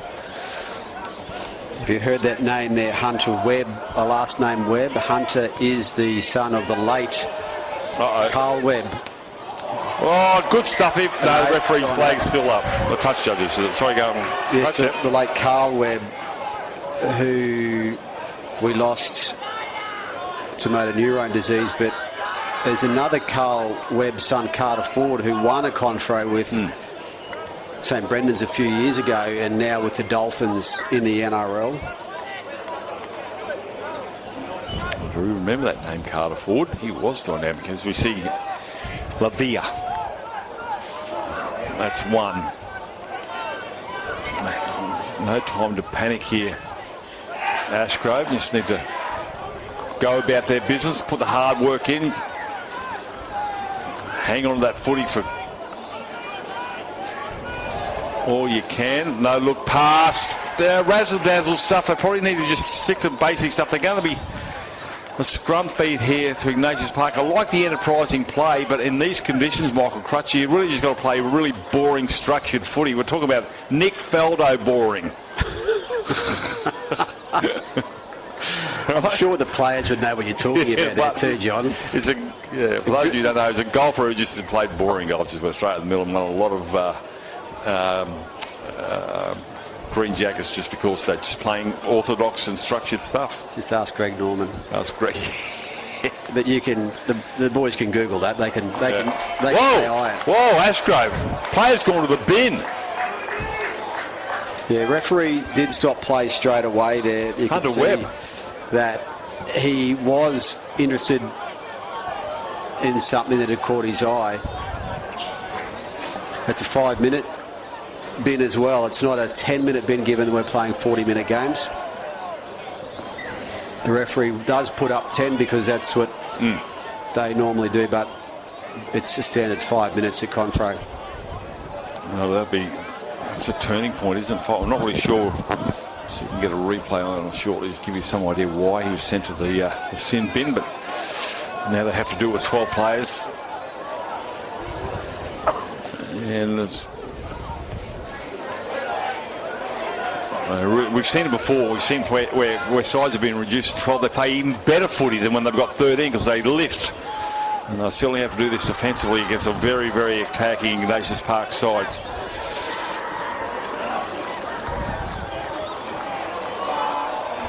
Good defence there, led by Henry Robinson. To last, they go aerial. Chasers are coming through. He saw some contested high balls. That's a great take on the far side there from the Marist College player. They need to hang on the footy and get to the other end. 8-0, 12 players. They'll wind down the clock here for that 5 minutes for Webb to cool his heels.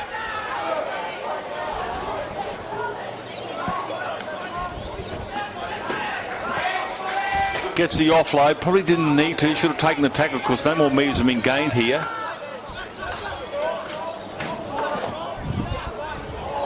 Bagnall crunched. Last tackle, good defence here from Ignatius Park. Put it up on the last, end over end. That'd be good. Puts a fend on. Gets the offload. Ignatius Park. Oh, that's how you get your jersey dirty, John. Yeah. Ready for the afternoon. Yeah, good shot. They're coming from the 16 and Kennedy. And Kennedy, shout out to his dad, who's watching in Condamine. Young. This has just got the feel too of a game, John, where both teams know that the biggest moment of their day comes in a few hours' time. This is not a game that will really, it decides top spot in this pool, but I think it's probably hard to know which team you would rather play out of the Pool D team to come up against this afternoon. It's not like you're trying to maybe avoid a St Brendan's who are going very well, and so this game's a bit different to those, and that's no disrespect to the Pool D teams. It's just that it's a very wide open pool, that one. So both teams. Knock on, unfortunately, from Manahan. Yeah, knock on here. We just got the feel of, yesterday's such a big day. Both teams finished under lights in trying conditions. They're out here today, but they know that the afternoon will decide their moods tonight. And that's very understandable if you can just try to... We talk all the time, this is not just about footy tactics out here, John. It's also about managing young men through a really busy few days. And the best teams do manage that. They manage them quite well. Last quarter of footy, 10 minutes to go. Scrum feed won by Ignatius Park. And you see that Marist Ashgrove have taken Leroy Malone off their fullback. He's over on the sideline talking to Kieran Mosley, a staff member here at Marist Ashgrove and a former NRL player with the Titans and Penrith, and the North Devils captain. Just having that sort of experience on the sideline to chat is immense for these young men. I'm just trying to see whether they back to full complement, Ashgrove. I think they should be by now. I haven't got time to count to 13. That's an excuse because I can't count to 13. Across the halfway line they go. Do it live on air. I want to hear it. 1, 2, 3, yep. They got a deep back line. They don't use it. Half a gap closes quickly. They're scrambling Ashgrove. They cannot afford to leak any more points. Desperate stuff. You want to take, they might have, progressed. They want to go into the next game with confidence with a win. That's a lovely bounce nicely there for the Ashgrove player to get his way almost. Well, they're calling for a bit of a flop tackle there, and the referee's going to say play the ball. Don't play this crowd. Well, they get the penalty. That would be, in some ways, for Coach Will Jack there, a frustration. They're given the same penalty away twice in a game, but at the same time, they're showing intent with their defence. They're getting off the line quickly. The referee's been quite consistent with that, though. That is a fantastic kick. It's not bad. So it is actually only 12. He's come to the sideline, so they might be back to 13 now. Yep. So Bella, our statistician here, the only one in the commentary box who can count to 13. Here they go, Ashgrove. Still 8.5 minutes to go, but they really need, there's back-to-back penalties. This is exactly what happened to Ignatius Park. Ashgrove conceding 2, maybe even 3 penalties in a row there that led to points. Now, can Ashgrove cash in on these 2 in discipline plays from Ignatius Park? That's another really good touch finder. 15 out from the try line. Ashgrove yet to break the line from Ignatius Park. They go to the right-hand corner. Rolled over. Just looking for the touch judge flag. There's going to be a penalty. Now, just wondering whether there was a professional foul there, but no, the referee is going to play on, holding down in the ruck. I thought there might have been a player finding himself in the bin for Ignatius Park, but the referee says wasn't that severe. 3 or 4 defenders here from Ignatius Park involved in that gangland tackle. Dart from dummy half trying to get his way across the line there. It's Manahan, and Manahan is denied by a metre. Slow play the ball. Throw it out of the back. Goes back in the field of play there. There's a fullback in, the halfback in Cole. Still no way through. I don't think they're going to go through that middle third either. Michael Crutch, I think they need to go wide. They come that way, bats it on here. A little bit of origin stuff there. It's going to be grabbed there. Bagnall, no way through. The defence is coming up really quickly. The dummy half run here from Manahan, and Manahan's going to go without the footy. They'll come up with an easy carry here for Ignatius Park. And so that little onslaught has been diffused by the Ignatius defence. Yeah, good test for that Iggy Park defence. Here we go, the right hand, Tahiri. Tahiri. Well, that might be Mapiri, actually. Tahiri's on the inside waiting for the ball. Halfway line's been crossed. 6.5 to go. Mapari with the footy.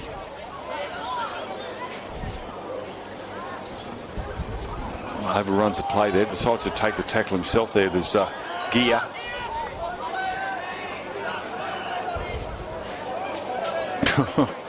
Steps over the player, throws a bit of a dummy, tries to get through the mark of defence there, but they just grab on by the fingernails. 25 out from the try line. Here again, they test his right-hand side, the left hand. The sideline's looming, they take him into touch. No, just he must be close. It's the last tackle, so they've got the whole of the left-hand side to go. Ignatius Park to try and get across and probably end the contest. Crossfield kick here. Is a contested this time. It has been. Has it been knocked on by? It has been. 6 more to go. Won't need it. Oh, he's close to the try line. Well, the referee says a knock on. Well, that's fortuitous there for Marist College Ashgrove. They knocked it on here. Ignatius Park had 6 more to go, and they've knocked it on in the very first play after that. And Ashgrove will come up with the football. Yeah, that was, again, another test for Marist Ashgrove. When you want to try and get your defence as well placed as you can going into the Tuesday afternoon. Again, they get a chance here. We've still got a few minutes left here for them to come down the field. There's Jonty Taylor over that far side there. He's knocked it on there for the try scorer. 5 minutes left. Wow. Well, only takes these guys 10 seconds to score a try. It takes me a couple of days to run 100 metres. Let's see what happens. Catch and pass. Here it is. Catch-up footy time here for the host college. Here on their main field. Big crowd here in the John Eel stand, willing their college first 13 to a win. Loses the footy in a big contact here. So Ignatius Park referee runs straight back onto the try line. So Ignatius Park here threatening put this contest to bed. Long back line to the left-hand side. They've got numbers out to the left, Ignatius Park. The ball wasn't great. They get a one-handed pass away. Support plays coming good. The fullback here now, Fayataki, straightens it up and goes to within 10 of the try line. A cover defence comes across. Ashgrove, can they hold them out? 8-0. Clock's ticking away. We've still got 4 minutes to go. Here he goes, the big fella. That was... Yeah, Keon Zaro. It reminds me a little bit of Jamal Shibasaki with the head taped, and that was 4 years ago when he helped Iggy Park win. But this way he's got that size and that head taped. Yeah, he's still got the tape on there too. 4 years ago, took me 4 years to get it off. Half a chance. Jeez, he's just hung on to the ankles. Otherwise, he's onto the try line. That's good work there. Well tackled there by the number 12 in Lavia. He hung on to the bootlaces.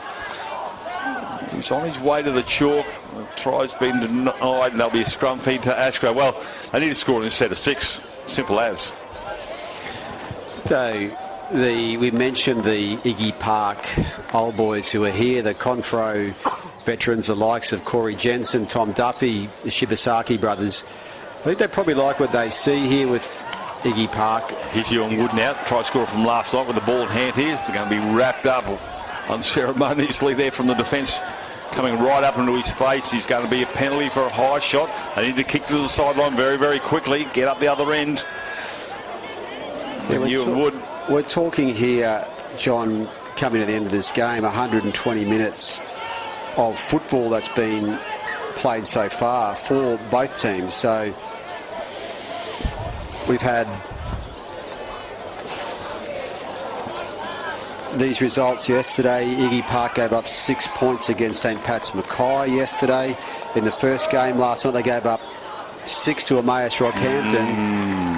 As we see a knock forward. So we have 120 minutes of football about to finish up, and Iggy Park got 12 points they've conceded. That's the type of thing that I'm sure pleases Will Jack as he gets set for the game this afternoon and really tries to ensure that Ignatius Park doesn't have to get to that position where we're counting back who scored first, like what happened last year. Because every time that happens, everyone reaches for the rule book and says, what is it again?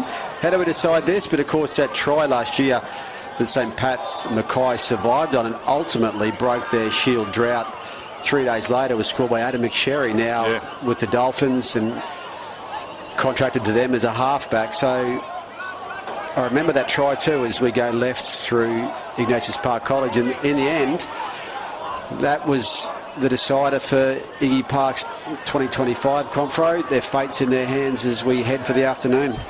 So into the final 90 seconds of this clash, and Ignatius Park will come away with a win. 8-0 at the moment, might make it a few more points, but Ashgrove will not get another set unless there's a knock on or a loose carry. And also for Marist Ashgrove, this is a good Iggy Park team. They've conceded 2 tries, one on the left, one on the right. So there's a lot they can take into this afternoon as well. No, certainly it's the middle of the middles have been good. Almost halfway through here. The support players, you're looking for an offer. He's done about 3 or 4 times. There was nobody there. Dart from dummy half, gets across the line. Now the referee says change over. So they got, well, 20 seconds to get to the other end, but it's going to be a win here to Ignatius Park.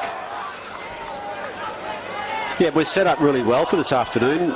We've still got this mystery over how these matches might pan out this afternoon, and you know, we're maybe a bit clearer than we were yesterday morning, but not by a whole lot. We know that St Brendan's surging through unbeaten in their pool. So we're set for a really good afternoon this afternoon. 5 minutes either side of the start. Tries to Ignatius Park. That is full time, and a win here to the visitors, if you will. And they can 8-0. Again, the Div 1 highly defensive games, and they've come up with a win. Ignatius Park. Marist College Ashgrove will go down 8-0. On the bottom fields there, St Brendan's 34, St Lawrence's 0. So Brendan's really surging into finals as well this afternoon. So we're set up for another exciting Confro Shield quarter-final afternoon, and our finals game start after this next one. It's the last pool game for the Carnival. That'll be on this field, Iona versus Rocky Grammar. Yeah, and we can have faith in the committee over there. They've got the abacus over there, so what could go wrong with their mathematics? So we'll see how they can line up. Thank you, Michael Crutch, and Brad Talon's going to join me for the next game shortly. We are live here from Marist College Ashgrove for Confraternity 2026, brought to you by the Australian Catholic University. We'll be back shortly.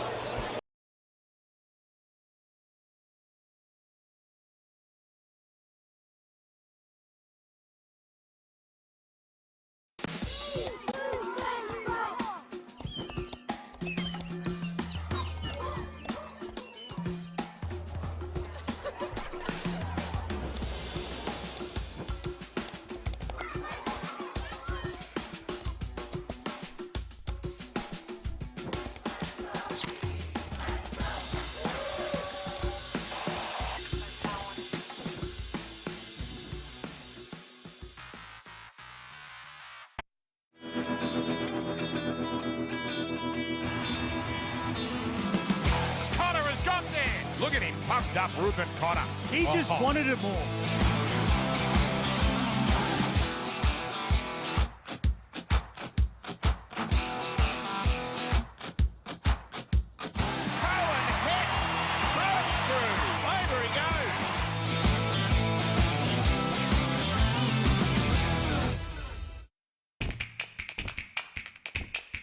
Heart of gold.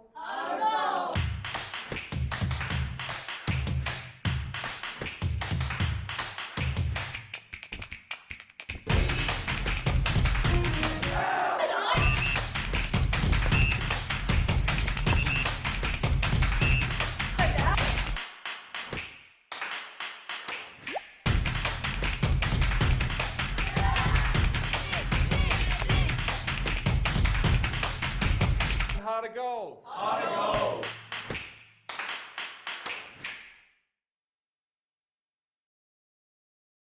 Far North Queensland is a great place to visit, but an ever better place to live and work. Catholic education in the Diocese of Cairns operates 30 schools all the way up to the Torres Strait, employing 2,000 teachers and support staff. We offer a range of financial support measures like teaching scholarships for people studying to become teachers and for those seeking a career change. Visit our website today to see how you could join our team of great people delivering a world-class education.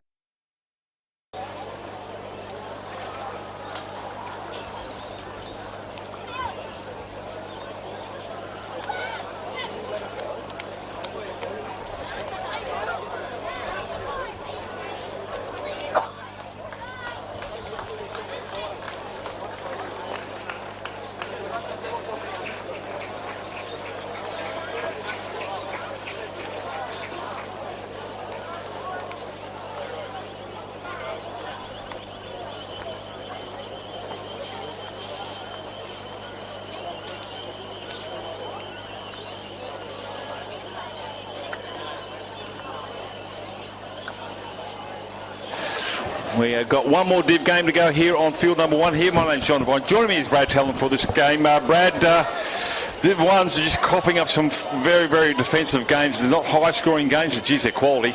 Yeah, they have been, and huge game here for Rocky Grammar. Over on the other fields, a huge result for the team who was in third place. So they're equal. They've actually dropped to third now on the table, Rocky Grammar, before this game. So they've got to, and they're for and against is behind the other team. So they've actually got to get at least a point from this game to go through in the top 2 positions. Iona now sitting on top on 4, so they're guaranteed a a spot in the major. That ball's been sitting there for half an hour. So they're guaranteed a spot in the big games this afternoon. But huge game now for Rocky Grammar. Iona College very, very clinical yesterday. Some razzle-dazzle footy, a lot of support play, and they came away with 2, 4, 6, 7 tries to. Just repeat that result was Cathedral College defeated St. Peter Clairvaux 36-0, so that took them to plus 22 and 3 points. Rocky Grammar currently 3 points and plus 16. So, it must get a point from this game, Rocky Grammar. Yeah, once upon a time they used to play in halves. You used to get points for winning a half, but that's no longer the case, so they need to get the win. So Chippendale with the carry over the halfway line takes the tackle there of Pereira. And they go through the back row with Jensen. Last tackle now for Rocky Grammar. Hoisted high as McDonald. Chase is coming through. Doesn't contest. It's going to be taken easily out there. He was off. I thought he was in front of the kicker, the Grammar centre. Crossfield they'll come. So Iona College down on the bay side, and Rocky Grammar obviously where they're from, but Iona College hosting the Confraternity 2020 before it was cut short due to COVID after a day and a half of football. And hello to Father Michael Twig, who's over in WA at the moment, who was the rector there at the college when that unveiled. So back rower now, Stevanansky gets to the halfway line. Jones the tackle there of Chippendale, stands in the tackle. Penalty there. Went on. Just a bit of crowding there. I know the previous game there, I know we see a lot of rugby union players can find big meters from their touch finders. They were actually massive for the Marist players. See if they can do the same thing here. The Iona with Harrison with ball in hand. Has to find touch. A few times we've seen him not make touch. Blake Douglas, the referee there. Robbie Thornton on this side. In Ipswich Tanks. Robbie Thornton meant me to say he was doing this one. So Lockie Taylor. He was... Sorry, Robbie's on the other side there in the green. Of course, all the referees wear their own association's colours for this carnival. Carnival, yeah, terrific. I can't do it without them. I'll be out there shortly if you want to hang around later on. 2:20. There'll be a great referee out in the middle here. Are you out here? Yeah. You'll have to commentate. Sorry, I'll tell you what you do about it. I won't get into it. So, Harrison now. A good little cover from dummy half. There's another one. Oh, the 7. He's not the first time he's made a bit of a breakthrough. Pereira. I don't know if he's any relation to another Pereira we know is also good from dummy half. Here's a crash ball. Defence is just he's over, and they pushed him back into the field to play the biggest player on the park. Yeah. And he's lost the footy. That's great defence from Rocky. I was saying a double movement. He said he tried to promote it after the referee had called held. Well, I don't know. It was a double move. I think he just rolled out from underneath him, and he fell over the line. Yeah, that was great defence from Rocky Grammar. Wow, that was a try that was certainly on the books. Iona, coached by Michael Lambert. Went to the grand final in the BRL competition. It's been denied by Winner Manly a few years ago, and then obviously assistant coach to Jimmy Lenahan of the Brisbane Tigers. He's also the assistant coach to Matthew Church. So he's got a lot of experience there. And the funny thing it's not the funny thing, is their Iona College Union season was very ordinary leading into this. So, but now they've won. Put it down. Here we go. So just check out the support play here. Hey, that's Milton. He'll get up and play it. And they've been underballs here. They go back the other way. It's with Mooney. So they're really mixing it up. Yes, they play together, but that's a 15-man game. Different rules. Hell of a different game, that's for sure. Here's the Harrison. Crossfield is hunting the sideline. Flag stays down. Gee, he must have been close. Now through the hands here, looking for a way through. Throws a big crash ball to the big fella and Swift. Calix Swift, as he got there, the referee's going to point it. Yep. Yeah, just good ball movement there from Iona. They just set that play up well. Really well coached. They got the ball out to the right-hand side and nearly went into touch. The winger over there did well to get to the ball back inside to the fullback in Gunner. He 12 metres out and just absolutely rolled over and scored. The big man. Now, yesterday he actually set up a try with a bust up the middle with an offload. and sent, I think it might have been a 5'8". It was both of them to the try line, and this time he gets to his own. It reminds me a bit of back in my younger days when my son was playing at Dave Taylor. Coltrane. He played a bit of football. Is that the same one? Coltrane, yeah. Yeah. And he was unstoppable. My son realised the best way to score tries was just to follow Dave Taylor. He'd go straight up the middle, get to the fullback as the conversion successful, and pass to Al. Got 4 tries doing that one. Yeah, pick up the crunch. And that's exactly what Iona College has done actually in the previous game. They just had support plays from the big inners that roll up the middle. They get an arm free and they're able to promote the footy. But if you're not there, well, you miss out. But Alex Harrison knocking over that conversion. So 6-0. So Rocky Grammar looking the goods at the moment. Restart. That goes almost onto the try line, and here we go again. Iona College tackle there as Childs. Blindside play. Trying to bust here. There as Scarlett Gears the tackler. Back row is going wide. That was Harry Cameron. Son of Max Cameron. Again, they just hit the ball on the advantage line here, Iona College. Quick play the ball. Rocky Grammar nearly win this wrestle. They're just allowing Iona to get to their feet way too quickly. There's a dart now here from Pereira. Pereira gets across the halfway line. It's the last tackle. That might have been touched, I think, from the Rocky player. It's going to be grabbed by the catcher in Gooey. And so Iona College now will defend on the 40-metre line of Rocky Grammar. 6-0. When you hear Carrie Cameron, I'm expecting him to be in the black and red stripes. Hearing that name. Back in the 70s, Panthers, premiership winning side in 76 from memory. Penalty. Gee, that's late in the tackle count too, so that's very lucky. Well, not lucky, very fortuitous, I should say, for Rocky Grammar. They'll find touch on the far side. That'd be his grandson. Sorry. Harry. Crossfield. That's a good nudge. Some good metres. They'll bring him within 22 metres of the try line. Here we go. Down 6-0. Plenty of time to go. Still only 6 minutes gone.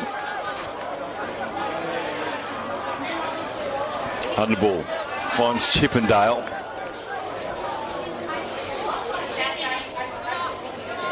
Blindside, cut out ball, has to grab it. That's been knocked on a couple of times here, and that will be a scrum feed to Iona.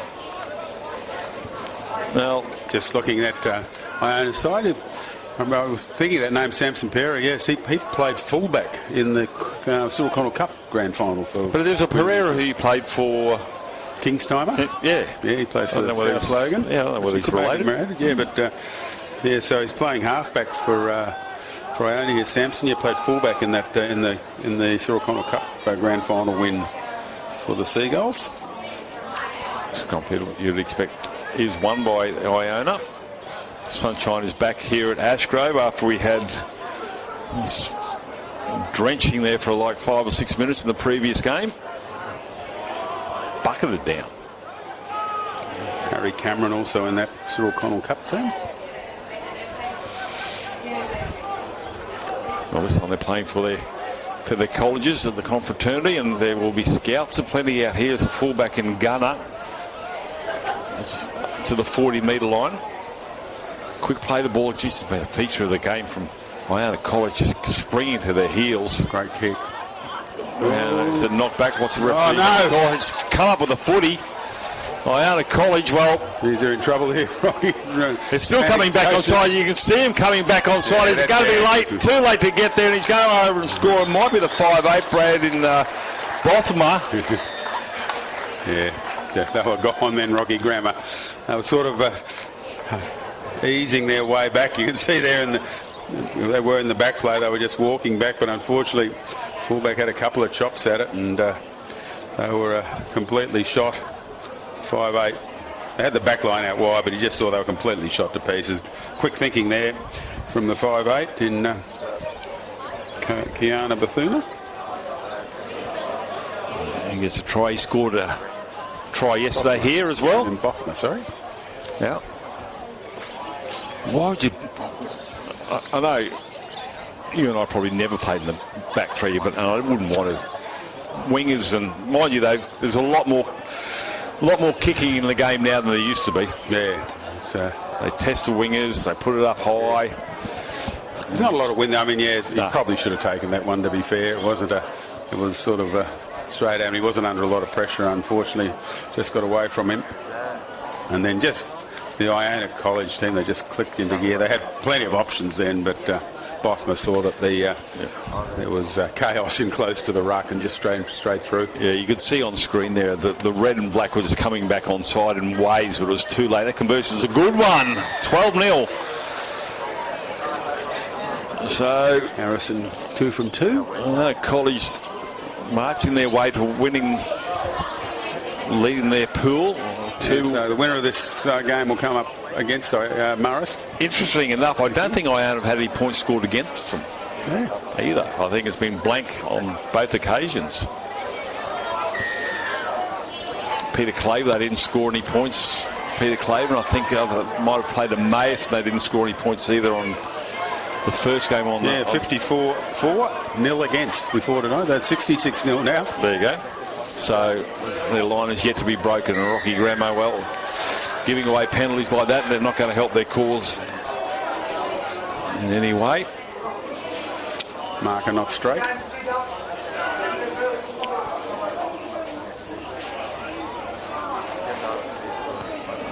Just enough to find touch. We've seen, I remember talking to Coach Mark Glidden, who said, yeah, if you don't find touch, you will find reserve grade. So you make sure that ball goes out. Former North Devils coach and Australian University's coach too, Mark Glidden. Watching there, he's actually the coach of the Winner Manly Seagulls BRL Premier A grade side. Got a bit of a touch up on the weekend after I tipped him, thanks. That's right. Well, Gliddo. Great man, Gliddo, great footballer, loves he's a super coach. Did he? No, I don't know whether he had anything to do with the USA team. Maybe I'm thinking of somebody else. Troy Clarkson is involved with the American team now. Oh, big shot there, and that's he stands over his prey. Coleraine was there, but it wasn't the shot from him. It was actually the shot there from Bailey Allen.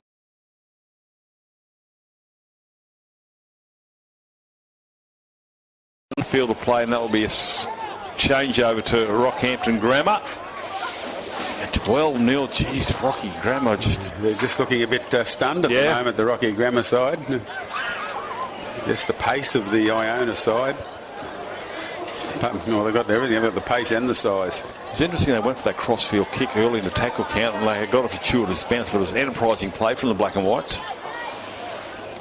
All right, Graham, they're in a bit of a bunch at the moment, but that tells me they're just going to roll out one out and get to a kick. Need to go back to basics. And there it goes, just one out from the ruck, straight into the line. 2 or 3 defenders there from Iona. No way through there for Jensen. They're kicking very, very early. Brad looking for a 40-20. And he's not going to get it. 30. But that's not a bad option, though. I did like that. Kicking into a bit of a breeze, but there's nobody at home. It comes off, you're a genius, but now they're going to have to defend roll up 30. Now.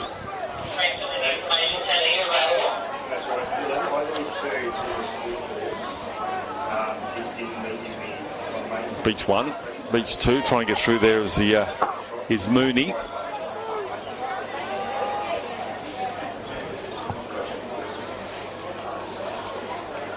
Across the pass, the tackle there is Finger.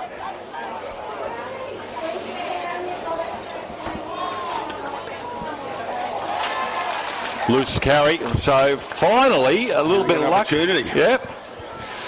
Can they break down this Iona defence? They've gone, what's that, 80 minutes? They've got 95 minutes or so now without having it broken. Yeah, true. Still 5 minutes to go in this game. Well, less now with the opportunity for this scrum to be sorted out. One by Rocky Grammar.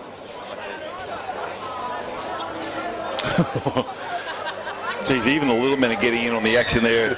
Mooney with a big shot, and they've come up with a penalty. Hand in the ruck.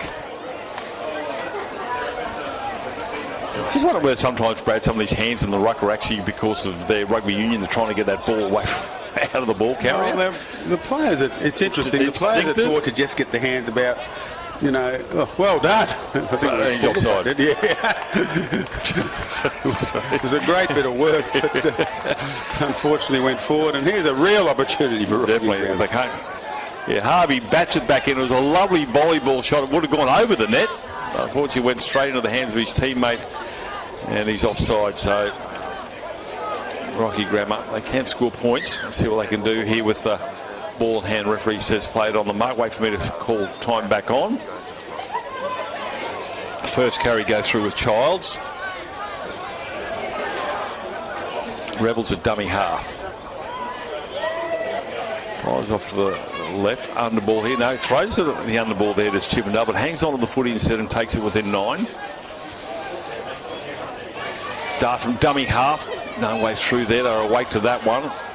Good legs tackle there. Yeah, Barnes a dummy half. Goes for a carry. The tackle by the goalpost. Yeah, I was going to say 3 Ionas and 1 ACU pad. Now they go to the left-hand side. Catch it past, they should score here. Takes it to the line, goes and throws a dummy, and I think that's the halfback, and Sullivan will go over and score. So Rocky opened the account. They finally break the line of Iona College. It's taken 2.5 games or 3.5 games to get there, and they do it with the weight of numbers. But yeah, a couple of just sucked that defence in there around the post, and always had one person more on the left.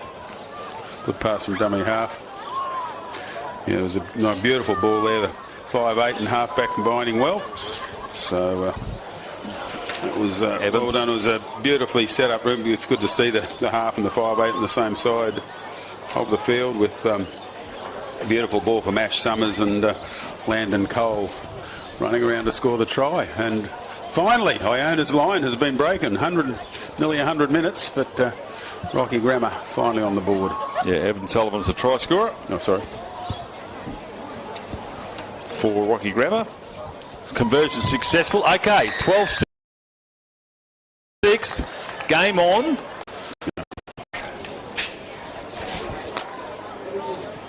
Lachlan Cole, you're up. So teams have changed.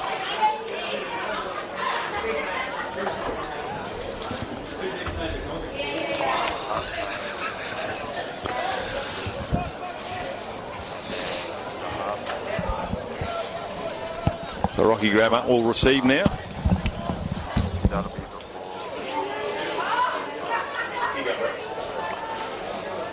So 12-6, as we said, important game for Rocky Grammar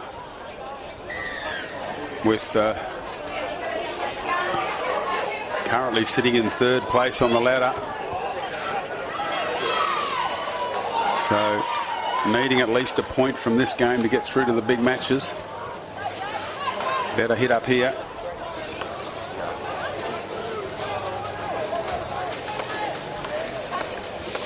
Out to the right. Just a bit more spring in the step after that try. Rocky Grammar. Coots. Pink headgear out of dummy half, leading the team around at the moment. Nice kick downfield by the try scorer Cole. Finds the grass. Picked up by Gunner. Well, I wonder how long I've been calling those wrong names, Brad. I thought I was going nuts. I was reading my team list. You had it right. I had the wrong one. Yeah, Iona College, their lines break. They try to Cole. And finally their line's been broken, Iona College. So 12-6, that conversion was critical. It was bringing within 6. Now it's with the lock forward there and Savansky. Just closing in on half time. Oh. Get out of the way. thundering run, gets over halfway, gets to his feet eventually there to Swift, the try scorer, and they put a kick in here. It's not over yet. Just misses it and dived on by the Rocky player. Well, that's half time, so it's 12 points to 6 in favour of Iona College. We'll take a break. We're back with the second half shortly.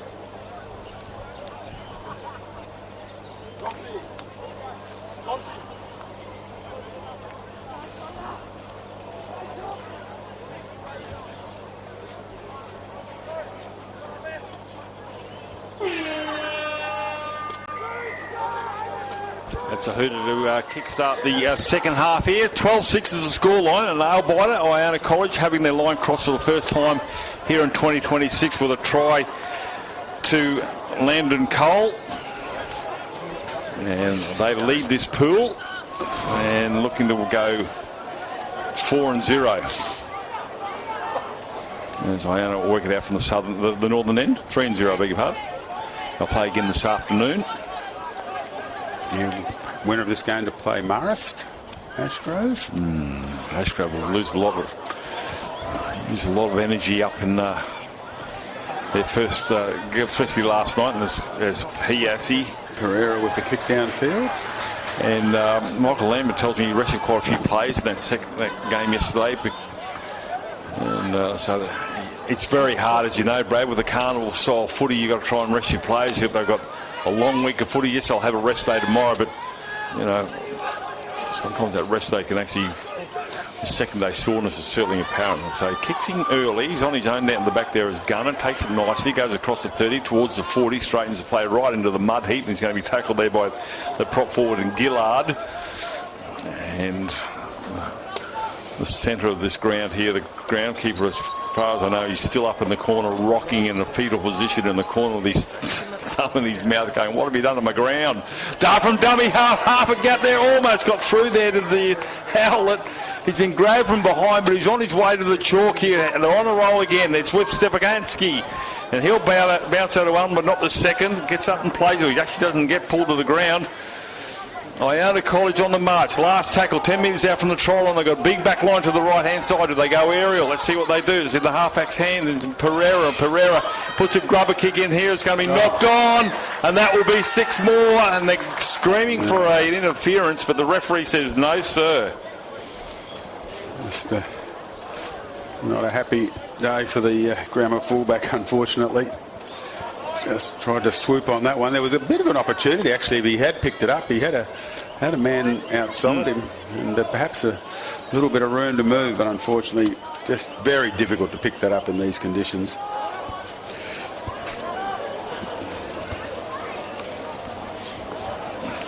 Set play here, so 4-2. Defence and attack, sweeping play here. This is worked yesterday. They were able to create the overlap here, but Rockhampton have done the... Yeah, well read. Yeah. Yesterday.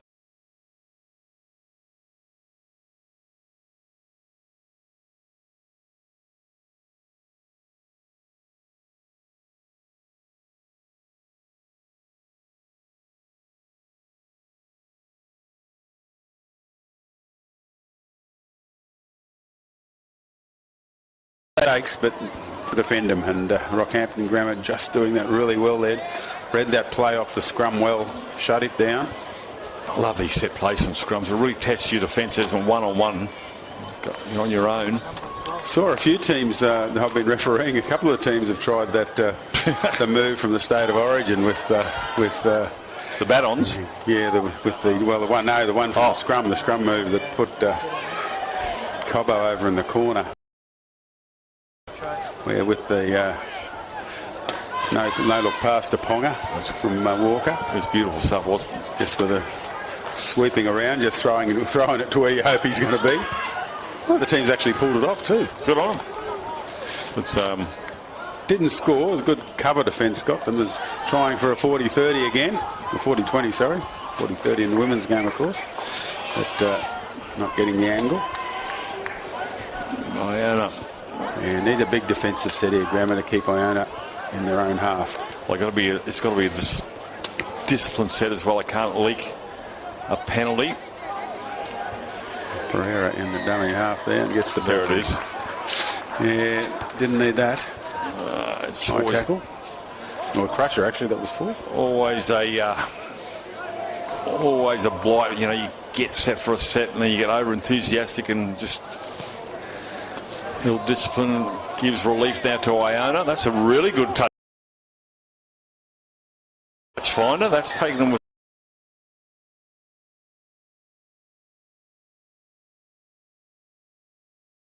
Goes for it. Have you got MacKillop or game next one, Brad? What's the game you got next? I think it's Chanel, a Div 3 semi-final. Chanel versus Trinity College, I believe, will be playing. Okay. Well, I think the Premier's team's playing here shortly as well. Christofoli's old school. Lucky you're not doing that one, mate. That'd be a bit of pressure. End up in the clink. Oh, he's picked up on the half volley. He's going to walk a try. What a grab from the lock forward. Said he's actually said he's knocked it on. It'd be interesting to have a look at that one. We've got the benefit of a replay. Yeah, I think he did. I think there was like we see it in cricket where the ball and the grass touch at the same time.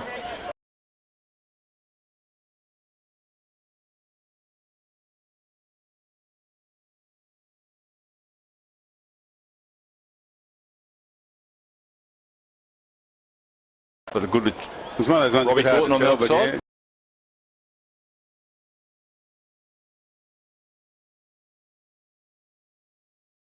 They've had to roll up their sleeves. Michael Lamb will actually be enjoying this contest. He's really testing the defence of his team and their mettle to be challenged, which they haven't been so far this carnival. Blindside, running out of grass. Starting to look a little bit better, the Rocky Grammar side. Well, on the back of some good defensive breeds, confidence and belief. That's going to be played out as there's 6 more to go, and the referee will say it's a knock on, and that'll be wasn't played at. It's come off the shin of a Iona player at a rate of knots, and it was pretty hard to pick up. That wasn't the play there. No, it's too much traffic to get that through, and a long way out. And, you know, would have been better to just belt it down into the corner and just make Iona come out of their 5 metre from 5 metres out. Another Glillo line, the forest of legs, and those grubber kicks away. Don't we love to see that? Scrum penalty. Second row feed. If you could tell me what that was for, well, yeah, it wasn't the right feed, but anyway, whatever. I think it was breaking early, I suspect. I hope so. I don't know what else it could possibly be, but that's not going to find touch. Good grab there by the fullback there on Piazzi. And a good return, takes him to the 20. See, Rocky are looking good, Brad. Telling you right. A little bit. Yep. They've got the spring in their step. They believe they can take these guys down. It's with Gillard. And Gillard's going to be rolled onto his back there by Harry Cameron. Yeah, just a bit shell-shocked early in this match. Iona getting away to a 12-0 lead. Here they go. Yeah, they're not getting their own way. So just got to get through this set and get the ball down into the corner, Rocky Grammar. He would run our dart out of dummy half. Falls off that tackle is Bailey Allen. This is last. Yeah. See if they can get it down into the corner. Chase is coming through. Bomb, it's not too bad. Backman's underneath it, takes it nicely to Backman. Yeah, that's good defence, but well, they're 8 metres out, 7 metres out. 1, 2, 3 chases. Yeah. It's good. They're still coming back on sides now with no piggybacks here. Well, you're right, Brad. Before they gave a penalty and they got him out of jail. There's a run from dummy half on the blind side of the ruck. Gets a few more metres there. It was Georgie Harvey. The tackle just out to the 20. Yeah, good defence. 21 now. Not many. Well read. Yeah, they've got to roll out their sleeves here. Iona. They realise, gee, that's a good defensive set. Tackle. Just only got to the 30. Pereira. Nope. All over. Knocked back, he says. Well, they've won that battle.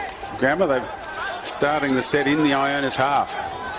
Probably first time in a long time. Well, we talk about the good old days of a game called Force and Bats. That's exactly what's happening in this contest. They're just getting field position. They're building. Why would you be coach? They've got 12 minutes to go. Plenty of time. Just hang on to the footy. Do what they've been doing for the last 10 minutes, Brad. Great work from Iona there. Just lifting in defence, forcing the error.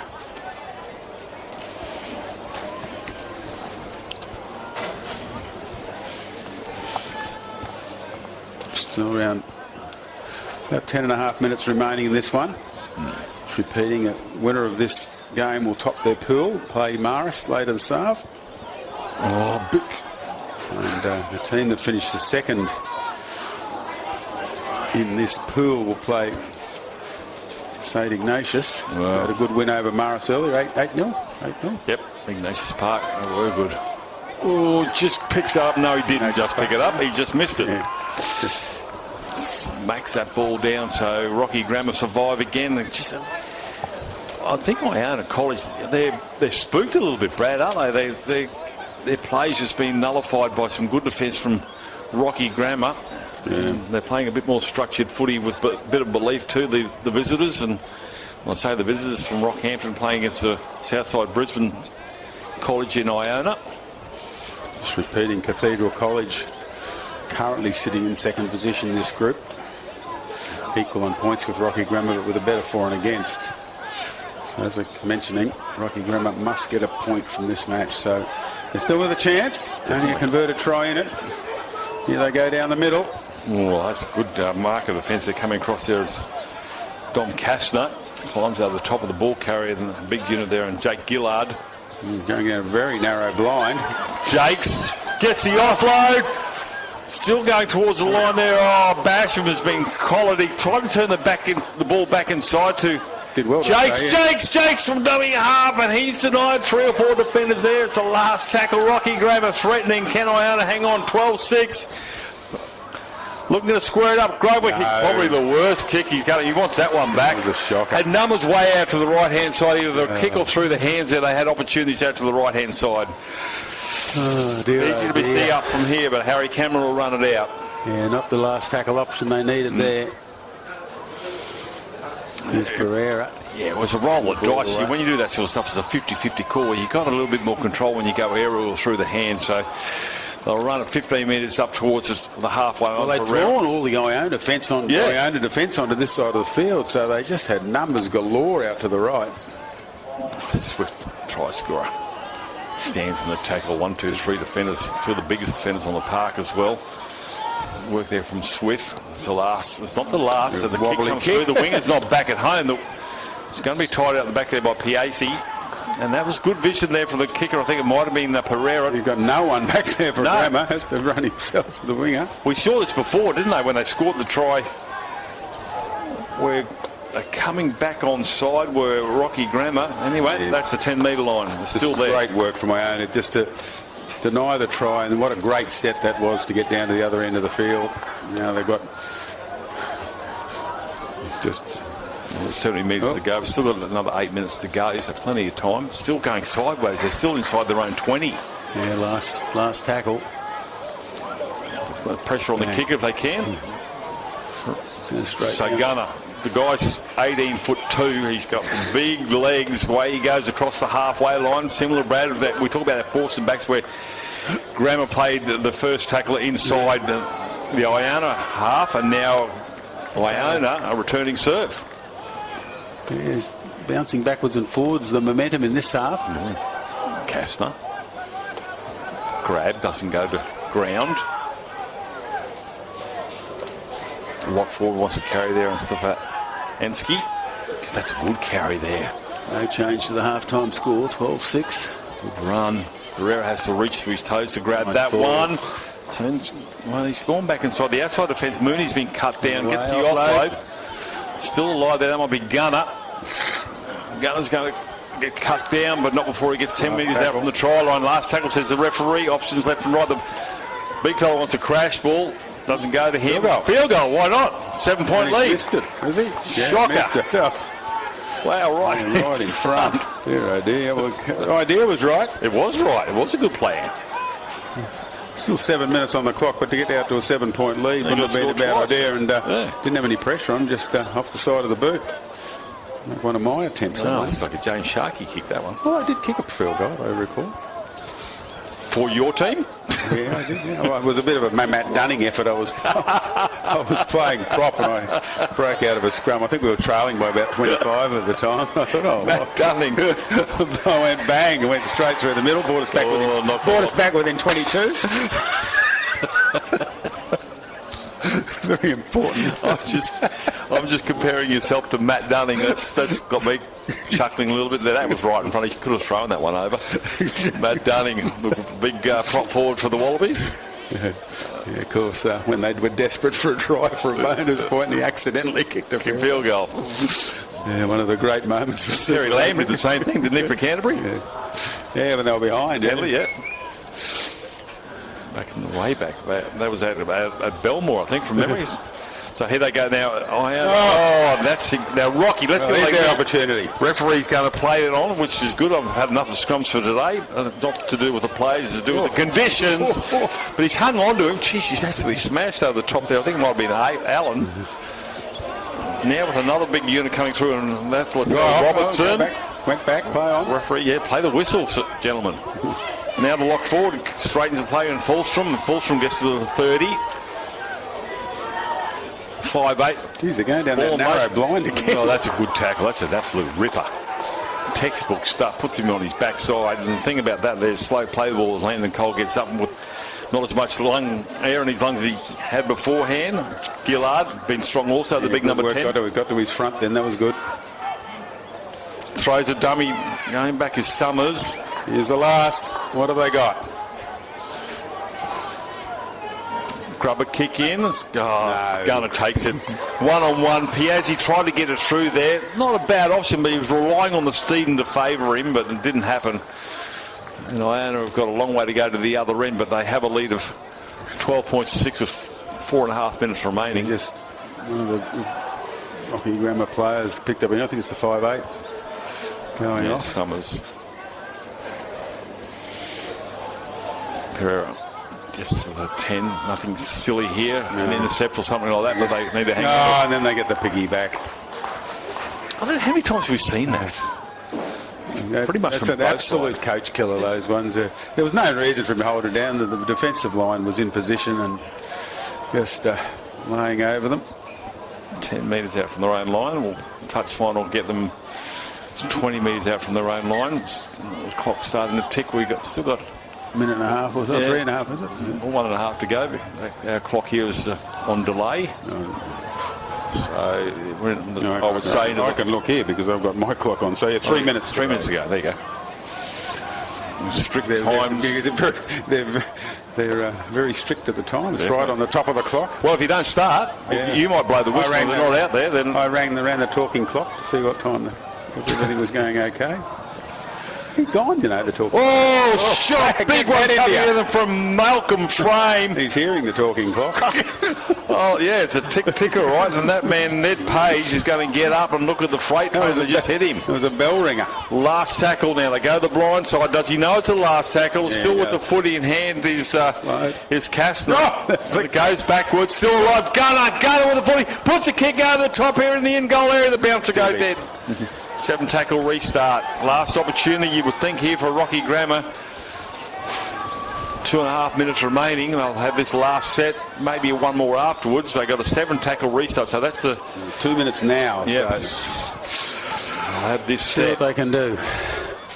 Good run. Yes. He gets good meters. 2 minutes short of halfway. Still going. He's going to get a penalty. No, he's going to ask him to go back and play. Call held. Slows the momentum on. A quick play the ball. Good gets ball. the offload. Looking for some support players. Over the top half. It's going to be a hand on there, knocked on by the back row up. They know they had to score too, Rocky Grammar. Frame comes up with an error. And Iona will take an eternity down here. Take this scrum. And the beautiful thing about Iona, they actually take their time. These guys are absolutely gassed. 80 seconds remaining.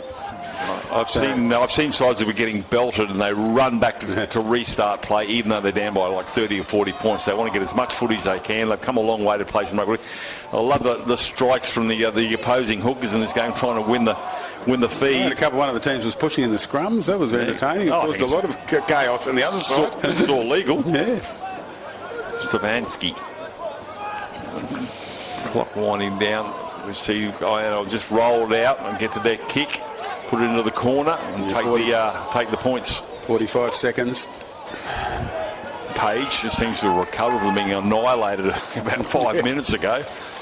I just pushed this down into the corner. There you go. Oh! Without the ball. He's going to get penalised. It was just a reaction, really. He thought he'd caught the footy. He committed himself to the tackle. It's an interesting one, that one. Occasionally they'll let that go because they said once you've actually touched the ball, you're fair game, because you might have held it. So, well, he was in the air. You could say he put him in a dangerous position.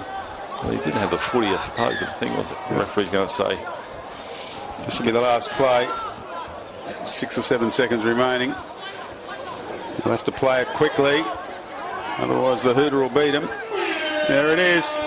She's great. You're like the guy from Alice in Wonderland, the clock man. He's called time. Yes. Unfortunately for the Rocky Grammar player there and Tyson Carlos, he didn't hear the whistle. That is full time. Well, for some reason he stopped the play anyway. Rocky Grammar shattered.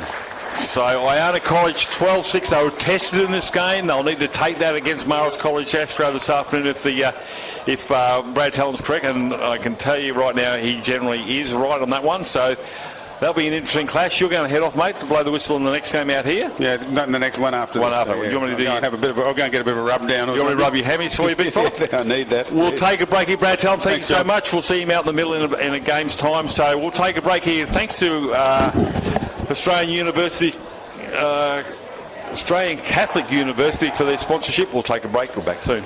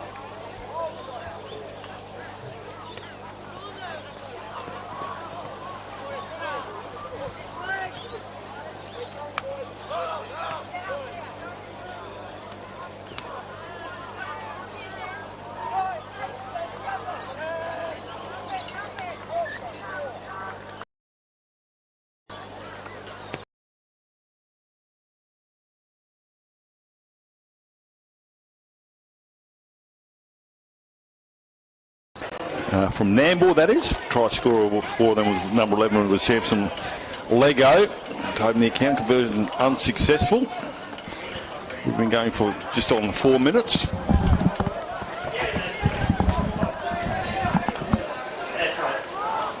They come to the left-hand side, straight up the middle. 35 metres out from the try line.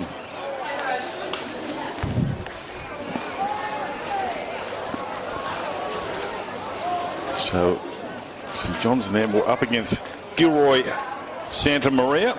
We'll just call them Gilroy for this time. Oh, good catch under pressure, and then gets a ball and all tackle put on him by Ocanero.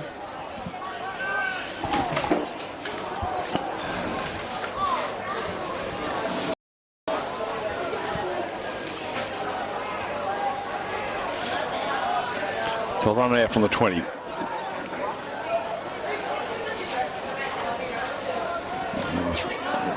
Robertson. Get up and play gingerly. Certainly got monster there. Also look past, cut out ball down the left-hand side. Here's an opportunity here coming for St John's. Puts the kick through, needs the bounce, doesn't, trips over his own feet. I think they still play on. It will be play on. He's got himself a double, I think you'll find. And he's gone over and scored. That's the number 11. Well, thing it is, he's awarded the try here, so the ball didn't favour the bounce of the ball running down the left-hand side, but put it on the toe, which meant it was still alive.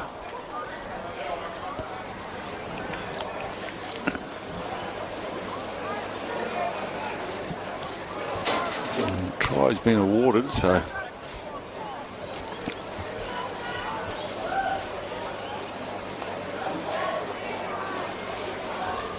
I'm going to try and see if I can make out who the player was and made the break down the left-hand side.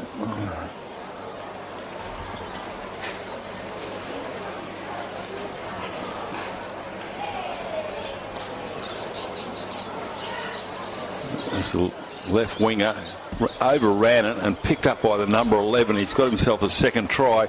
Good breakdown left there by Baca Garcia. Conversion is successful, so 10-0 straight away. And we've only had 4 minutes of footy, or 7 minutes of footy.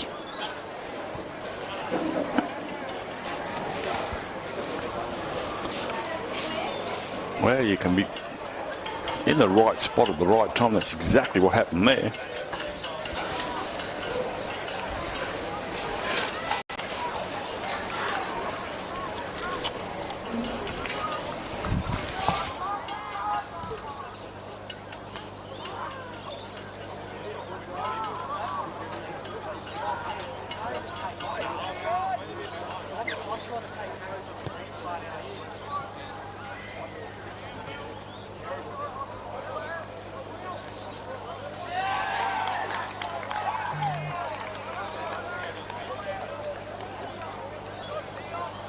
So just what the doctor ordered there for Gilroy. Turnover possession, 18 metres out from St John's try line.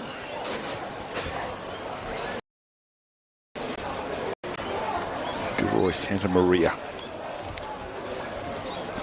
The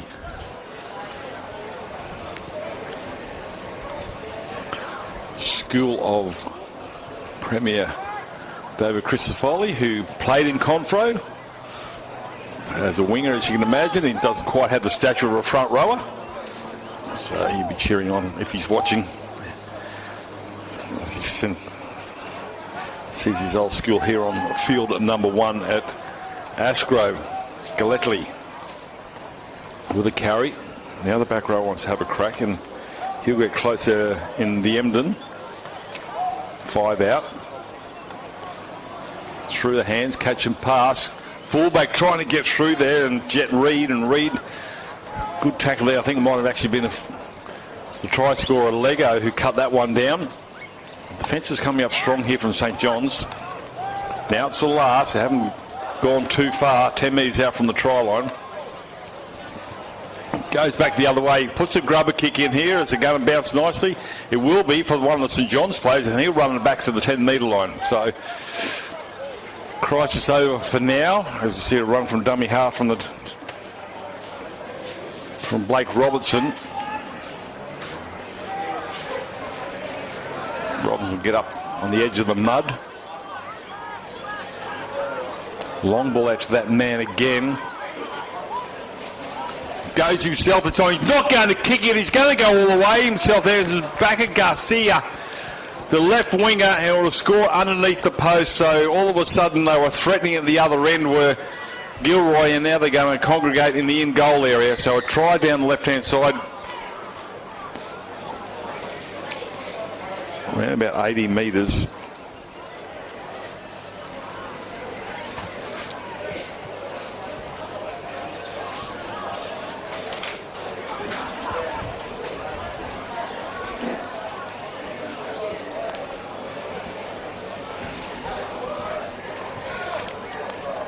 The last kick option didn't quite come off for St John's, though.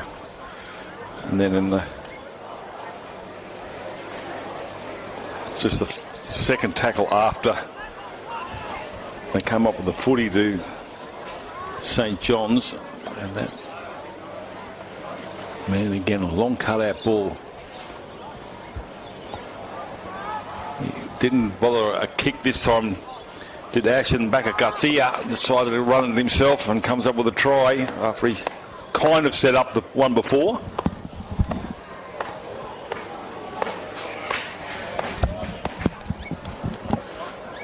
Conversion successful. 16-0, 3 tries, 2 of them converted. All to do here for Gilroy.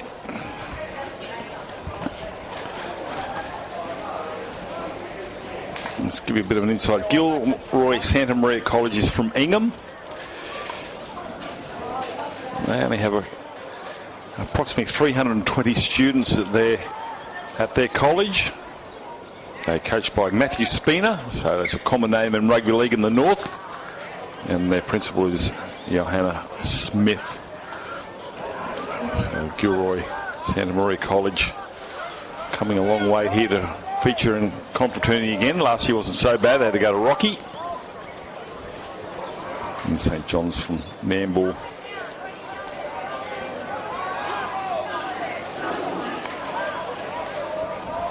And then they have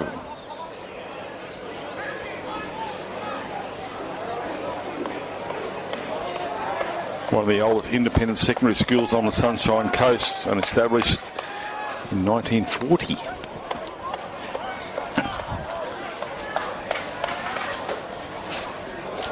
Oh, lovely. Here he comes again, Lego. He's got himself free. Samson, all right. The Greek god, Samson Lego, absolutely carved it up the middle. I don't think anybody got a digit on him. Defence wasn't there, and he's gone to the line untouched. And the man with the pink head gear has got himself a 3rd try, and not very often a back rower gets that many tries next to his name in a game, and it's still a long way from half time yet. Look, another 6.5 minutes.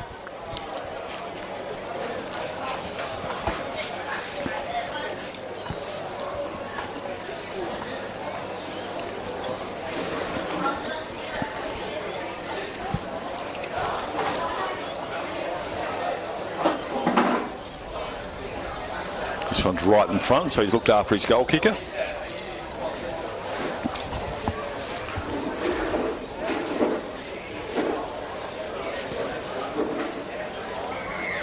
Yeah, there's nothing really doing. It's just a clever play. Ran across field, did the 5'8" in Zerams, and just found a rampaging Samson Lego. And he's able to go across and score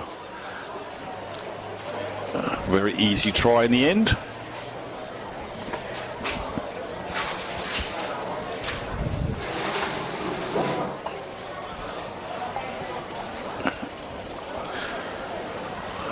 .2-0, still 5.5 minutes remaining.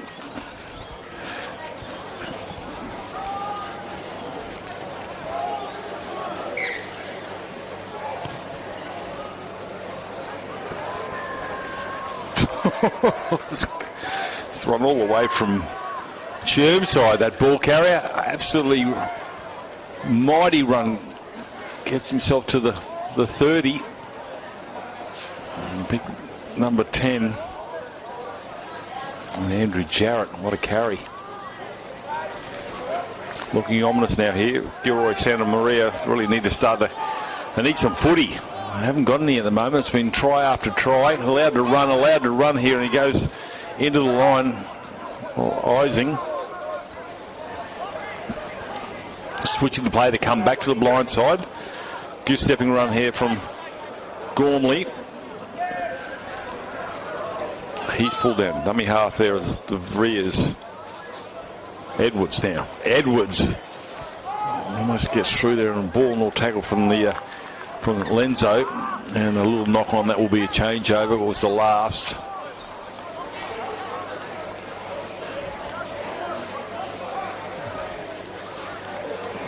I thought it was the last, but maybe not. I'm going to pack this scrum.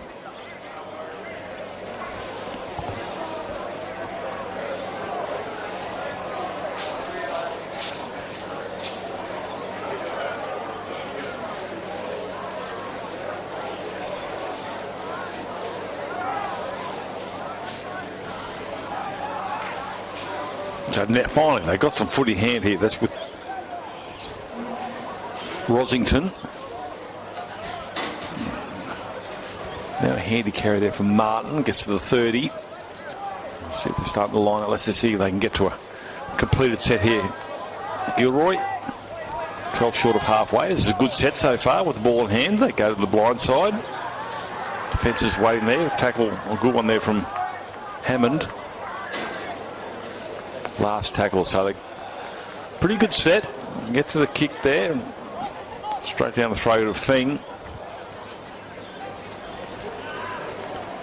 Fing will step into the field place, steps out of one tackle, trying to step out of a second, but he hangs on, so he'll get 8 short of halfway.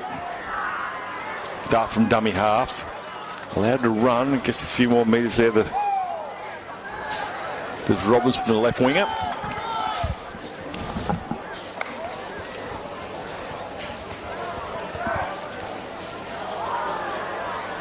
Will Ising. Oh, it might not be Will Ising, 16, I beg your pardon. It's actually Callum Dent. Shovlin. The 22 metres out from the try line. Still a couple of tackles to go. A little knock on there, so relief there for Gilroy. Player's gone down there a little bit in Swarbrick, but he's stood up, so he might have stood on his toe. I don't think that hurts, but when that somebody stands on your toe and they're pretty heavy and it's football boots, it certainly hurts.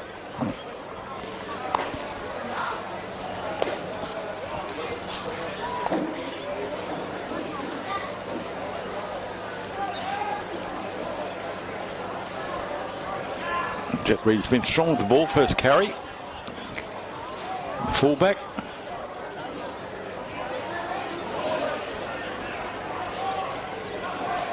Nero doing his job is to do, and let's just run straight and hard up the middle. Geez, they're winning the wrestle here. St John's are just slowing to play the ball down. Wants to have another crack. Deenda through the hands. It's not the last. Driving towards the 40-metre line. Now it's the last. See what they can do. Gilroy with the ball in hand. 6 tackle option. Goes aerial again. There's Matson. That's allowed to bounce, and Fing will pick it up and run it back into a broken defensive line. It gets a few metres here, but there's 3 defenders to pull him down. One of those is Camilleri. Hammond. Crossfield Hammond linking up for his outside man. There he's a try scorer on Lego. Pops a pass on. It's still alive here. The Hooters gone. Throws a dummy. Puts a fend on his way to the try line, and they'll score right on half time here, Will St John's. The try there to the 5'8" there, and Zach Zeramez.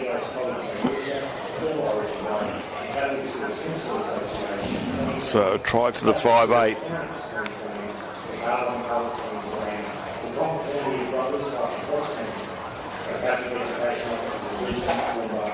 And they'll go and congregate. So, well, half time has been called.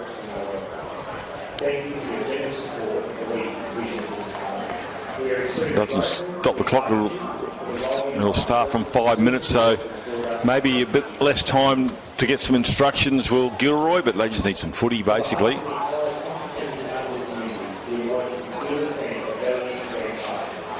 Yeah, really tested on the right-hand side.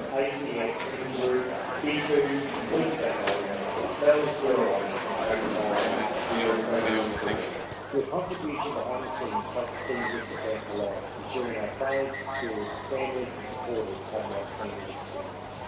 We're grateful for your partnership, commitment and belief in the power of community and Silver Schools. Thank you for helping make Confraternity Carnival a truly community event. On behalf of the entire Confraternity Carnival community, we'd like to sincerely thank our amazing field sponsors.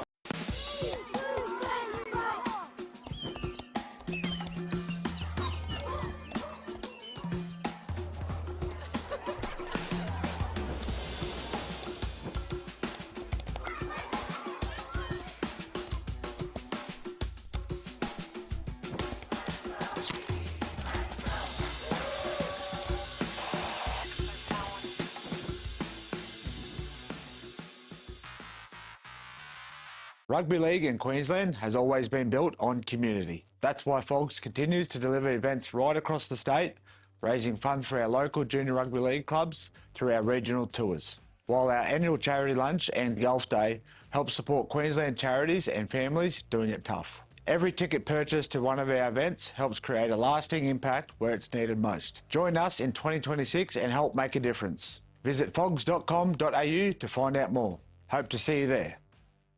With more than 140 schools covering the city, country and coasts, we are excited to welcome every student and every family into our communities. Our schools place Christian Catholic faith and pastoral care at the heart of every day and introduce friendships and values that last a lifetime.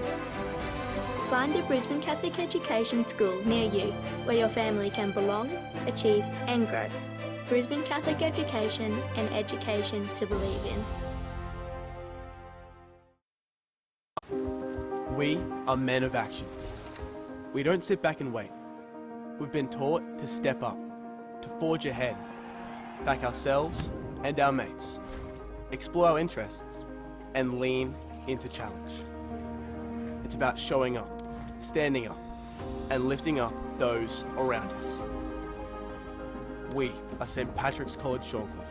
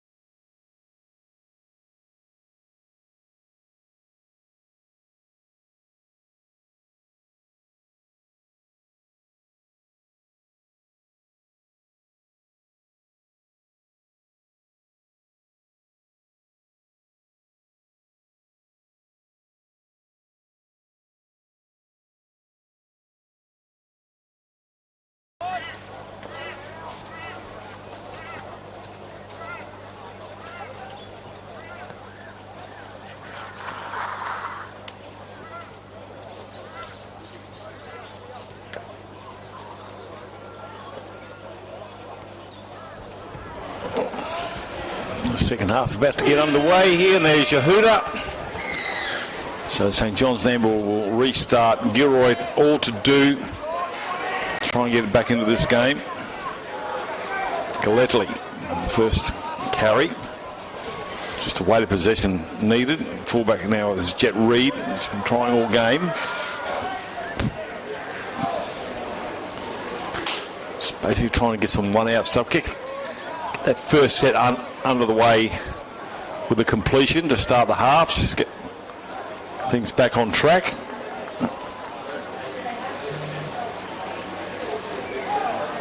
Diemde gets up to play it. It's a good start, just going a little bit sideways, which makes him easy pickings, and 3 defenders pull him down, now 2. And get to the kick, so they got the completed set out of the way. Taken on the back, now they need to straighten their line and set for defence.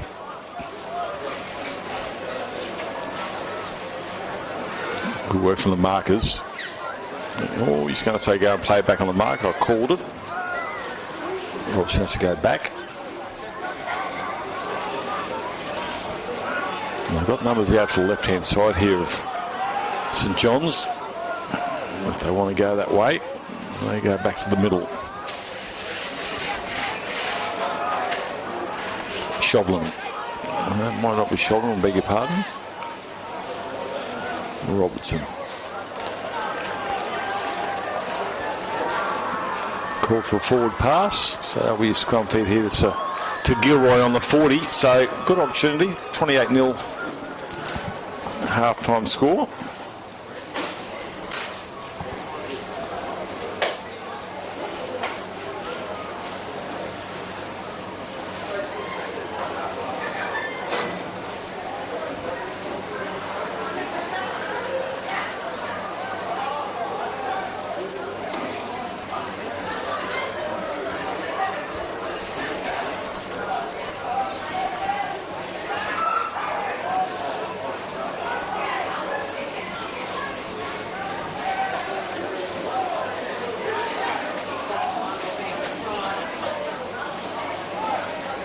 Straight up the middle, no way really through there. They need to go a little bit more expansive. Still got a couple of tackles to go here, Gilroy. They decide to go wide now to the left. Coming back into traffic.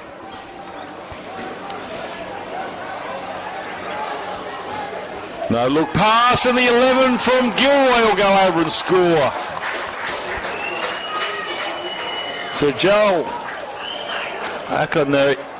Akoniro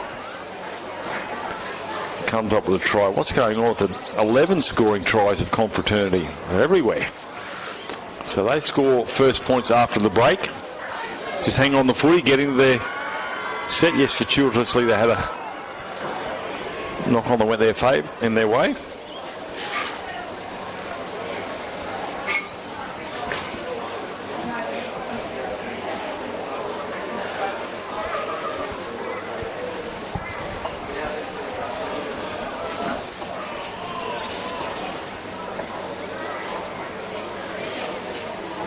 So just have a look at this. He's got numbers to the left. They go that way. Steps off the left and the right. The Gilroy player, and then lurking as first receiver, takes the line nicely to the number 9 and puts his number 11 teammate in for a try there. And Connor Matson with a try assist right there.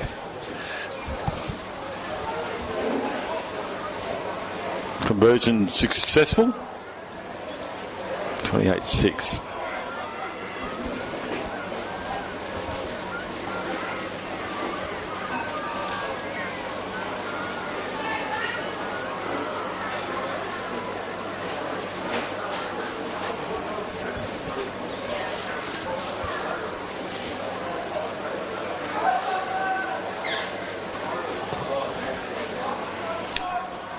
That restart. Takes it nicely in the end there, and with the carry, the try scorer, to get up and play it on the 20.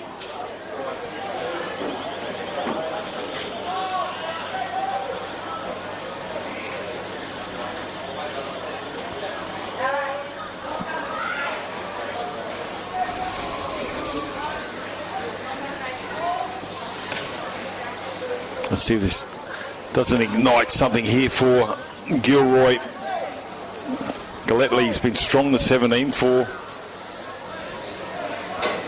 the Ingham side. here this afternoon. Last tackle right on halfway, so a pretty good set. Puts a cross-field banana kick, and it's going to be allowed to bounce. Oh, almost came through there to grab that was Aconero, but just bounced nicely for the St John's player. Dart from dummy half, with the marker of defence comes across and pulls him down. TJ Duncan.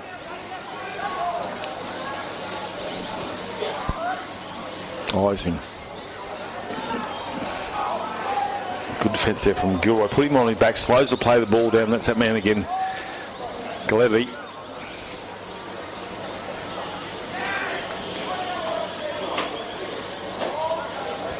Sam Lego. Well, I thought he was actually being, might have been knock on, but he wanted to play it on the mark. I don't think he actually moved to go back and play it on the mark, but anyway. Shelburne, geez, he's been strong, Shelburne as well. It's the last tackle here for St John's. They got numbers out to the right. They decided to go aerial. It's gone midfield bomb. It hasn't been touched. It's gone back. It's going to be tied up in the end there by Henry Noble.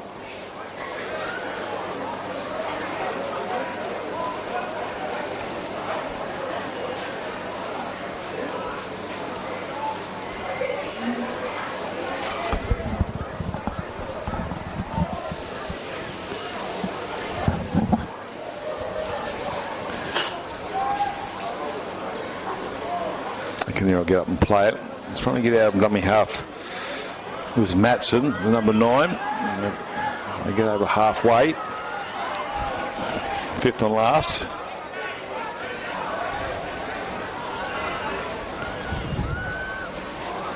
Things underneath this one. Sweat coming through. Takes it nicely. Tries to get away from the chaser, but he doesn't get there. So he'll play that 15 metres out from his own line. Sure, the mark was a square there, but play on. This is the referee. Opportunity down the left-hand side is with the try score, the dual try score, I might add. As Lego, still going as Lego, gets over halfway. He's run about 20 metres. Lego, so post-contact, wow. Goes without it. Penalty. Markers weren't square, so they'll get 6 more here, St John's. 13 minutes remaining. Penalty for back chat. Yep. Show me a referee who likes that.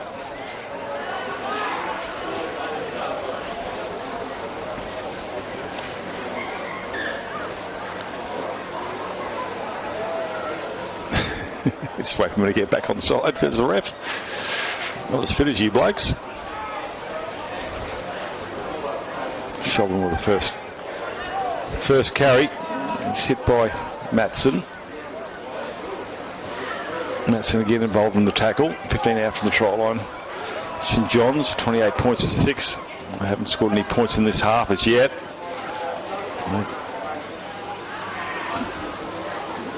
Trying to get through there is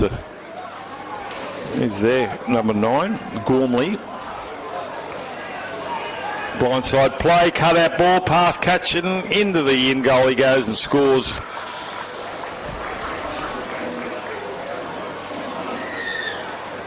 I think the ball was touched by a Gilroy player, and he'll go over and score on the far corner. Not too sure who it was. We'll get that number shortly, but their first points come in the second half.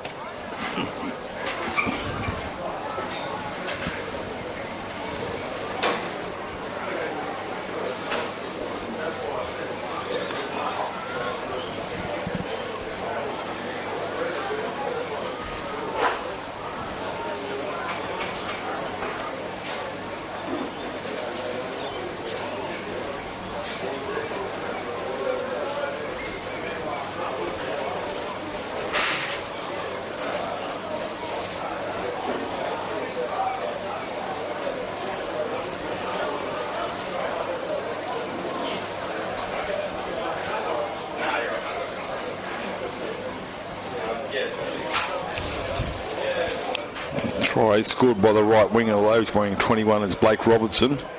So Robinson gets himself a confraternity try. conversion attempt is, it's not a bad strike actually, and it's a good strike, so he converts that try. So 34-6. Well, might be a bit too far now here for Gilroy, but they can certainly have some fun and try and get some points on the board.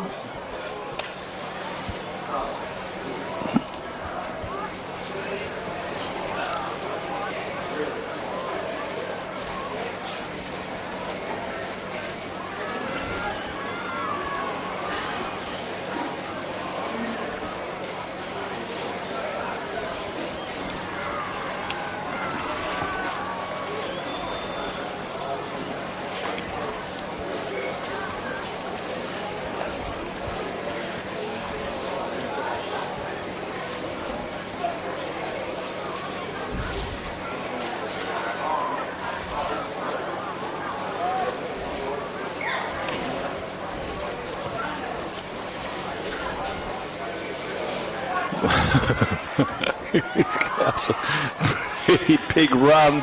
I've been exhausted by the time I got to the line there, but that's a big carry coming from Andrew Jarrett. A penalty.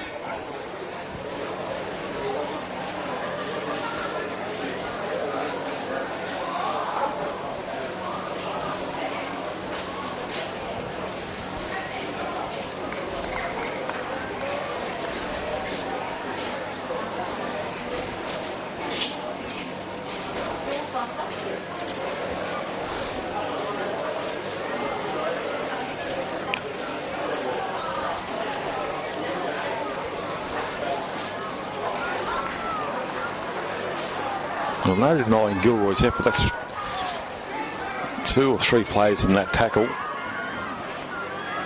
Again, 2 of them, one underneath and one up the top.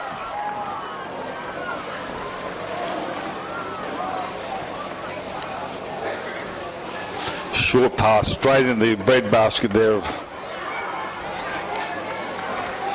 Will Ising. Hard man to bring down, but they do so. 20 metres out from the line, centre of McMahon Oval. Fing. Ising again. Duffman falls over. He's on his way, I think, too. De Beers. The Virus will pick it up. Kick into the end goal area. It's been tidy up the back. He'll get back into the field of play.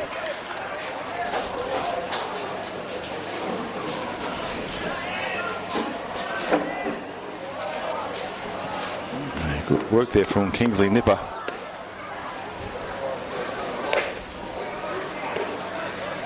Gletley. Seems like he's doing a lot of the heavy lifting. Lenzo. Crossfield. Just getting too much crossfield footy, Gilroy, and that's because of the straight and quick defence of St John's. They try and scoot sideways and try and find a way through. That's some good metres.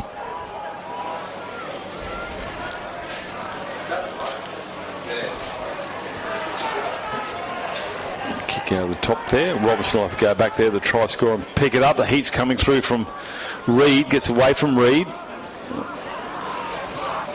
He doesn't get away from Kugalo.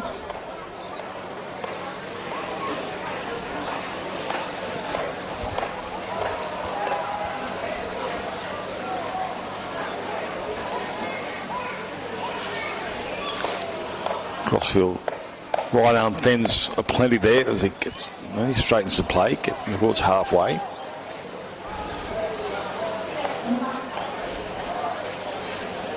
Here's that man again. Andrew Jarrett doesn't mind doing some carries. Isling. Cut out ball. Here's an opportunity here for the centre and Hoffman. Nipper's a tackler, brings down Hoffman. Fing puts it aerial.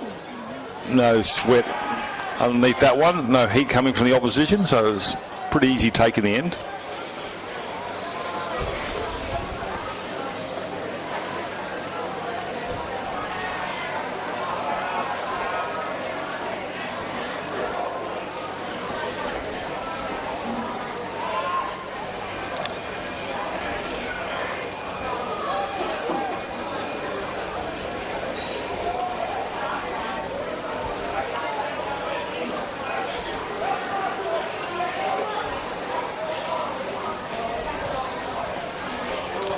Kick over the top. Bounces just as you expect. The side is in front for Hoffman to take that easily enough. Nip of one of the tacklers around the ankle. Tackling skill there from the right winger. Has to do it again. Look at that. Beautiful. Might have quite hung on to him, but hit him in the right spot, just between the hip and the knee.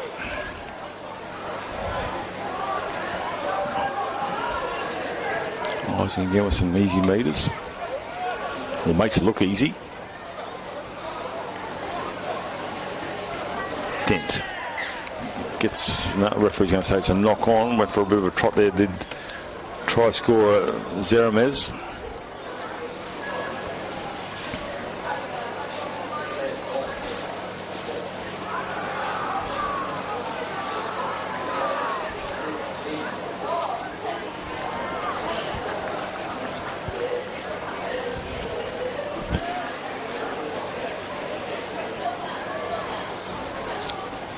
So Gilroy scrum feed.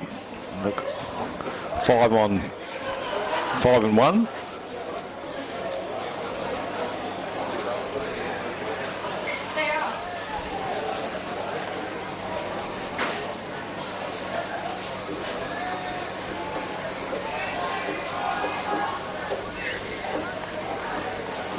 Loose carry, that will be a scrum feed now to St John's. 34 points to 6. So 4 minutes remaining in this contest.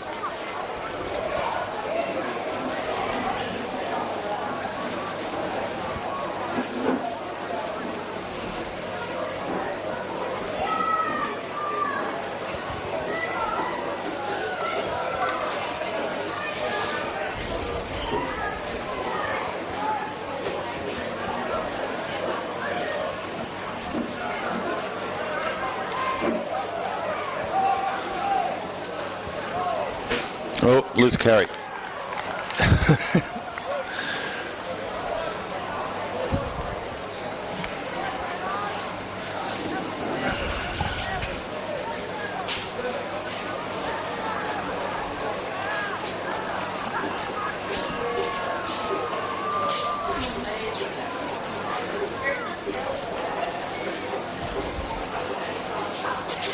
So they've got 2 players set up on the blind side here.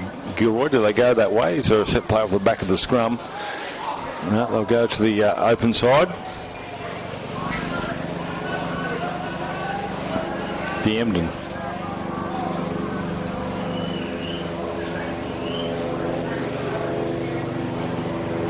Good contact there coming in from Xavier Matson from St John's.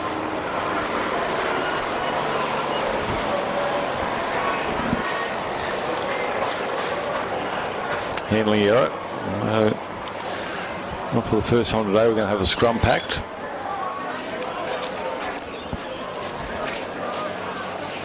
Just over 3 minutes to go here at McMahon Oval. Day 2 of Confraternity 2026, brought to you by the Australian Catholic University. Over there at Banyo, they've got a stall here. If you're watching around the grounds, go up and see staff at the ACU tent just near Struddy's. Got any questions about the education of yourself or one of your children in the future? I can answer all your questions over there underneath the marquee. So St John's will win this one. Robertson, the try scorer, goes back in field, gets crunched on the 40 and loses the footy.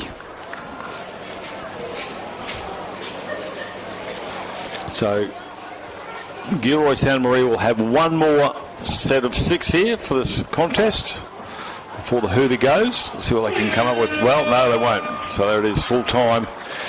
And a win, a 34 points to 6 win. A better second half here. Actually, they drew 6 all in the second half here, Gilroy and St John's, at a 28-0 half-time score. So well done to Gilroy Santa Maria to bounce back in that second 20 minutes. We'll take a break here from Marist College Ashgrove Confraternity 2026 here, brought to you by ACU. We'll be back with the next game coming up soon.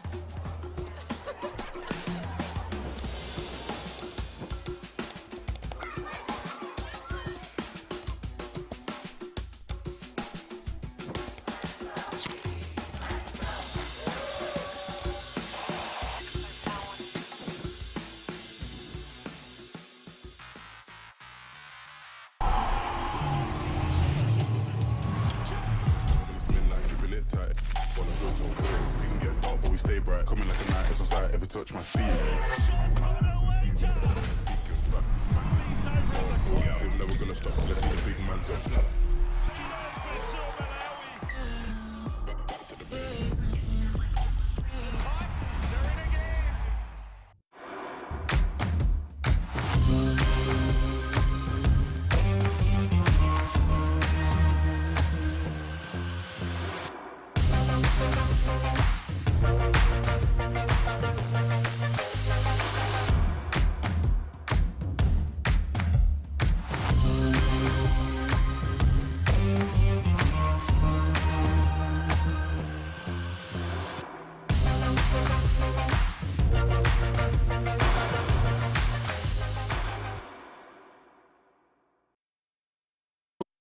Belief is at the heart of all we do. We believe that a Catholic education should be open to everyone. We believe that young people should flourish academically, socially, and spiritually. And we believe that through sharing the message of Jesus, every child we teach can help make the world a better place. Enrolments are open now at our 32 schools in the vibrant communities across the region. A Catholic education, belief in a better world.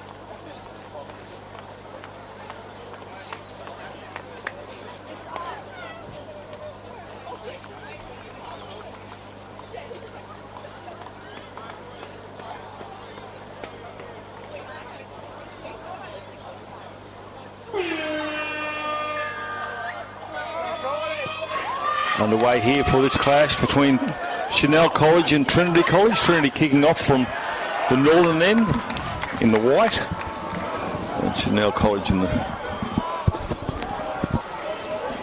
green and yellow, or green and gold if you like.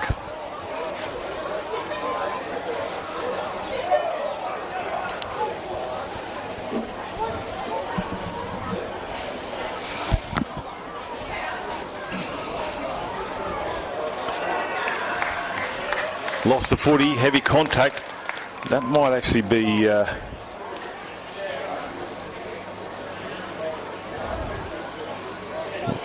it's going to be Davey who'll find touch. I remember the player with that carry that lost the footy. He had a pretty strong game last time he played here. It might be, I'm sure we'll get another opportunity. We'll check that out.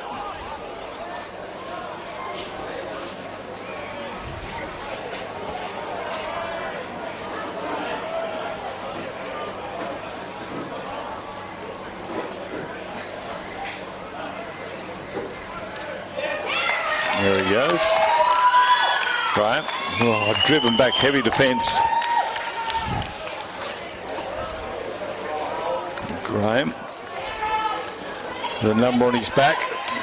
Gets the offload, still alive. It's Graham again. Gets the pass there from McConnell.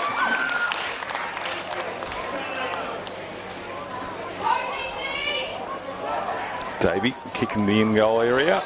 Sorry, into the end zone. Chases through nicely, so Trinity to run it out from their own line.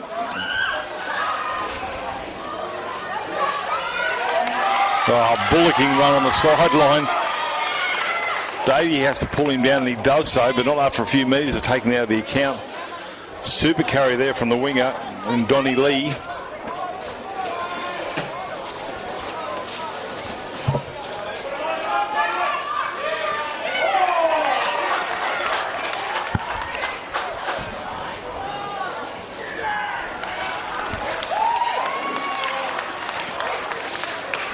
have a scrum feed here. Sorry, a penalty, I should say. Infringement in the rucks for Trinity College to get out of jail.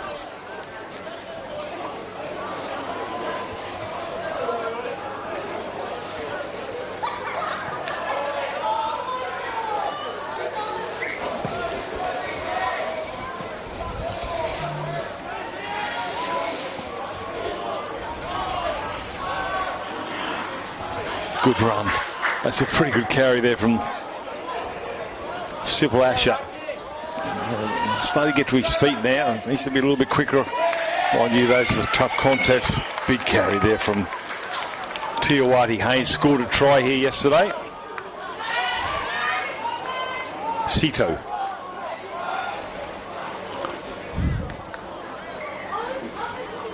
This man here also, Harry Carlson, strong yesterday. It's on this field. Short ball. Jordan Carlson, keep an eye out for him. Harry Carlson is his brother in the 14. So that's Carlson, puts it into the in goal area, and that's going to go end over end. It's too big. 7 tackle restart on the 20. Might have been hoping for the ACU goalpost pads to stop that one, but too big.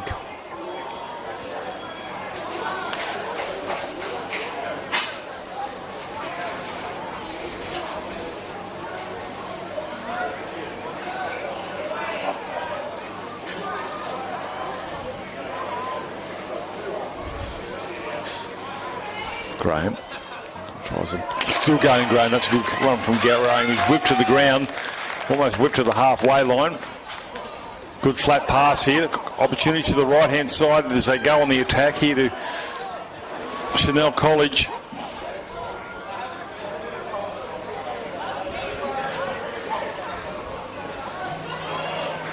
Heavy contact.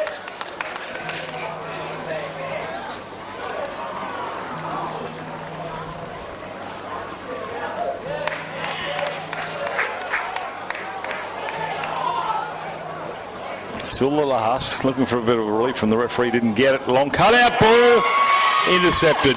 Gigi, you'd have to think it would hit the mark on the unmarked winger there in Max Cleland. It was 4 points on offer at the other end.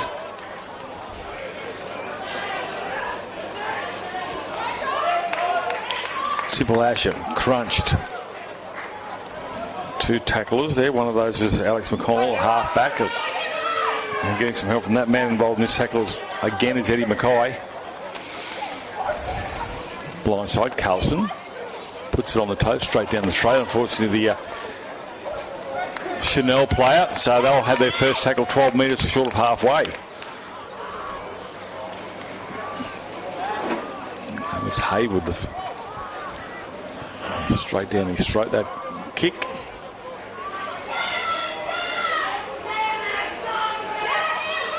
Loses the footy. Referee's going to say stripped. Had a hand in there. He said he's remonstrating, so I was putting my arm around it to stop the pass, sir. Well, he stopped the pass, right? Knocked the footy out. Touch finder. Here on the grandstand side, the John Eel stand.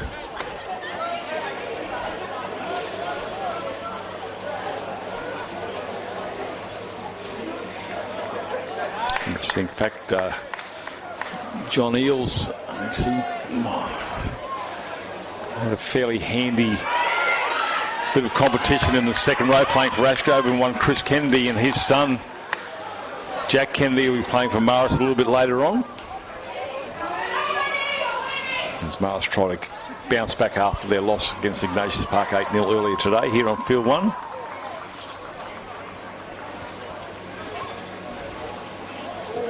Davey, almost got his way out of that one. Numbers to the right, catch and pass, draws the defender. Does he score in the corner? Rather skipping and bouncing around here. Chanel College try has been denied. A forward pass or held up, and it'll be a changeover.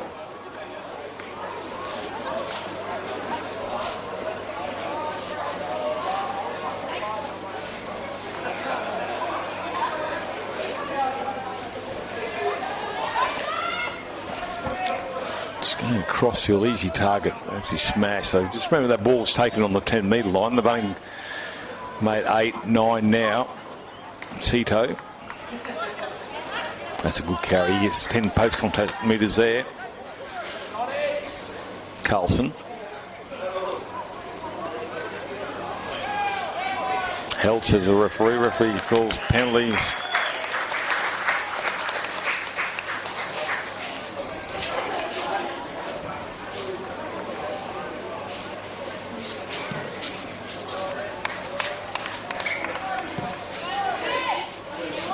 Referee out there is Mr. Bradley Talon, who was joining me in commentary 2 games ago. He knows I'll be watching and making comment.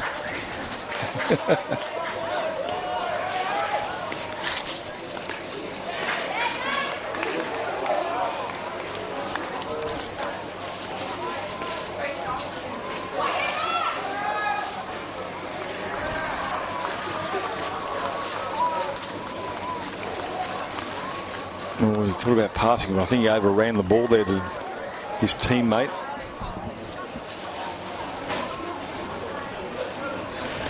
Carlson puts a crossfield kick, sort of. Here's a break, makes a break all the way to the try line. Looks back, doesn't have to look back. He's going to go all the way, and Sonny Noonan comes up with a try.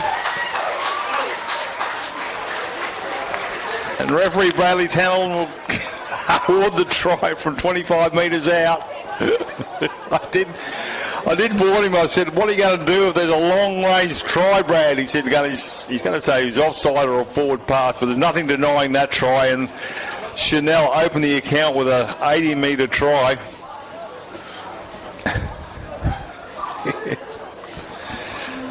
Oh, and he knows where I live too.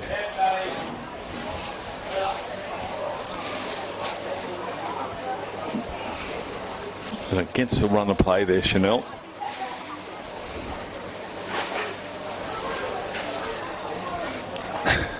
Referee gets a well-deserved drink. The kick wasn't the Graves, a crossfield kick. It come off the side of the boot there, and Noonan, he had a little bit of a look back as he was chasing, realised he didn't have to do too much, and he goes over and scores there to Sonny Noonan. He's pretty happy about that. Does a nice job for his kicker as well, straight over the black dot.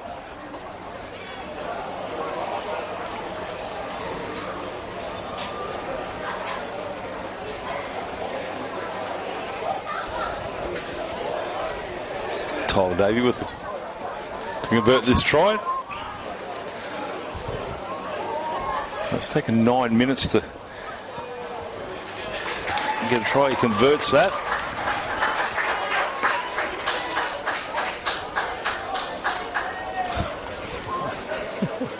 Might have hurt himself, Brad, too.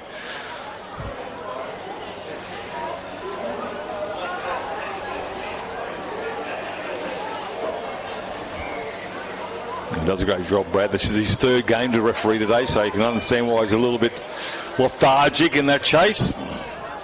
And we'll get back underway. Carlson tries that one down. Oh, I was going to say, it's one of those kicks where it can bounce and skid onto you pretty quickly, and it did so there. So Carlson's got himself his side, and an opportunity to bounce back straight away. 18 metres out from the try line. They'll get a fresh set of 6 at the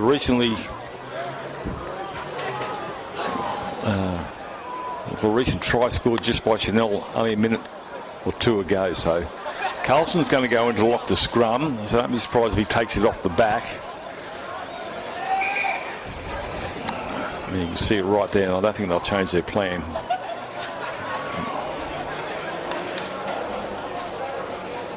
Scrum 1, Carlson goes blindside, looking for a mousetrap move, so to speak, from the back of the scrum, but he's going to take that tackle and ball and all one there by Graham.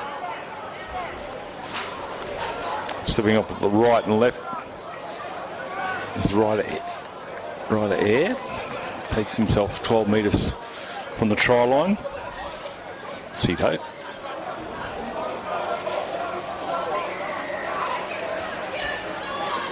Going a little bit sideways again on Trinity with Carlson.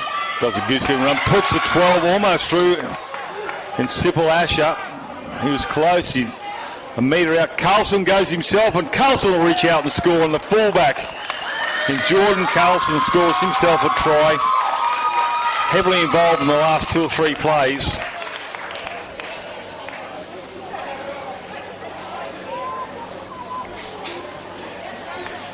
So they bounce back 6-4. Kick to come. Carlson, I think, is the goal kicker from memory.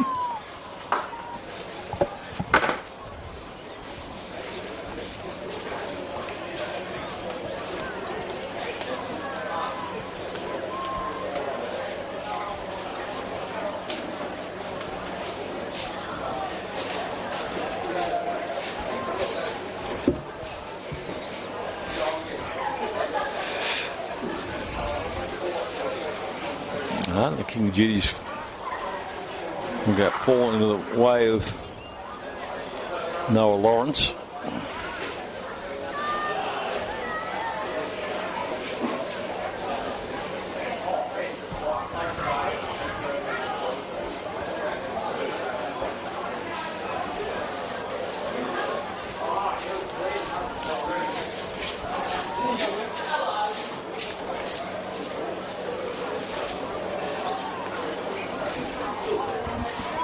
Relatively straightforward, you would think, here for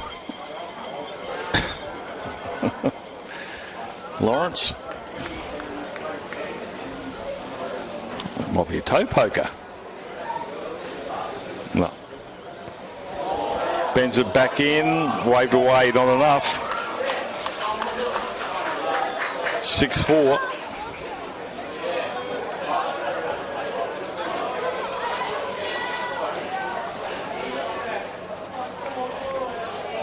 So Carlson, certainly the player to watch for Trinity College.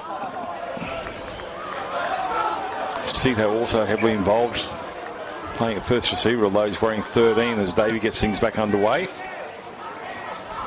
Allowed to bounce. Fortuitously, it goes straight in the hands of a Trinity player.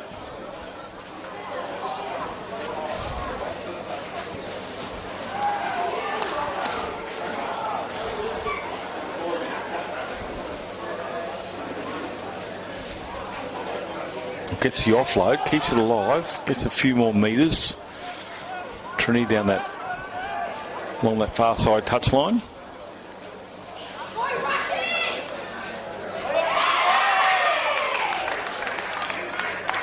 Tiwati Haynes, carrier. Carlson steps off the right, tries to get through the forwards. He's going to be rolled over in the mud.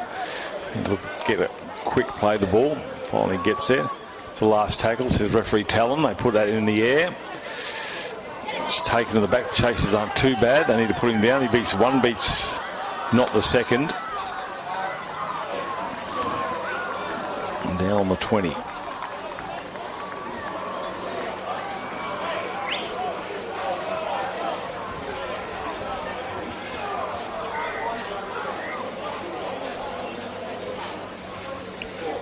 Right side, big contact coming from Firth.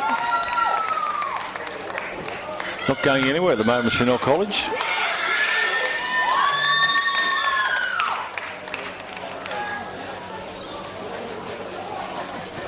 Not the last, puts a kick through.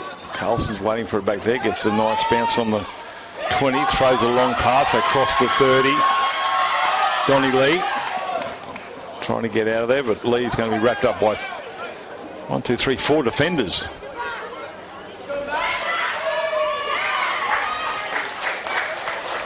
Cito will get up. Now he's over the halfway line already. Carlson goes for a run from himself from dummy half. Gets some cheap metres through the marker defence there. Wasn't quite ready for that run.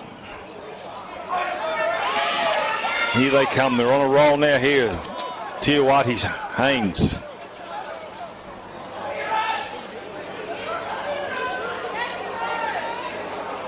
Kippy. Right in front of the uprights. Last tackle. Cito. Carlson. Goes back the other way. Would have been an obstruction. Was that played at? Yes, it was, says the referee. Carlson picks up the footy. And a penalty for a strip right in front. I don't think they'll take the two. They're on a bit of a roll.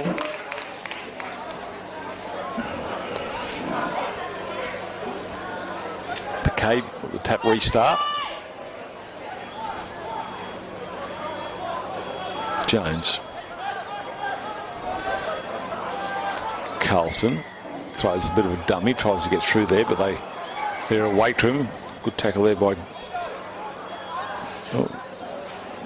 injured player here.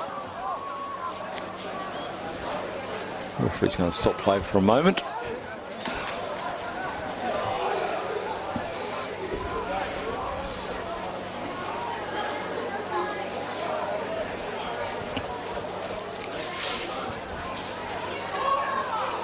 It's grabbing at his left shoulder.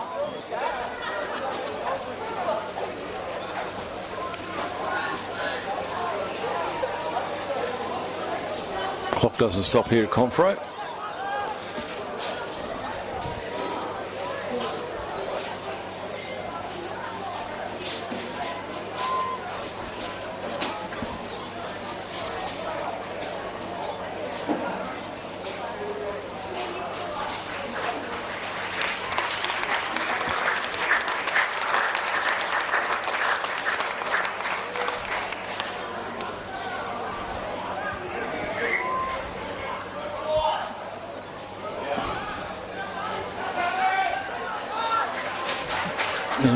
Not a doctor, but considering I've had one before, I think Marley Roberts is the player I think has gone off with a dislocated shoulder from my own personal memory. Get the green whistle. Trinity College now, bodies in motion as they're going backwards. The referee says no, play on, went backwards.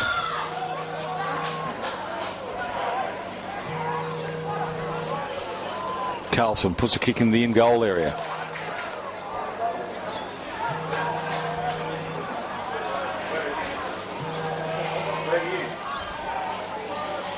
That's the try line right behind Chanel College.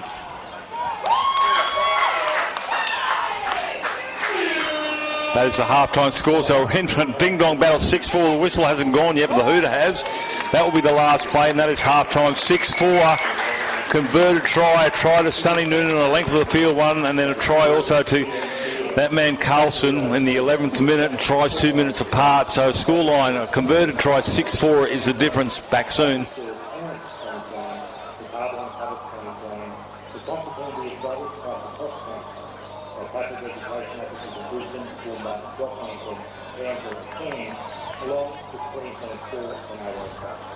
Thank you for your generous support and belief in the vision of this town. We are extremely grateful for your partnership and for the role you play in shaping and still sport in the build-up Catholic education community. On behalf of the entire Confraternity Carnival community,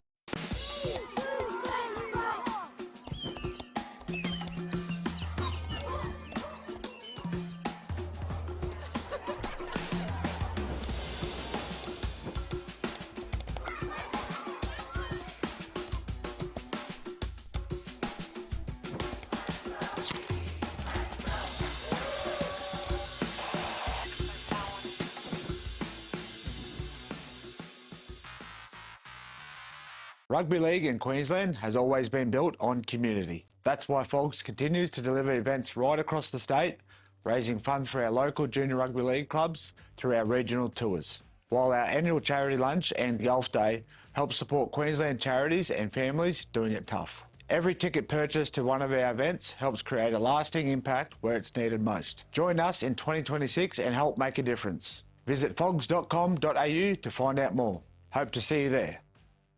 With more than 140 schools covering the city, country and coasts, we are excited to welcome every student and every family into our communities. Our schools place Christian Catholic faith and pastoral care at the heart of every day and introduce friendships and values that last a lifetime. Find a Brisbane Catholic education school near you where your family can belong, achieve and grow. Brisbane Catholic Education, and education to believe in. We are men of action. We don't sit back and wait. We've been taught to step up, to forge ahead, back ourselves and our mates, explore our interests, and lean into challenge. It's about showing up, standing up, and lifting up those around us. We are St. Patrick's College Shorncliffe.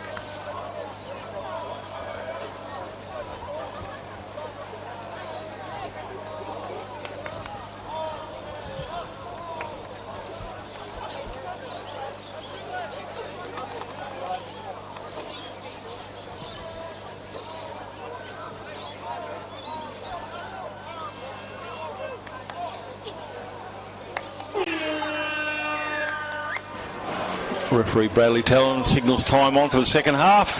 6-4, we're in for a ball game. One try piece, one of those is converted. Graham the tackler.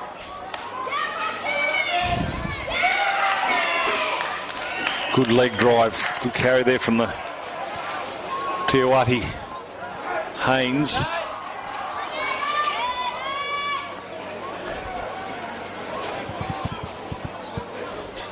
Irvine will get up and play it. Juggles. Haynes again. Carlson. Still going to Carlson. Looks for a pop pass. Gets it out of the back. Keeping it alive here. Trinity. Get to the 40. Carlson's a dummy half. That's assuming some relation to the fullback. Juggled. He had a bit of a look to see what sort of heat was coming through. He hangs onto the footy. The referee's going to say knock back. Referee, and rightly so. And Graham, head snap backwards. They're going to try and drive him back into the in-goal area. Referee Talon says held. Both sides in a bunch. All 26 players on this side of the uprights, but now they start to spread out.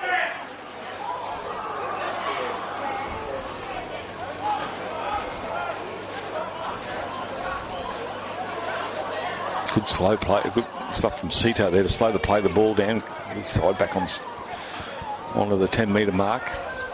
Now it's the last. That's a good defensive set here from Trinity. That's 18 metres out from their own line. Puts a big high kick up underneath that is Air. Takes it nicely, and that's a halfway line that he's going to take it on. He's going to beat one, beats two. Still going as Air gets within 35 metres of the try line and gets a penalty as well.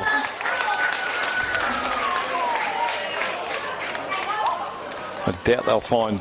He might go. No, he's going to just do a tap restart.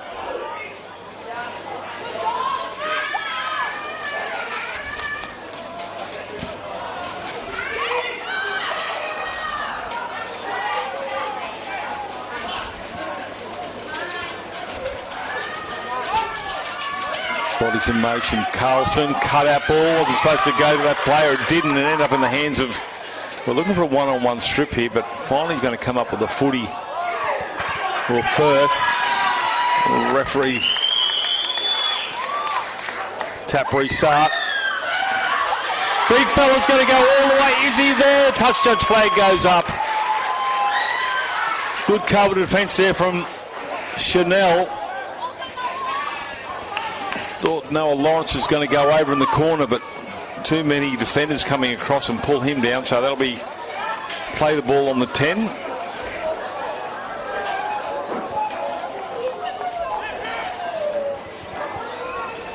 Cito, one of the tacklers. A little bit of help from Pilkington. Ball back inside. They were waiting for him and just got clobbered. Cito, along with a little bit of help there from Tiwahiti Haynes. Well, a little extra effort there. Referees just play on.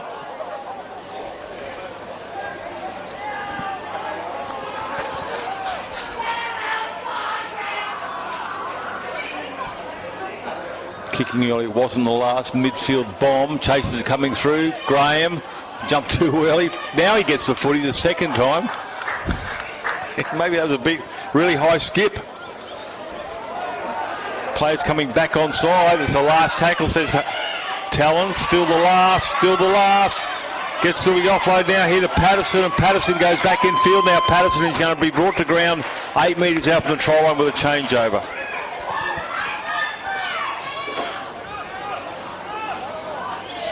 And Graham had 2 goes. He got it the second time. Jumped too early the first time. Referee says go back and play it on the mark. Got a player being taken off the field. We'll just wait for that player to make his way to the sideline. No idea who it is. He's on his feet anyway. Time back on. Not the reserve turned off, but the referee says let's get on with it.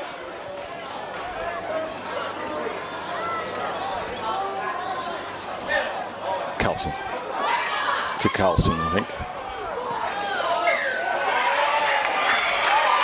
Above the horizontal.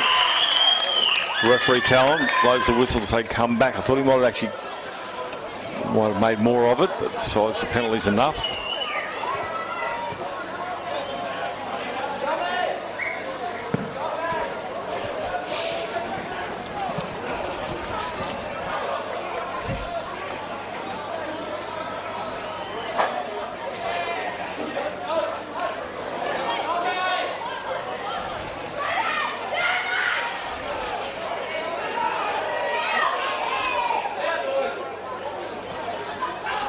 Juggle backwards, smart. Referee says forward.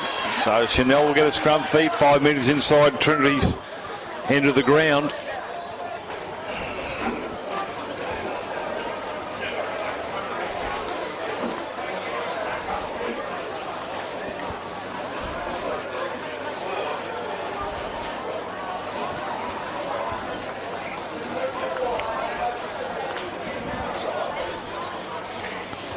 So Trinity College from Beenleigh. Knocked back, says the referee. Play on. Davey, crossfield.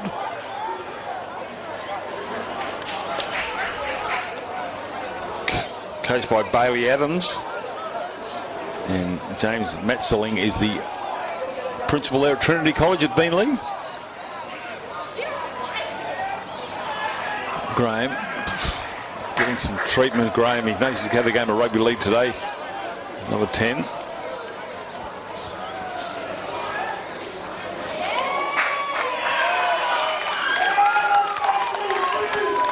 And Chanel College from Gladstone. They are coached by Chris Anderson, not the Chris Anderson from way back. Principal is Dr. Susan Buncombe. Well, some heavy hits happening out here in Big Barn Oval. It's the last tackle. They put it aerial. Not really sure whether Davies onside. He flies high, gets the ball, promotes it out the back here, losing some footing. Still alive here for Chanel College. Looking to go towards the sideline. The ball's rolled back again. They're losing metres here. Chanel is still keeping live. It's still the last. Throws a long speculator. Ladies and gentlemen, it's it with Hillhouse. And well, forward pass. So that'll be a changeover on the last. That's called keeping it alive. Must have gone through every set of hands except for the referee. That's a 30 to be played on. Cito gets a bit of a knock on the first one, but then rolls forward. Carlson from dummy half, not for the first time he's done that. Gets a few more metres, probably only about 5 or 6. A penalty for, I think it might be for a high shot. Oh no, he's just blowing the whistle for some reason. He thought there may have been an injury. Nate Irvine. Going back towards the markers there as the Trinity player, heading towards where Irvine was, and that was that man, Tiwahiti Haynes.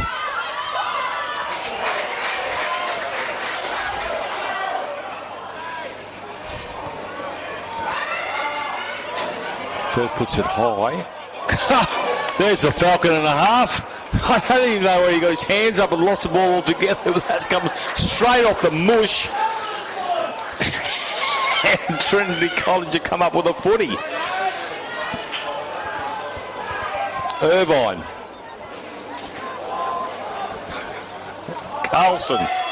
Carlson stands from the tackle. Referee says a obstruction, and that will be a penalty to Chanel College. Now, my illustrious friend and I are in the commentary box here. We've got a delayed broadcast here. We're going to look and see if that was a full-on Falcon. Might have come off his hand, maybe. Well, let's find out as it comes through. He's going to find, touches it. No, bats it back in field. And they'll come up with a footy. Will Trinity on the 40. Firth.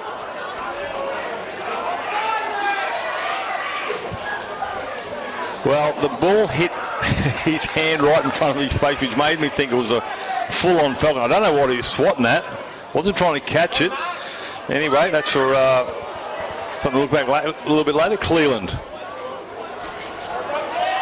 Forwards rumbling.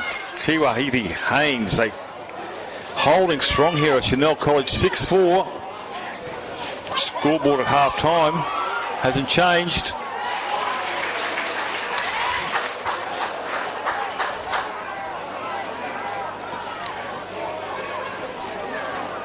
Chanel, half a break. Carlson's in the way. Carlson falls off.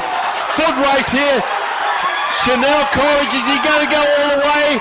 Tackle again. Oh, coming from absolutely out of the clouds is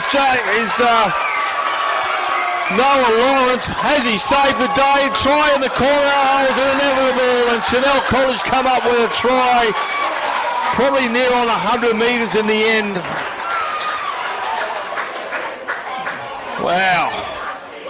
What an effort. Well done to Noah Lawrence.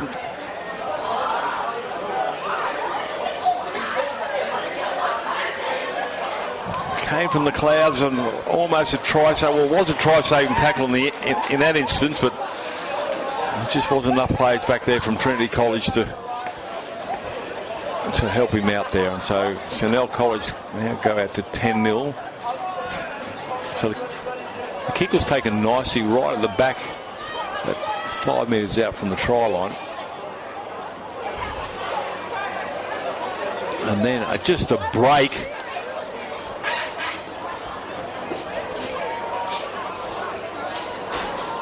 I thought he was going to go all the way.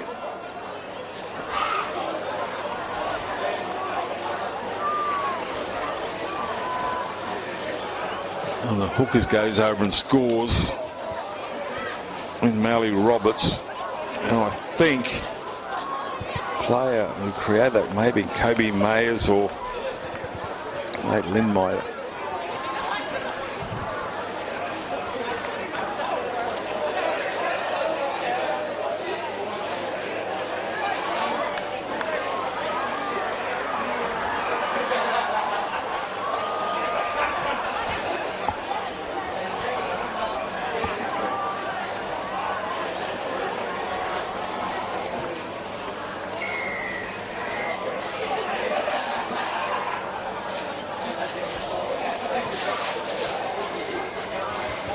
was number 18, I think. Might have been Kobe Mays who made that break down the left-hand side, set up that try. Picked up 5 minutes out from his own try line, gets down to the other end, 10-4. Conversion not successful, so that gives Trinity an opportunity for a converted try to hit the front.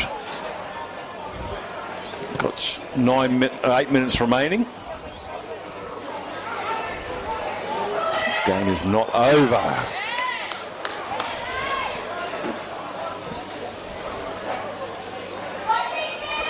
Oh, that's a good shot. Super hit there from the Trinity player. Zion Curtin.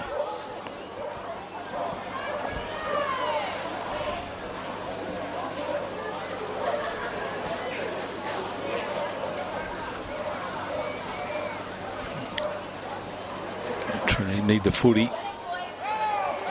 Well, that's above the horizontal. Referee says play on. Last tackle.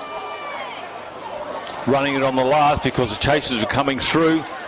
Gets the offload and tackled, so that'll be a changeover. 5 metres short of halfway for Trinity. Still plenty of time left, 7 minutes remaining.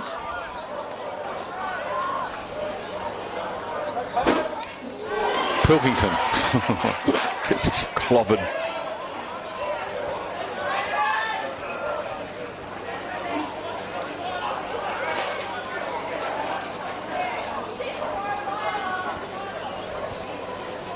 Firth decides to take it himself.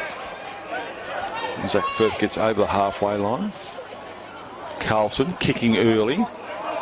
Chases. Well, they've run into each other. The ball's been knocked backwards, says the referee.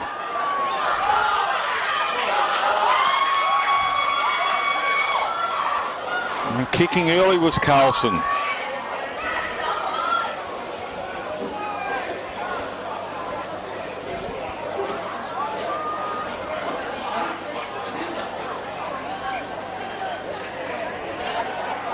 Traffic in the middle. Cito. Tackler. Getting some help there from Carlson. Harry Carlson, that is. They go to the grandstand side. Geez, they're in up pretty quick here. Trinity College. Still 12 short of halfway. Now 5. It's the last.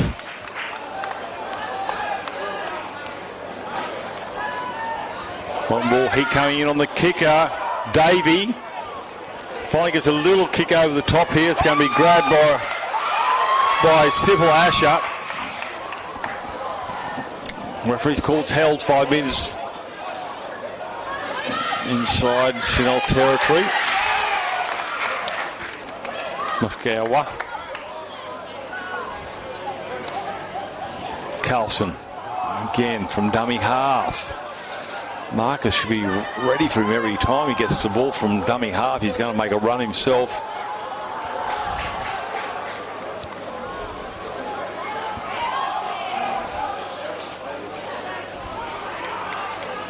Graham, one of the tackles involved in those 3 plays. Now it's the last.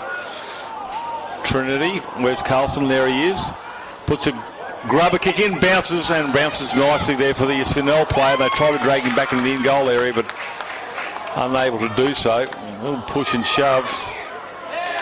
The referee is going to blow the penalty against Chanel College for pushing away the tackled player. And I think he's probably got a case here, referee Talon.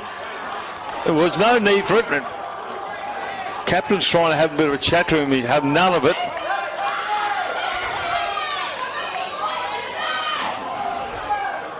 Carlson. This time he passes it. Crash ball. Straight towards where that ball was played. They got a big back line to the right-hand side. Carlson tries to go through there. Carlson. Referee Talon is right there. Short. Big numbers to the right-hand side. They need to get it out, Trinity. Finally, they go to the right-hand side. Catch and pass, and they surely score. Here they go. Over in the corner. Scores a try, Trinity. And the sideline conversion will be a tough one. 10-8.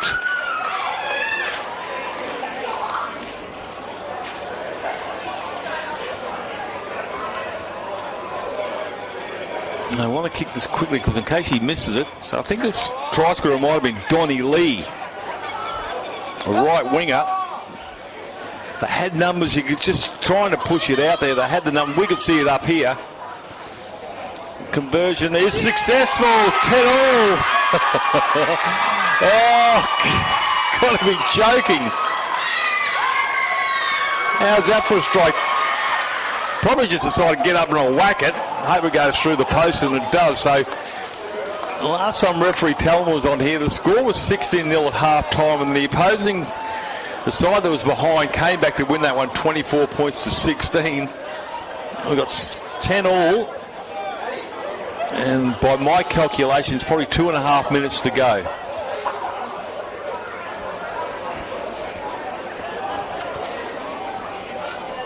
Probably goes back to that controversial penalty, although I think he had a case there, referee Talon, where the marker pushed away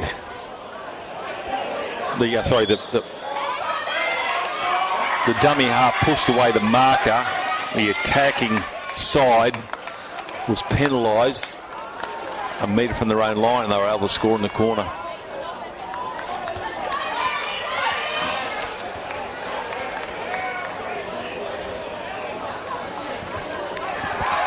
Opportunity up the middle.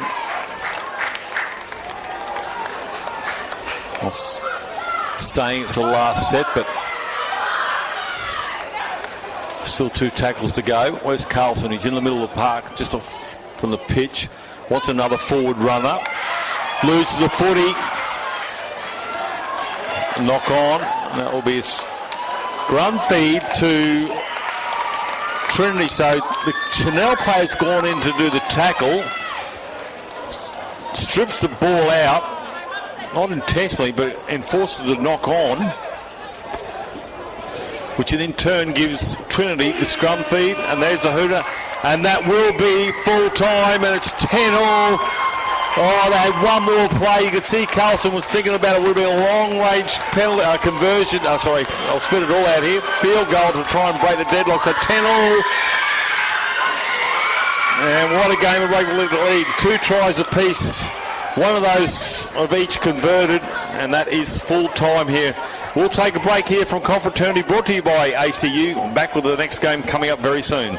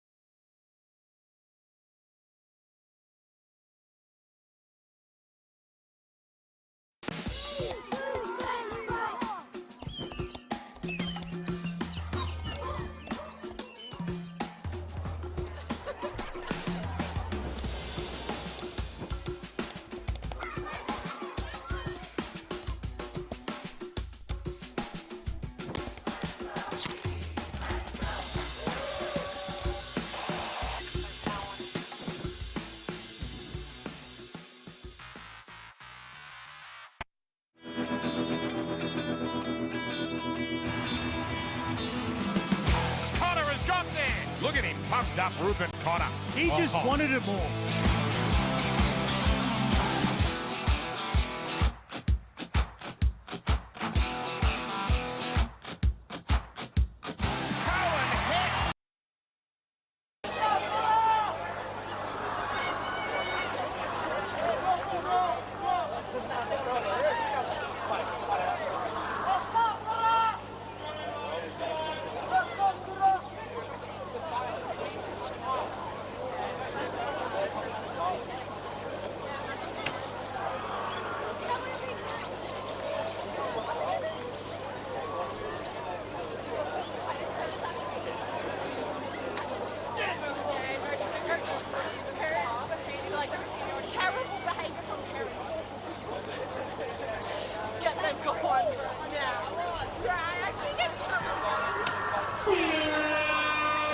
But it's a clear one for the kickoff on the left side.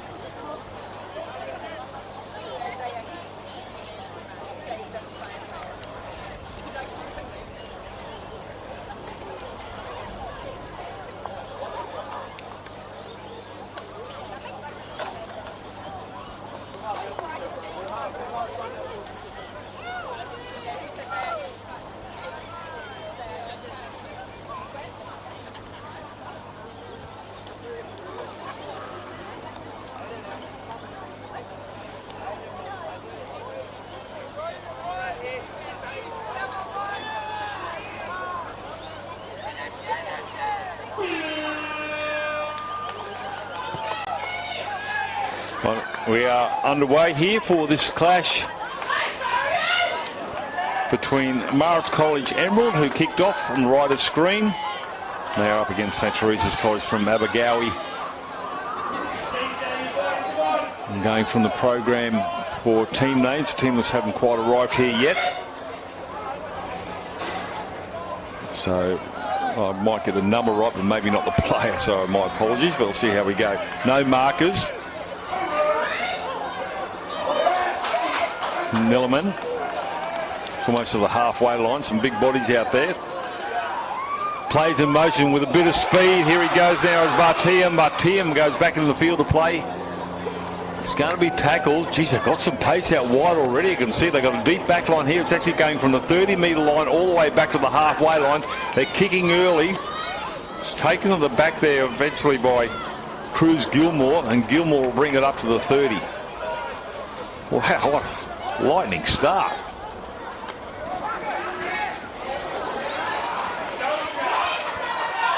Four-mile the tackler.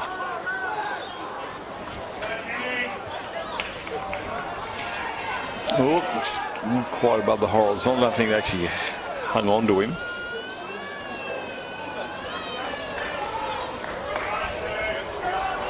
Oh. Good carry. Jakey Hall.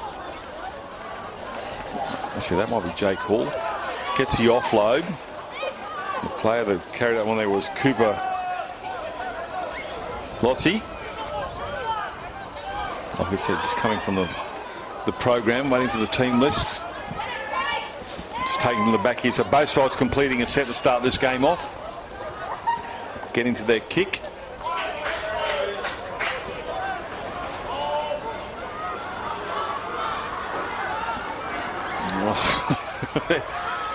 Playing some razzle-dazzle footy, throwing that across their own goal line. Sally will play the ball 20 metres out, but they went sideways, and that's the 30 they crossed finally.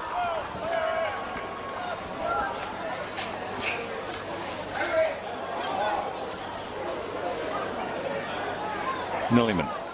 Oh. Good tackle there in the end by Ty McDonald. Bigger man. Halfway line's just there. Fifth and last.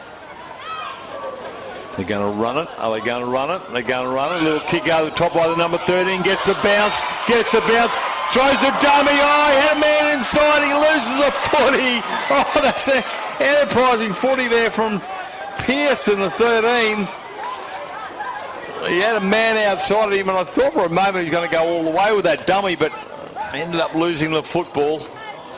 His team might have a chat to him at half time, say, mate, I was here. Marist will run it out, lucky to be not in the in-goal area, talking about what just happened.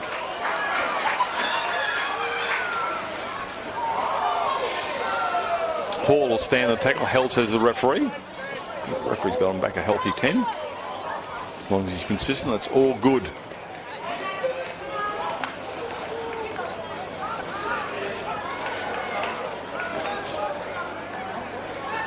Bashman's a dummy half.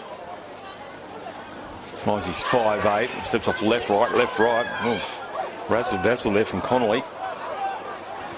Fifth and last. Midfield kick towards the sideline.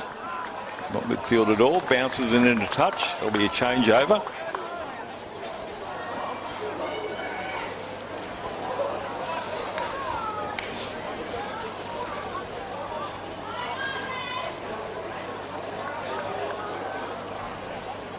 Oh, no. First tackle. So St Teresa's will have to defend on their own line, coughing up possession on the first tackle, 15 out from their own line.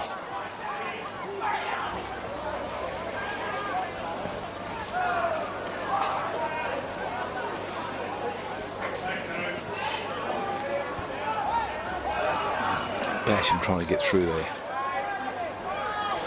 Long pass. Deep back line now, they start to get into motions. Cut out ball, try, scores. Griffin Keeley, number 5 in my program, scores first.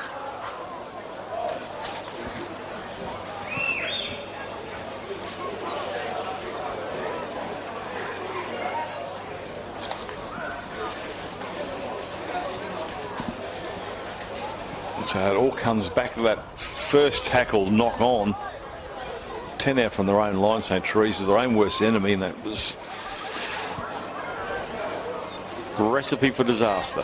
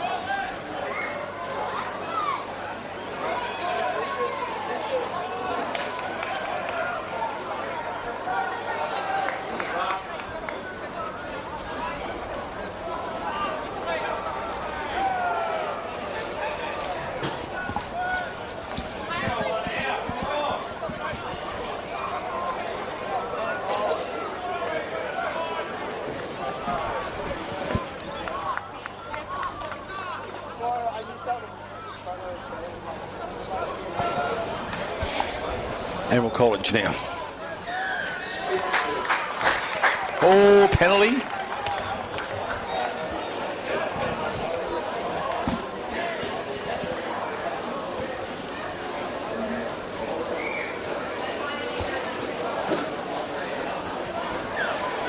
A fine touch, getting a little bit gloomy here. Maybe it's just the sun going down. It's hard to tell here. This off again, on again weather system we've had over Ashgrove. McDonald. Oh, heavy contact. That's a super shot.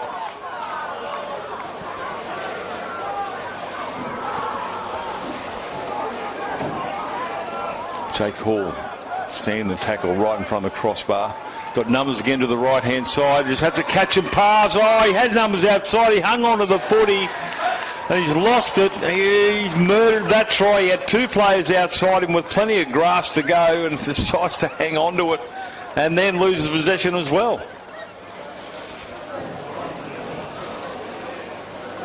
Score remains 4-0. Could be 8.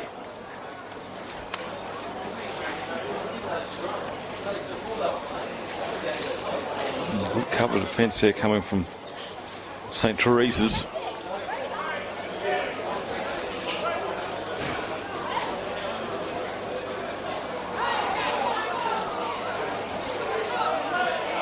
They might throw that footy across their own goalposts.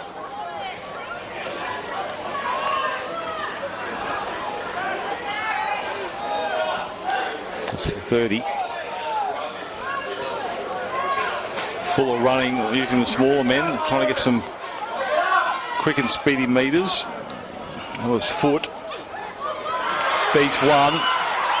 Still trying to get through as a winger. And Moses Tabue gets his side of penalty as well as about 30 metres.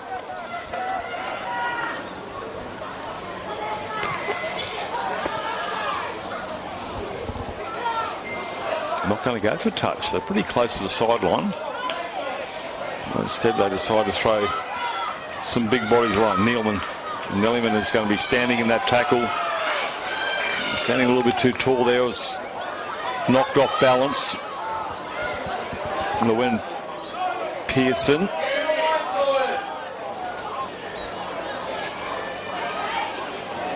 Oh, bats it back, knock on. That should be a play on with Marist Emerald coming away with the football.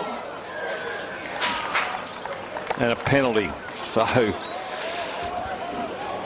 St. Teresa's doing everything right, but just not consistently enough. And so Marist College Emerald will have a relieving penalty. Take them 5 metres short of halfway for the tap restart. Make that a 1 metre.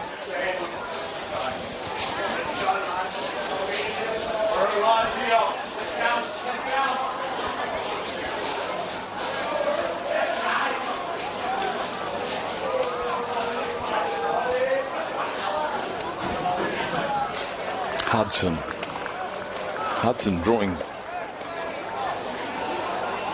couple of defenders there. That's a 30.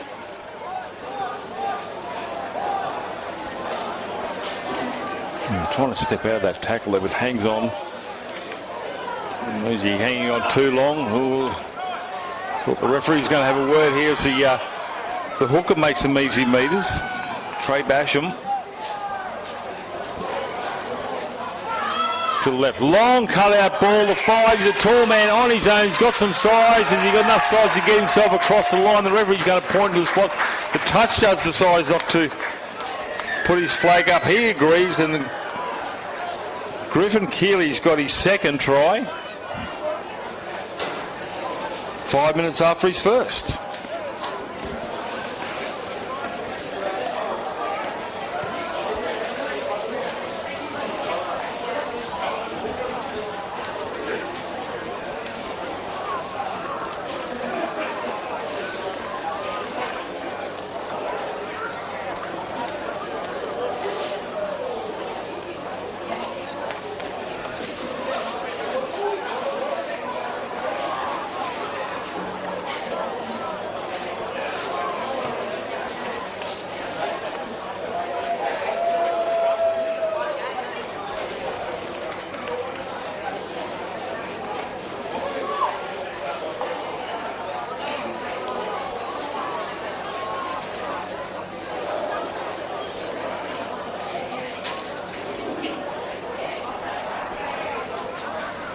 Sideline conversion, lined up.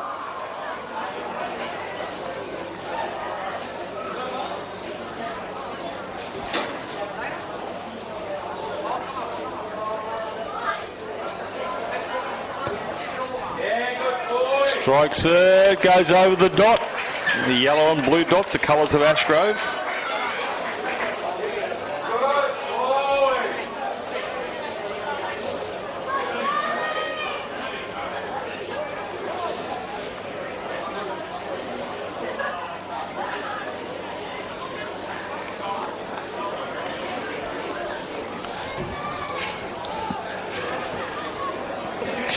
So playing some entertaining footy.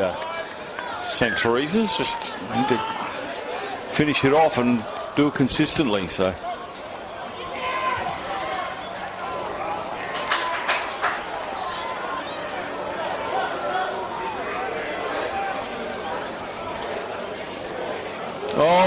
he's done a falcon there. He's caught it on his hands. He's coughed up and then he's hit him in the head.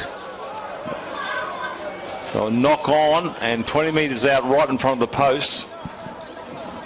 About 6 minutes to go. There's an opportunity here for St. Teresa's to take that 0 off the scoreboard.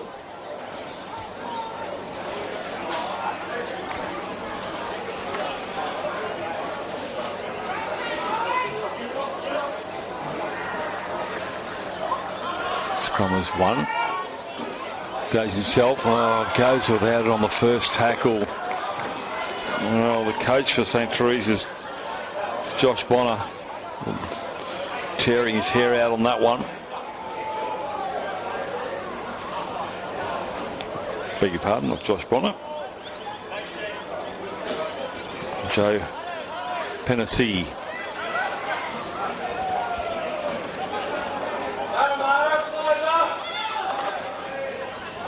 Coach from Marist College is Mark Shields and Stephen Burtle.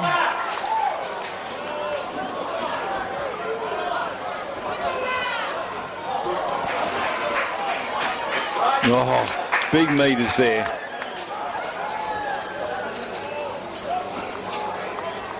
And that was from the back row at that time in Ty McDonnell. One-on-one strip. Fair play.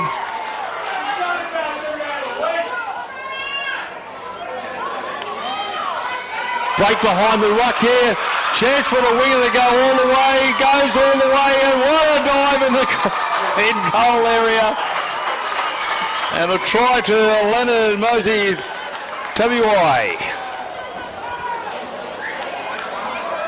One-on-one strip leads to a try, and right underneath the sticks, 10-6 you think the score will be.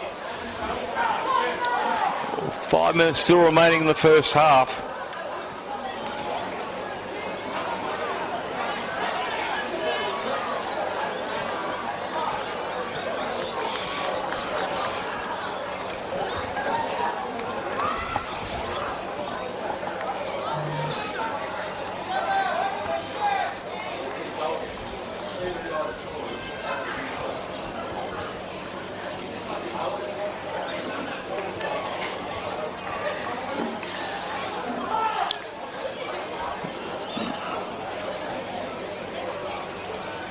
Too sure it's taken so long to get this kick underway. It was nearly 2 minutes ago.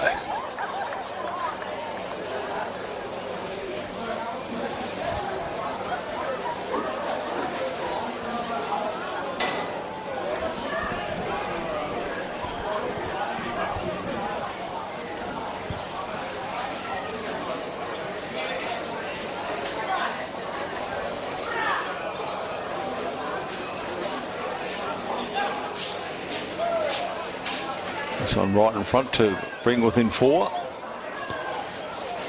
Strikes it. Yeah, it was a one-on-one strip from number 12 from St. Teresa's in Lewin Pearson, and then just steps off behind the ruck there and busts his way through to go all the way to the try line. A 45-metre run, puts your finger up to say, I'm on the way to the chalk, and finishes with a great swan dive. Oh, and straight away, you could nearly. I'm looking over the far side at the try scorer. He cannot believe that his teammate on the other side has coughed up the pill, dropped it after a run 45 metres to score a try. They had better not score now, I'm guessing he's saying.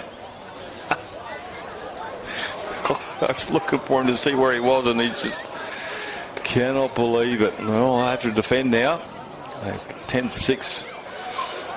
Got rid of that naught off the scoreboard, but I'd like to stay only 4 behind. So Emerald.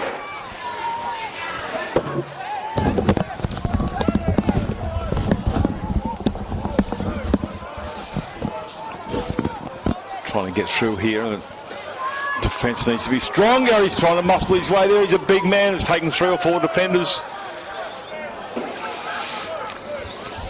Numbers out to the right-hand side. Marist Emerald, catch and pass. It's not slick passing. They've had to stop and grab that footy, which has lost the momentum.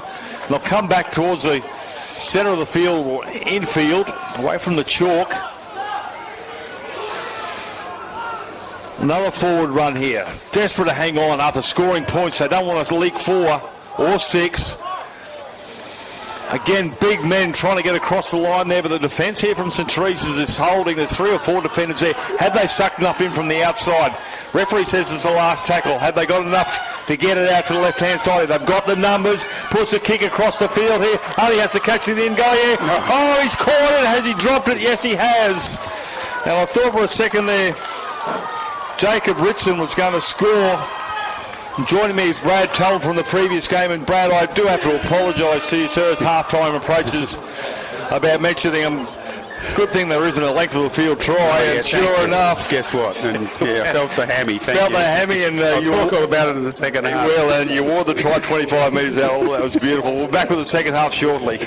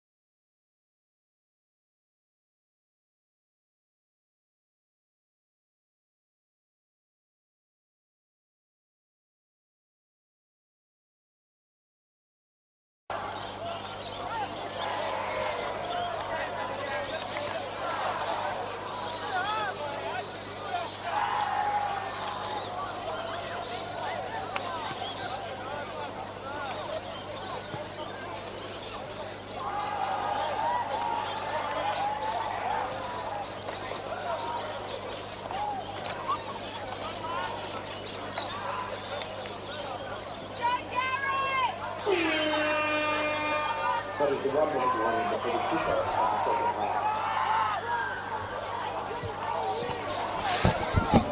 I thought that might have been just a warning, but it was a warning, but it looks like they're going to get an extra minute. Extra 22 minutes of footy, or 21 minutes of footy. I did that in the first game. I kicked off both times. Well, I was ready to go. Give them 21 minutes. Why not? Yeah, you have to come a long way here to play some rugby league. Emerald Marist College up against St. Teresa's from Abergawi. This one hasn't been entertaining. This is entertaining footy at its best, mate. There's just, I know they're lower division sides here, but they're playing some razzle-dazzle footy. You've got, and my good friend to the left, whose name escapes me, he said this will be contrasting plays from both sides, and it certainly has been. It's been flamboyant footy from St. Teresa's. They've got some pace out wide, and then you go up against Marist, and just got some big bodies in the middle. Yeah, big from Abergawi, nice little town up there in North Queensland, in Framingham. So Emerald, There you go. Now we're away. We're off. So the warm-up's over. Here we go. It's with Laheti. As I said, we're just calling off the program at the moment. The official team sheets aren't with us. So bear with us. You'll know who your man is. McDonald. Oh, lovely stuff. Good support play here. McDonald got the ball back there from a wraparound with Ryan. 12 out from the try line. Opportunities to the left-hand side. They go back towards the post. Still keeping it in the middle here as they go with their forwards. Is with O'Donnell again. Straight away, Ty McDonald scores. Whoa. Yeah, that was the that's the direct route. Well, they just went back towards the upright. As I said, they're big in the middle.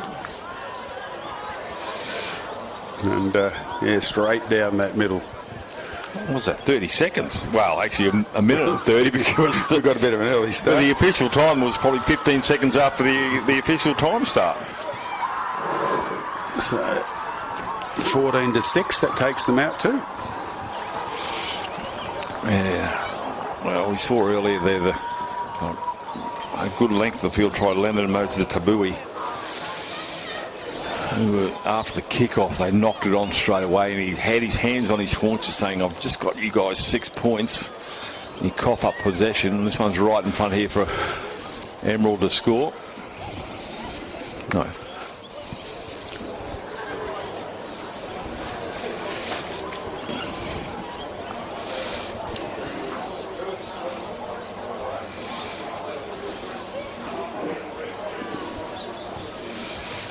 Knocks it over. Yep, conversion successful, so not the ideal start there for St. Teresa's.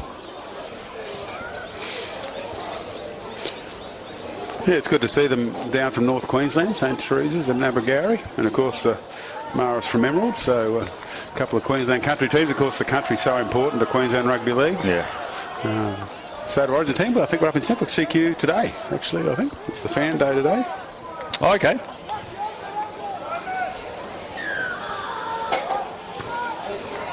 Restart, that's a deepish kick.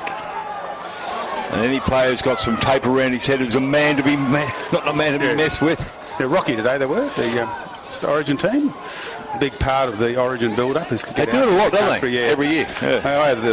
I was fortunate enough when I was on the board to attend a number of them. Just the highlights, just getting the team getting out with the kids, all the kids from the surrounding schools and everything come in, and I think some of them, when we went way out west, it had 600 kids come from 5 and 6 hours away to spend some time with the Origin side. Yes, up in Rocky today, getting ready for, and I know the players enjoy it too. I know it's a bit of an impost, I guess, as you're getting ready for Origin, but I think it really lifts the players. They just don't get it, do they, New South Wales? Just don't get it. So here we go. So St. Teresa's need to.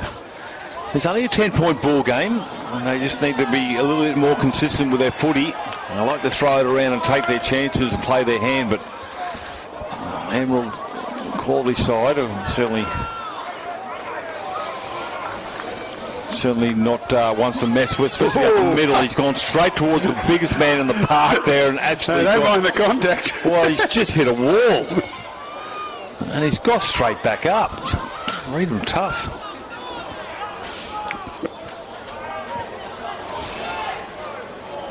Coming out to the left now.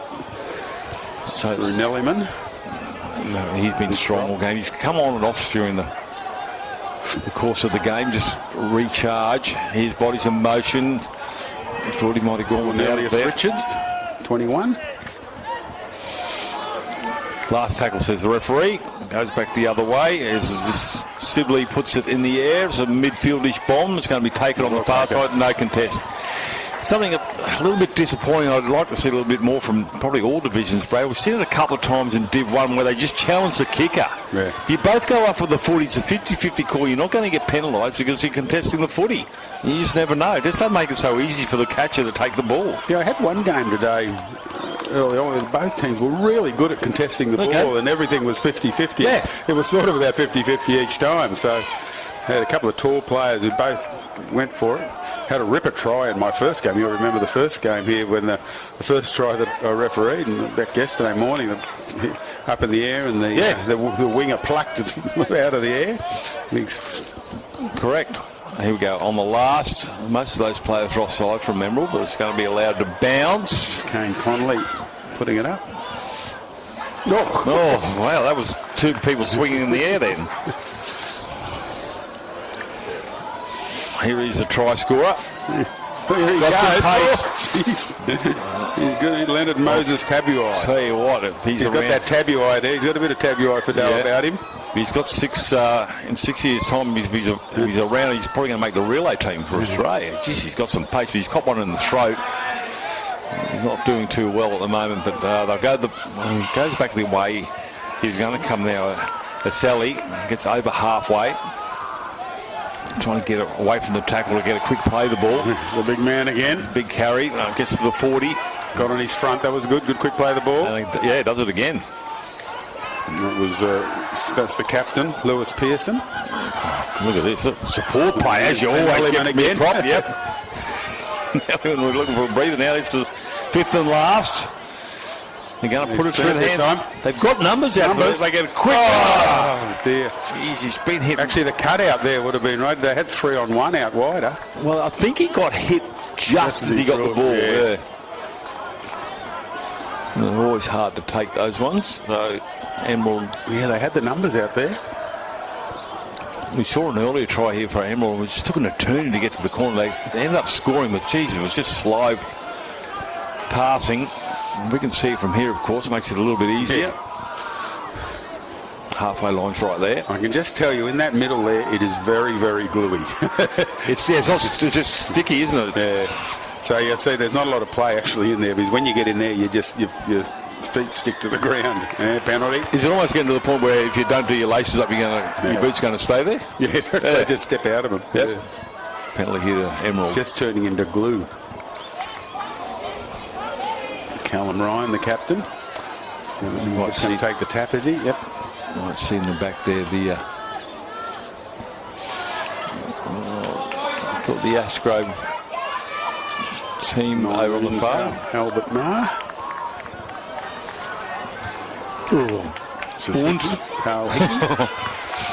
So Laura Nellyman is. You might go around him. There's no way of going through him. That's another one. Knocked off balance. Basham with a good run. Bashing them up the middle. 10 short. Still a couple of tackles left. They just go straight up the middle. They go up Main Street, don't they? Well, that's their strength, isn't it, Emerald? They just got some big bodies. The cover defence is there. He turns it back. So big gap here for the big fella. He wants it, goes towards it, and he's going to be over. He saw there's a gap. Straight in the play. Jackson Hardgrave. Hard man. He had eyes up foot. He didn't burrow or anything like that. He saw there was a gap there and decided to go between a couple of the shoulders. There's nothing stopping the big unit. He wanted it more, and he comes up with a try. Yeah, it was good work from the fullback with the offload. Nice little pass on from the centre. They saw the Paxton Ricks. He saw that the big man was on his inside. And that's going to make it very difficult for St. Teresa's. Yeah. 10-6 at half time. It's starting to blow out. 2 tries. Still got just over 10 minutes remaining, or just on 10 minutes remaining.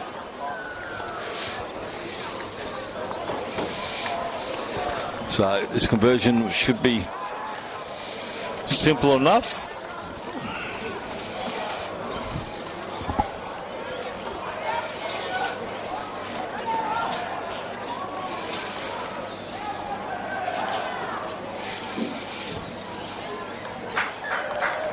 Gets a conversion. 22 points to 6. Is that light rain out there again?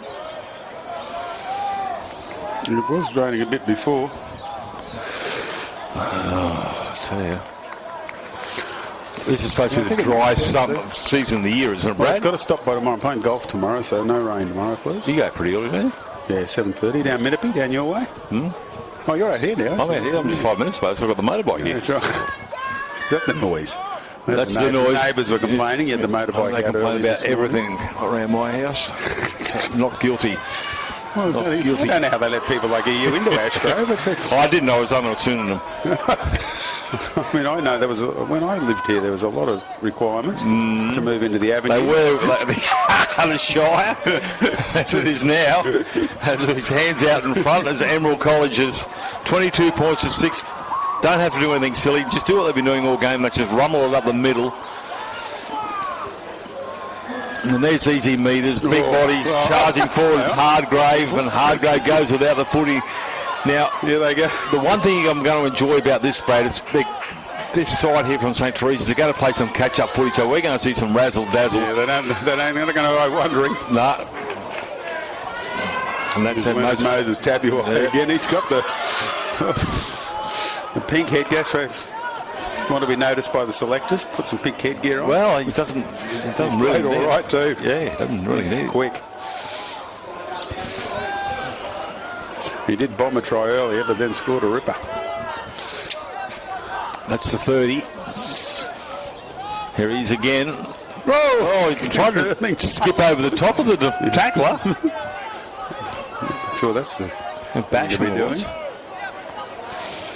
Nothing better than seeing a 30 kicks that Pearson puts it in the air. That's going to be knocked on. That should be 6 more to go, and the referee says it's the last. They decided to kick it again, and that's batted dead in goal, so there'll be a line dropout. But I thought it was actually it should have been 6 more to go, but the referee said probably not play that. Same result now. They get the dropout. McEwen was hovering there. Nearly got there. 21. Well, I just saw that was not McEwen. That was Richards, Cornelius Richards, the 21. Crowd is starting to gather here for the big one next. Yeah, you see. Look at this.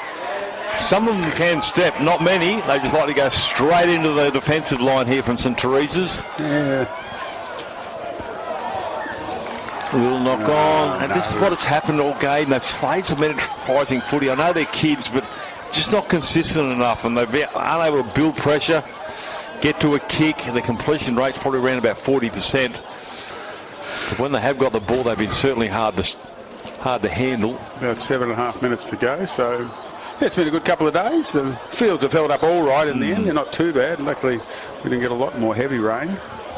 Well, they've got a day off tomorrow, so they'll get a bit of a breather. Hopefully they'll get a bit of sun on them tomorrow. Sun and wind. Everyone will be back refreshed on Thursday. I tell you what, about that last game that I did, that Chanel College, I know from Gladstone run through, but I'm not sure they'll field a team. They had a number of players went off hurt. It was a tough game. Yeah, they bring about 21. I do know one game we called yesterday, they only had 13. So I don't know how they're going to front up. They might only have 10 or so, but I wouldn't be surprised if whoever they're playing might loan them a couple of players, just get a game up. And last thing you want to see is cricket scores. Some of these players. Yeah, there's been very few big scores. A lot of the teams evenly matched. So Connolly get up and play it on the 30. Kick through by Ryan, the skipper. A double kick through. Needs to drive on and score. And the referee will point to the spot. Wow. Bit of soccer. World Cup.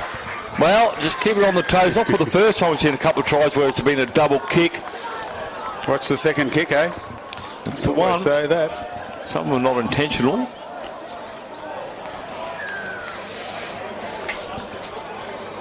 Come off his knee. That's probably the worst kick, and it's come up with a try there to the winger and Griffin Keeley. Now, if I'm correct, that is his third try. Getting mobbed by his teammates there. A treble. Yeah, Luxa Fortune. It is his third. He scored a try in the 5th minute, try in the 10th minute, and now another one in the 34th minute. So a treble there to the left winger, and it just came off his knee and play on, says the referee, rightly so, and bounced up perfectly for him. Impressive performances from Emerald. They've St. Teresa's have thrown plenty at them. It'd certainly be a different game for them. St. Teresa's play a different style, obviously, but they've good tactics. They played to their strengths, Emerald. but I'd probably dare say that the conditions would suit Emerald better. Yeah, probably used to the wet, that's for sure, up in North Queensland. Not too humid here today, it's quite cool. They'd probably be wanting it a bit warmer. Yeah, then a fast track here for St. Teresa's because there's so much speed to burn on the right-hand side. At the moment, I'd call it a heavy 5 or a heavy 6. Track rain, that's waved away. Yeah, it can't rain. My horse doesn't like that. It's running on the... It needs to stop raining. Running up the coast on Saturday. Can it please stop raining? Good 8. Good night. Where at? Down the coast on Saturday. My little 2-year-old. Actually, little 2-year-old. It's about 17.2 hands or something, the horse. It towers over 2-year-old. else. Yeah. It's huge. I said it should be right. It's got a long stride. She has got little orange patches from South Africa. It's not a giraffe. Her stable name's Daisy. When she came out, we called Daisy Longlegs. She was all legs. Well, a lot of trainers make it move a bit faster. A lot of trainers like a big rump on a horse, like the Lion Hunter horses, but those ones with the longer legs, well, makes it a few less steps to get to the finish post. Well, I'm hoping maybe we'll put her in the hurdles. Yeah, there you go. Over. Send it off to the Grand National. 30 metres out. I was going to ask how your cow was. Some of the cows. The cows are gone. Daisy, my champion cow. I've got the trophy, but... No, there was the other one. No, not Helen. Helen the cow. Helen the cow, yeah. Look at that. Yeah, my champion...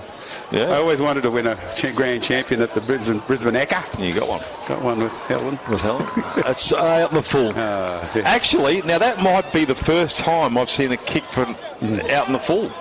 They've come back. I've seen a lot that haven't gone out. And that's the first one I've seen. It's a bit hard on these grounds when just with the oval. Sometimes players find it. I know Al used to say when he was playing here, just to...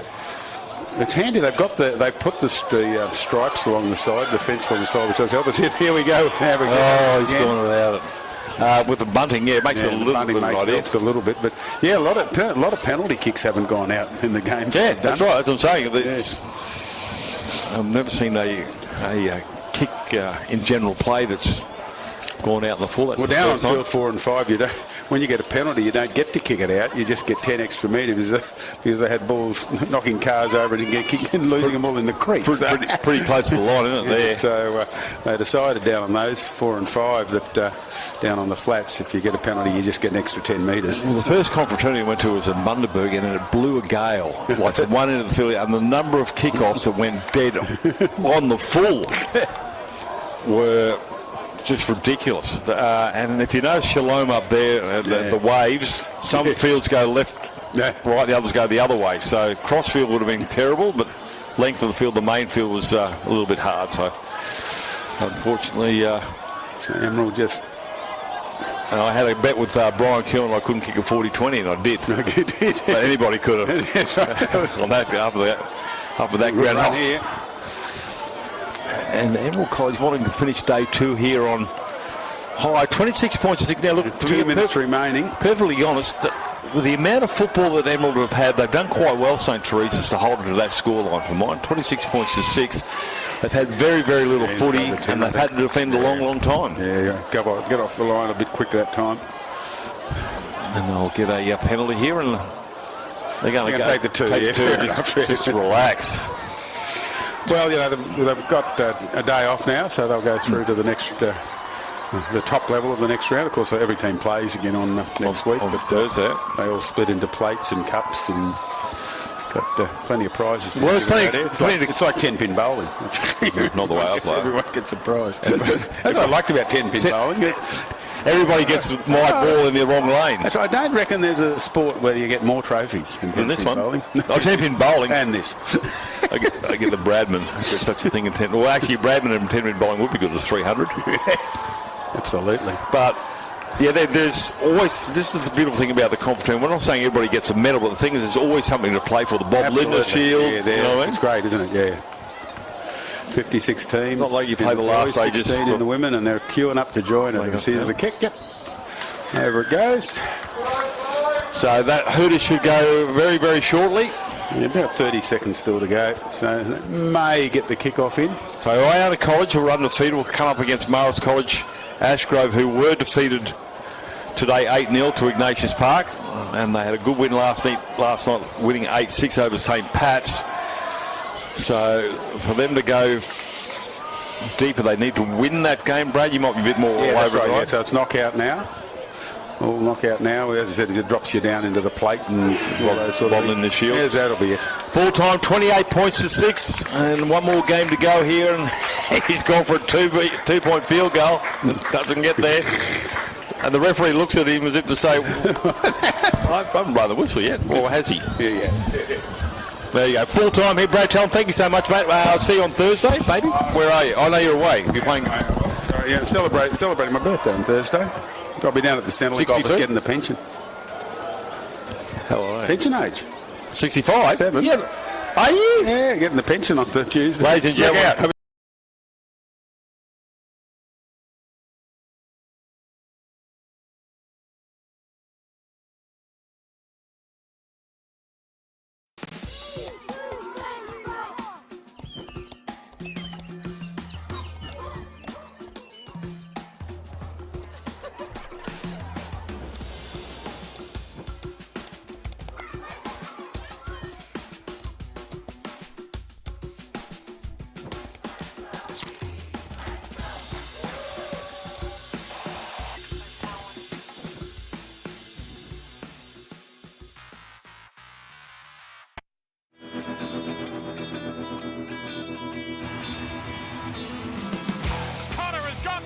Look at him, pumped up Reuben Connor. He just wanted it more.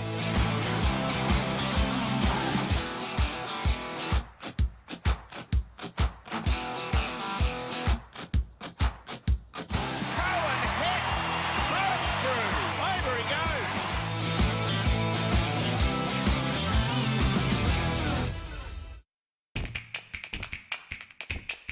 goes. Heart of gold.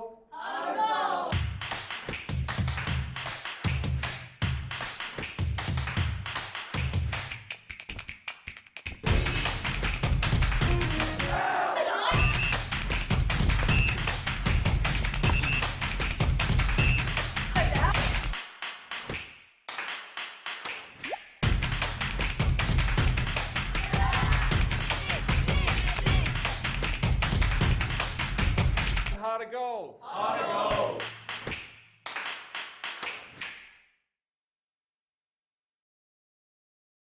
Far North Queensland is a great place to visit, but an ever better place to live and work. Catholic education in the Diocese of Cairns operates 30 schools all the way up to the Torres Strait, employing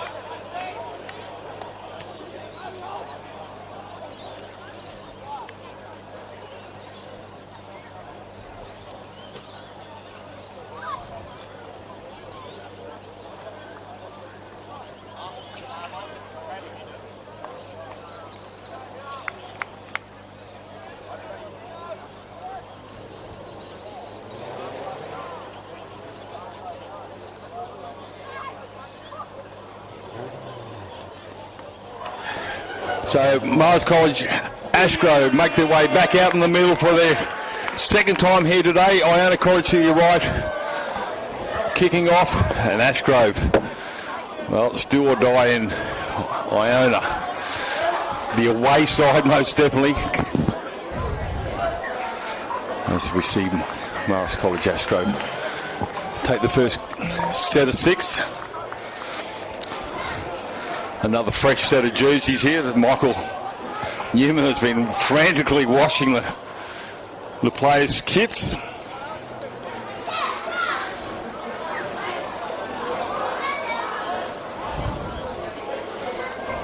And they'll make it to the halfway line. Tackle over the top there is Lucas Coleraine. Centre of the field, last tackle. So they get to their kick. Allowed to bounce. Still alive, that's been knocked on. I think, has it been knocked on by the Iona fullback in Gunner? No, says the referee. Thought he might have got a digit to it, but he'll get up and play it.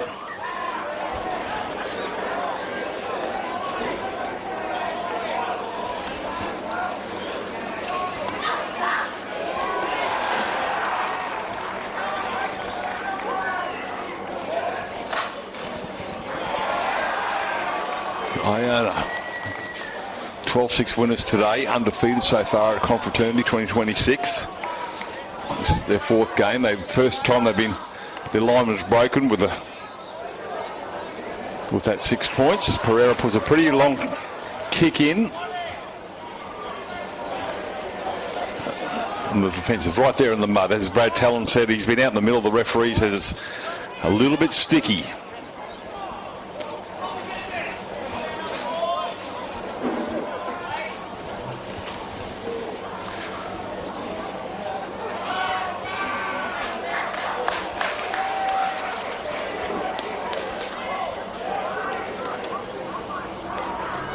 Webster.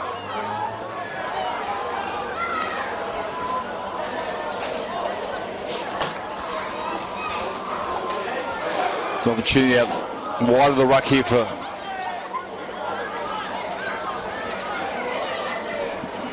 Marist College Ashgrove. Last kick, they put it there, so they've got 2 from 2 in the completions. Taking nicely at the back there. The referee called that kicker out. Gunner took it nicely, so they're going to... That's a good tackle.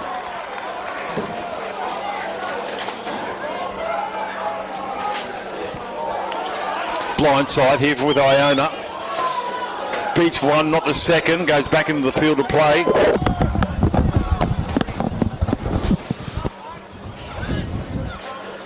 So both sides completing their set so far, as we see Howell now gets almost within to the halfway line. Tackler there is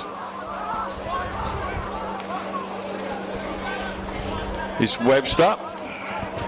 Michael Crutcher joins me. He's going to catch his breath as you see him get to a kick. So both sides with completed sets so far, and that's going to go out on the full. Only just. Actually, that's the second time, and it's happened in this game and the last game that's gone out in the full in general play, which is interesting in itself. Yeah, and here we go, John. I'm going to call it early because we say it all the time, but it is Heartbreak Tuesday at Confro. This is it. This is the reason why this is a 4th game for these 2 teams in the space of 2 days. One of them will be alive to play in the Confro Shield semis on Thursday. The other one into the repechage on Thursday. So much here. The host team against the team that's come off a rugby union season. They both have 16 of these Iona College squad members are in the first 15 squad. So they're off rugby. Numbers are similar for... There we go. Off balance and knocks him over. That's on the 40. Sorry, Crutcher. Yeah, numbers are similar for Marist Ashgrove. So let's see what happens here. One of them gets through, has a day off tomorrow to recoup for the semis. The other one into the 5v8 playoffs. That's a 40. So Iona College undefeated. High ball, that's going to go out in the full. Well, Brad Talon's standing next to me. That's the 3rd time it's happened in the space of 40 minutes. I think he took probably a 5-iron there when he needed a pitching wedge. So he had a shot that. They've got Webster out there in 13 on your list. It may come up as 17. Had a dynamic game last night. As you see, Iona Corey's now muscling up the middle as they've done all carnival, but their support play has been a feature. Let's see if they keep doing that. Over halfway, goes Stefanaki. Ball back inside. A little bit of a storm move there. Gets some metres there, quality metres. Tackler is Johnson.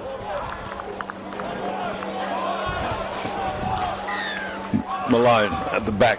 Look out. Broken play. Goes across and fair lines 3-4 defenders. Absolutely smack down the rangy fullback. But so far, well, apart from that kick out and the full mistake-free footy from both sides, Crutch. It has been so far. It's a bit... The rain stopped. It looks pretty dreary out there, so this is the last game we'll play in this field. There's lights down the road. We're going there for the very last Shield quarterfinals after this. But as I laboured up the stairs late to this game, John, laboured heavily, you could just feel that bit of tension in the crowd. It was sort of missing, I think, at the last pool game that we called a few hours ago, but it's there now. The big home crowd here. There's a whole bunch of old boys as Ashgrove gets to the kick. There's a really good contingent of old boys. You can hear it in the air when that ball goes up. So let's see if that crowd plays a role in, again, this is a 40-minute game, but it's the fourth 40-minute game for these teams in 2 days. The legs will hurt.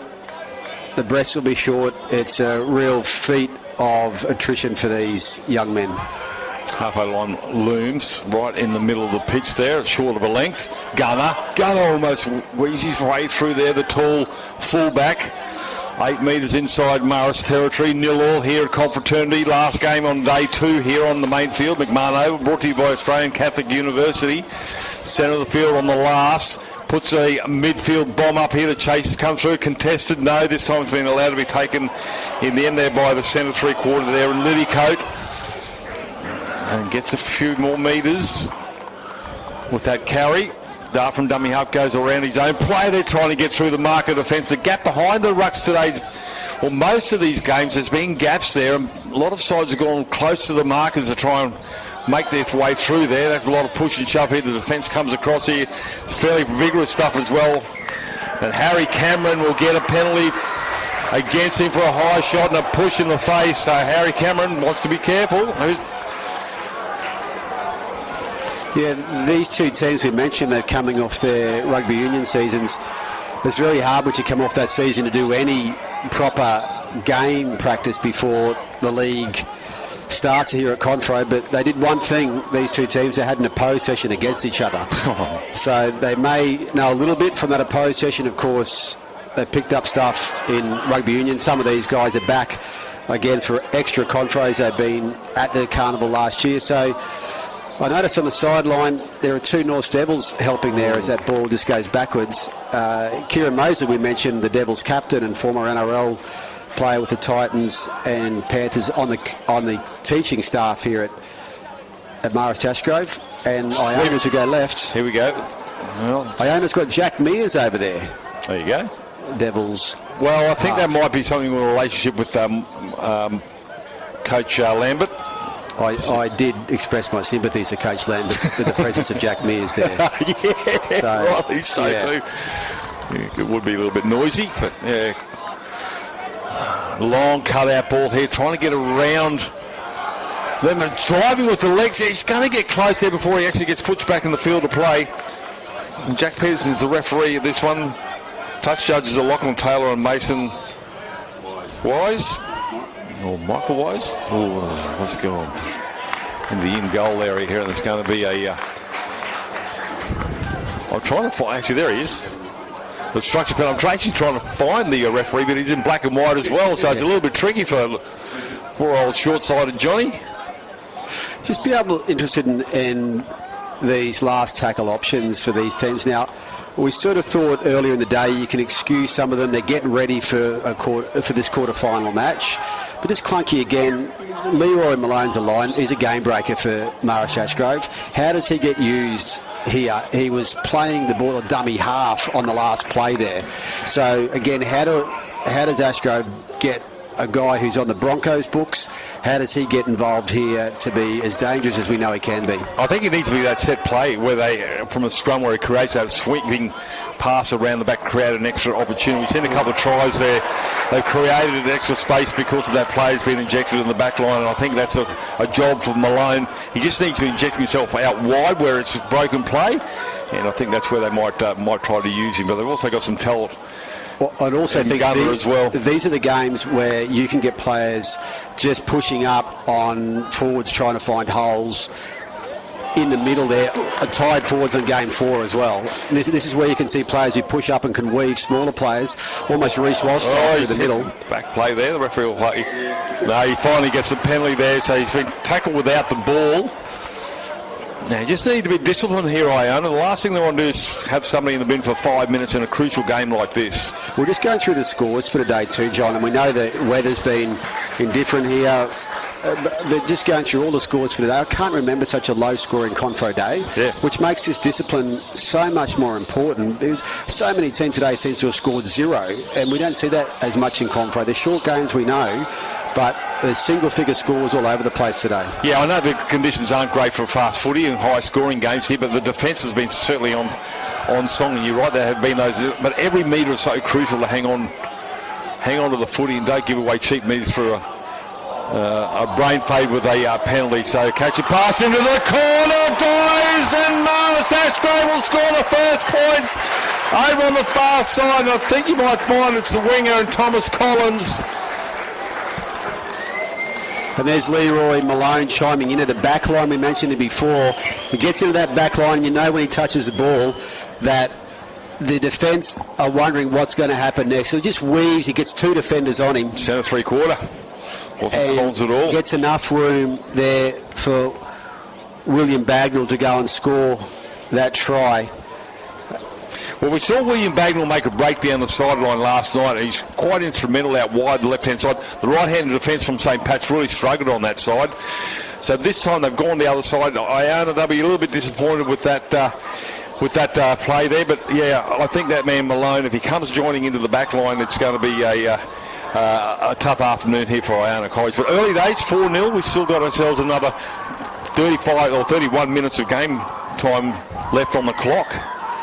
And just a little bit of drizzle. That comes off the back of a turnover as well, midfield, which gave Ashgrove some position to move it down. So, good start. We saw this kicking last night was exceptional for Marist Ashgrove. Why they took the penalty goal to break the deadlock with St. Patrick's College Mackay. That looks pretty handy as well. Waved away.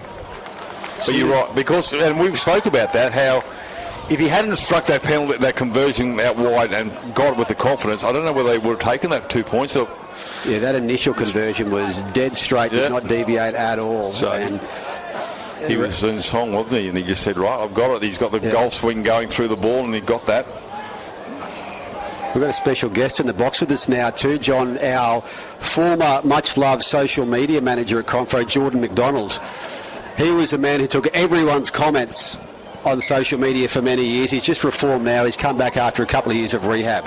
Well, has he? And he would be crying in his sleep if he was under 16. I'm taking it. Would not be happy with elbow. 20 metres out from the try line. The traffic's still good. Yeah, I'm sure. So Marist College, Ashgrove take the points first. The conversion was unsuccessful. So Iona College behind for the very first time here at Confro. They led 12-0, went down and won 12-6 against St. Pat's. So this is the first time they've actually had to come from behind if they're to win this game. And remember, Brad Talon and reminded me, Michael Crutcher, first try. Yeah, absolutely, first try. Right. So if it's a draw, we're in quarterfinals now. There was a girls' shield semi-final down the hill that went to extra time before because it was a semi-final. But quarters today, Ignatius Park College know all about it. It cost them last year. It's just allowing the ball to bounce, and it's going to be in the hands of the Iona player. They just don't mind letting the ball bounce. I don't understand that. And there's no lights here, and there's definitely no sun. Error. Well, that's 11 metres out from the try line. They're two schools with, even though they are at schools that have played rugby union for a long time, both have great rugby league connections in their years gone past. Iona College have now a partnership with the Sydney Roosters. Some old boys who we know have been outstanding players. Jared Wira-Hargraves, of course, visited the school recently, caught up with some of the players ahead of this confro as Ashgrove play it here. Bodies in motion. I thought they would have brought Malone in as a sweeping player out the back here, as I suggested earlier, in a set play, but they decided to not inject him. There's a penalty for a... I'm not sure it took too long to get out for the play. It was. Well, he called held before he went down, so you know you probably had to get up pretty fast. And that's the thing. Iona's going to tighten this up. You mentioned it, John. The discipline has been the difference between winning and losing some of these games in the last 2 days. And I think discipline was actually what cost Marist College earlier in the day when they went down to St. Pat's, Ignatius Park. So through the middle third they go. Ashgrove, that's good legs, 5 out. Options. Crash ball. 1, 2, 3 defenders. The referee's right there. Manahan at dummy half. Fires it off to the left-hand side. Floating pass out, and it's going to be a lovely bounce. It's going to be picked up by Bagnall. Bagnall will come back into the field of play here, and he's going to take that tackle. 5 in, 5 out. Centre they come. Trying to find a way through, but the defence here from Iona's hanging on strong. As I said before today, they hadn't had any points scored against them. They've had 1, now 2 tries scored against them. So the defence must be solid enough to stop that, and they've done it again. Changeover, well done. I don't know whether Marist College Ashgrove knew that was the last, because there's a very, very poor last tackle option. Yeah, I'm not sure they knew the left was lined out and calling for the ball out there too. Well, they knew what they were doing because they knew they were going to get the ball back. And here we go.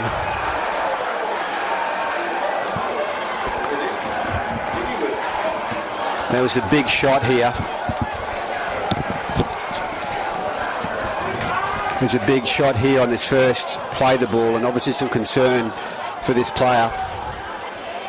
Oh, 2 heads come together.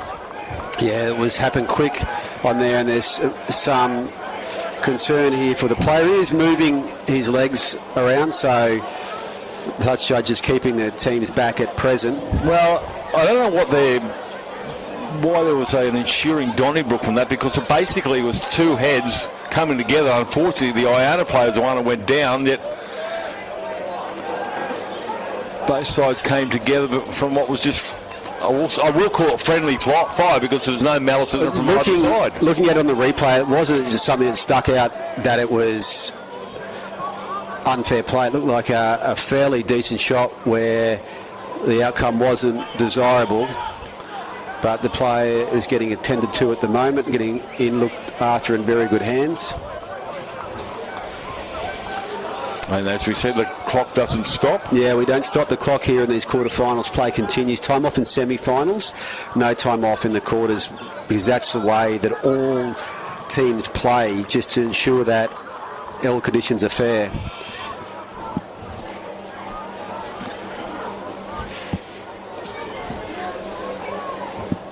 So, of course, the referee and the touch judges don't have the advantage of any replays. It's what they saw as it happened on the field. Well, I think the Iona players have come in and had a go at, this is my opinion, at the Ashgrove play, but the Ashgrove play could well and truly have been the one who was on the ground, actually, because of the 2 heads coming together. Yeah. They could have both actually be out cold, and one was wearing headgear. I'm not sure whether that's actually made the difference. It's just whereabouts in the head he's been knocked. Yeah, it was certainly inconclusive looking at it on any replays that we have access to here in the commentary area.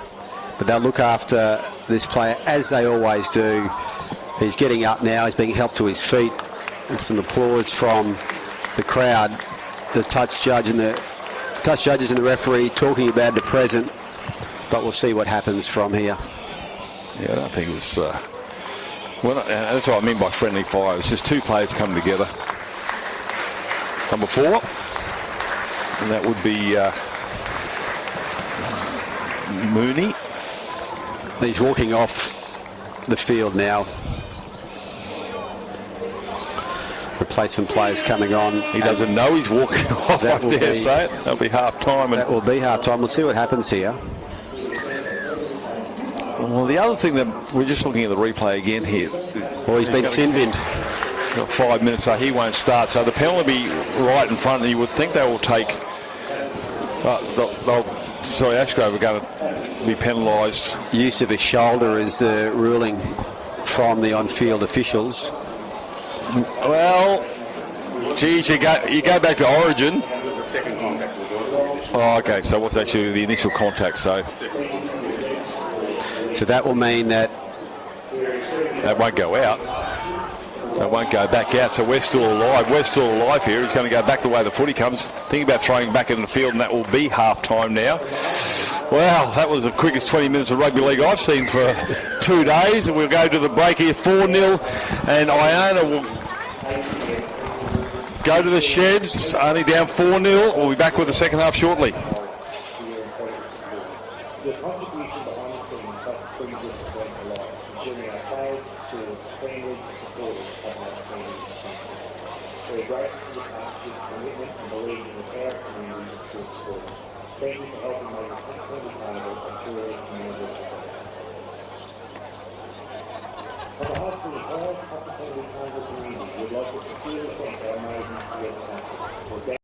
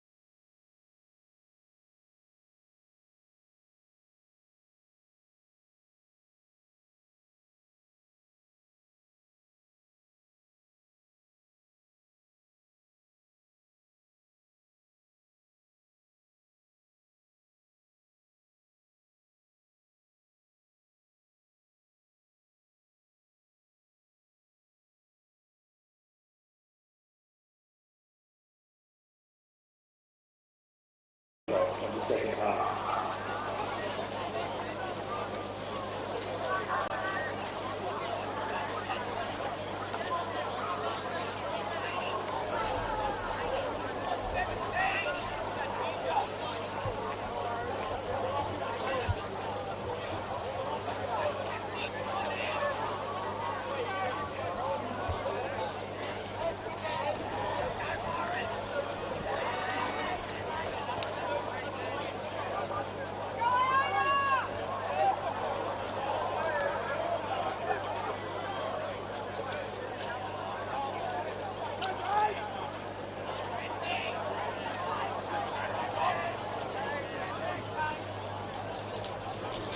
About to get underway into the second half. Last game of Field 1 here on Day 2, Confraternity 2026. Brought to you by the Australian Catholic University of Banya. We are underway 4-0. We've come to expect great finishes in these Div 1 games and low-scoring ones at that. So Iona College, for the very first time this carnival, are behind on the scoreboard 4-0.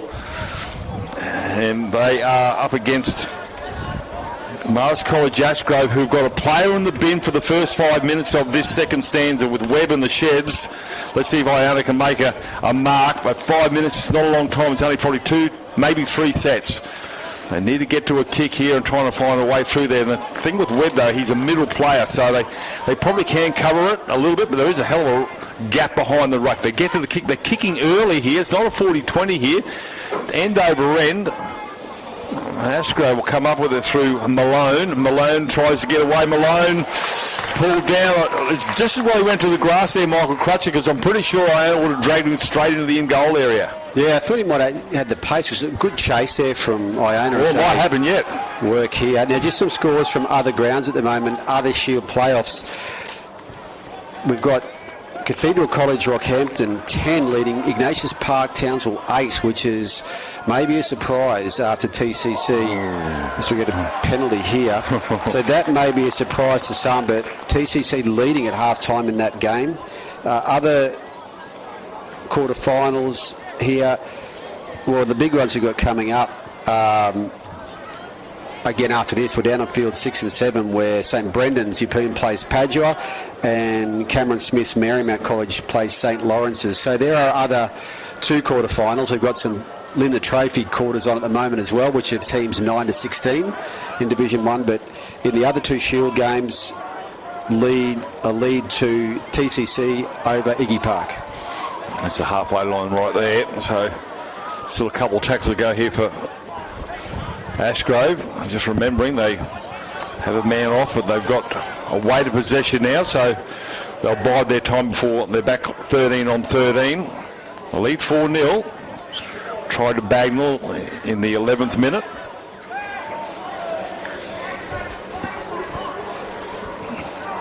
Still they go up through the middle. Now, John, I said it last night. Last tackle comes up here in the middle of the cricket pitch.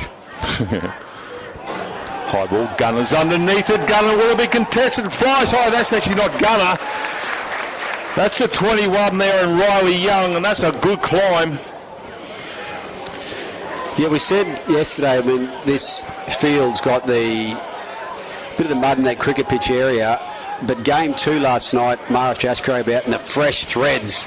Everyone else had the mud stain from game 1 yesterday. I reckon they've done it again today, John. I reckon they've been straight in that Borders laundry, and they're looking good.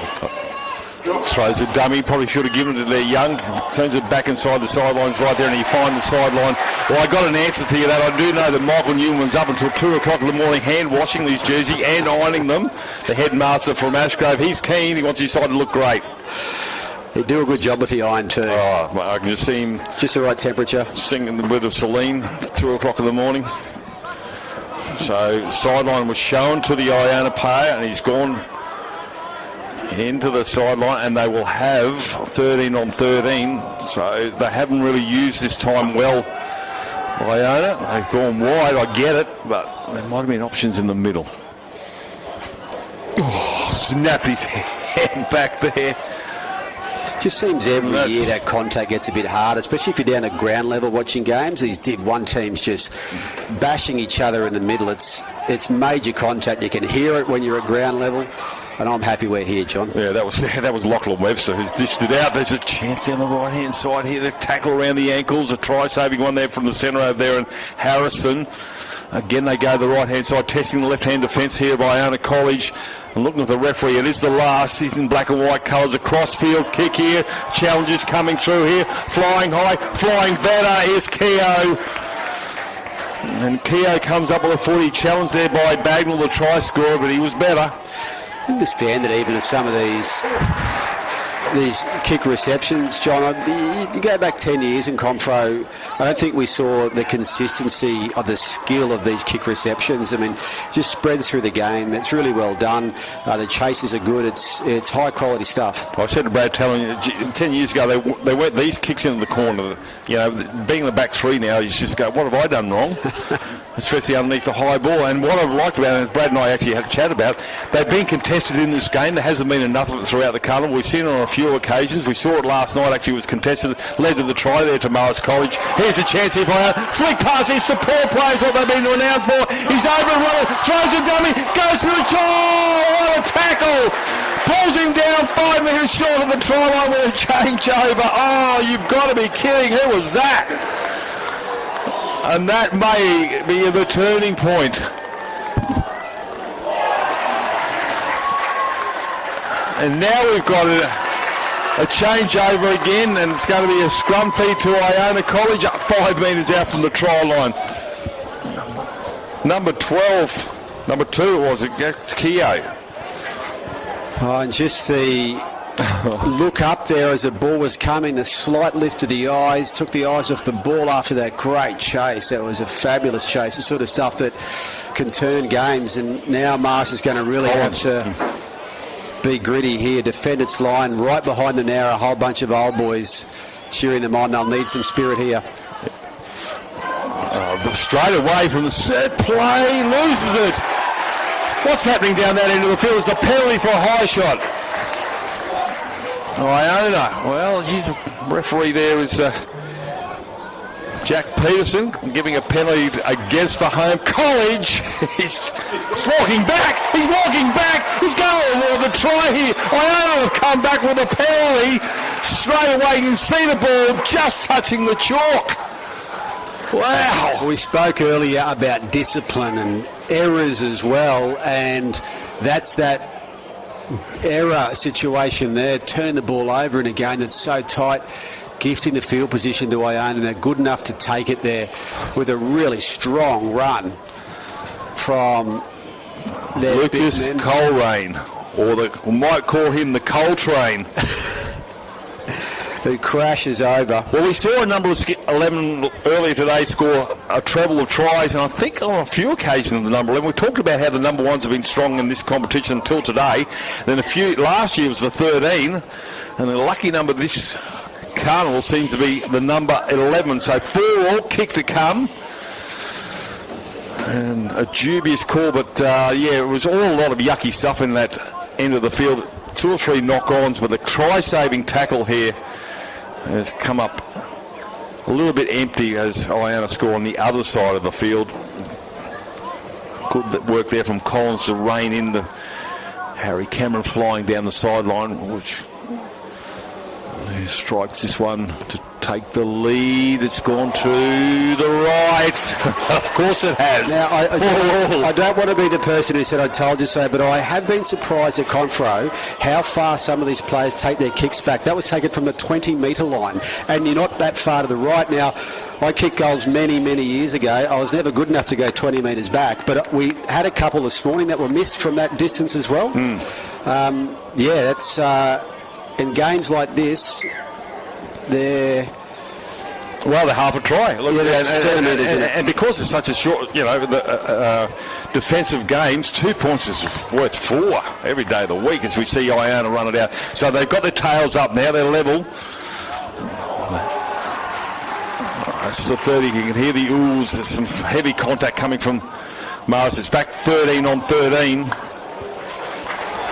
Penalty now here for Iona. It's a big run from one of the Swift brothers there. The Swift twins who have got through a power of work for Iona College. Calix and Bailey. One of the Swift boys scored a try yesterday. Or set one up, I beg your pardon. He did score earlier today. Calix Swift against... actually might be against Peter Clairvaux. So Iona College, can they go back-to-back tries? We've still got 11 minutes remaining. Don't forget here, we're not going to extra time in quarterfinals. Beauty run. throws the ball. Nicely tackled there by Harrison, by the number 5. Again, they try to get through there. That's a good run. The Max Platt lookalike. Short, stocky with the tape. He's a 13 as well. Trying to look for his second try here is... Well, Max Platt was an Iona old boy, but never played Confro. Oh, goes back, says the referee. No, it's going to call a knock on. Now, I did see a game earlier today where every time the ball went down to the ground, the referee called knock on, and he did it for both sides. It went backwards, everything. It was consistent. And it's something the referee out here has been doing as well as Jack Peterson. Being consistent. If you're worried about, oh, did it go back or didn't it go back? If it just goes to grass, let's just call it a knock on and save for both sides. Hang on to the footy. So Ashgrove, 12 out from their own line, trying to work their way out of trouble. They just got to get to a kick. So at the moment, there's probably only 1 or 2 occasions this half they've actually got to a completed set. Yeah, Ashgrove just needs to turn that tide of possession. Yeah, I see, there's another one. Yeah, and I think the guilty party there might have been Finn Manahan. It's Tuesday afternoon at Confro. This is we're up to 150 minutes of footy for these players in 2 days. So if you're at home and think, well, there's another mistake, well, just have a think about what these young fellas have been through Monday and Tuesday. It's the equivalent of NRL players playing 2 80-minute games in 2 days. We don't see it, but that's what Confro's about. 4 games of 20-minute halves on 2 days, rest day tomorrow, and then we go to semi-finals. So that's why it's called Heartbreak Tuesday, because carnivals can be won and lost on Tuesday afternoon. It actually wasn't the dummy half and knocked it on. The actual man playing the ball actually dropped it just in the last second. So, yeah, you're right. He can be a little bit gassed here, but as we see, Bailey Swift, all right. He's gone over and scored. Back-to-back tries here for Iona. No way of stopping Big Bailey. Well, there was a man on a mission running right towards the Ashgrove Old Boys end, and he was charging, and that's 2 tries for Iona College off the Ashgrove mistakes. Just a termination late on Tuesday. They did their best to stop him, Ashgrove, and the kick will be right next to the right upright. Is he allowed to do that to another human being? Bailey Swift, just absolutely. It was like the watching Donkey Kong. It was just muscled over the top, throwing barrels at people on his way to the try line. So this time he's brought back only 10 metres. Anderson Harrison looking to convert, 8-4. Handy if it's a 6-pointer, and then they may think about a field goal to take it at 2 scoring opportunities. Conversion successful, 10 points to 4. We've got just over 6.5 minutes to go, so Ashgrove staring down the barrel of back-to-back losses. When you get to Iona's looking for 4 on the trot. Yeah, and you get to these moments when it becomes all or nothing, and I think for Ashgrove you say, well, who are our guys who can turn games quickly? They know who they are. We saw them last night playing so well against St. Pat's Mackay. In this last little bit, they will look to those guys, I'm sure, whereas Iona, they've had a fabulous couple of days. Just wondering whether, I'm not really sure, I don't think he started. It's Jed Cole, the number 7 for Marist. They're missing him in the middle there directing traffic.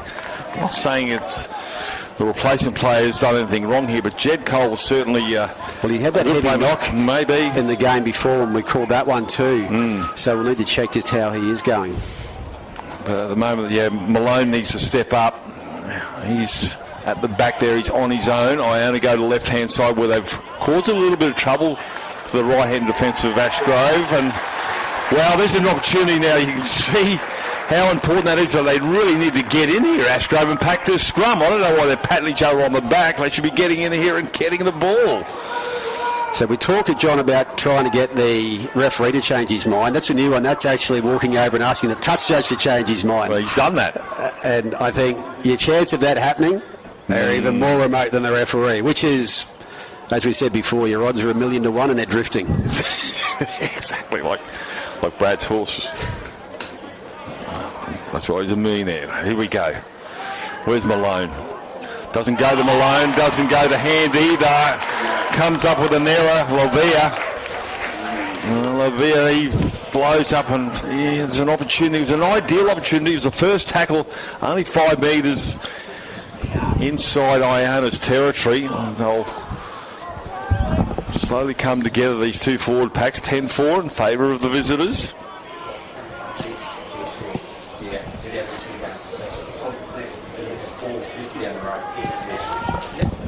So Iona feed this scrum 10 metres short of halfway.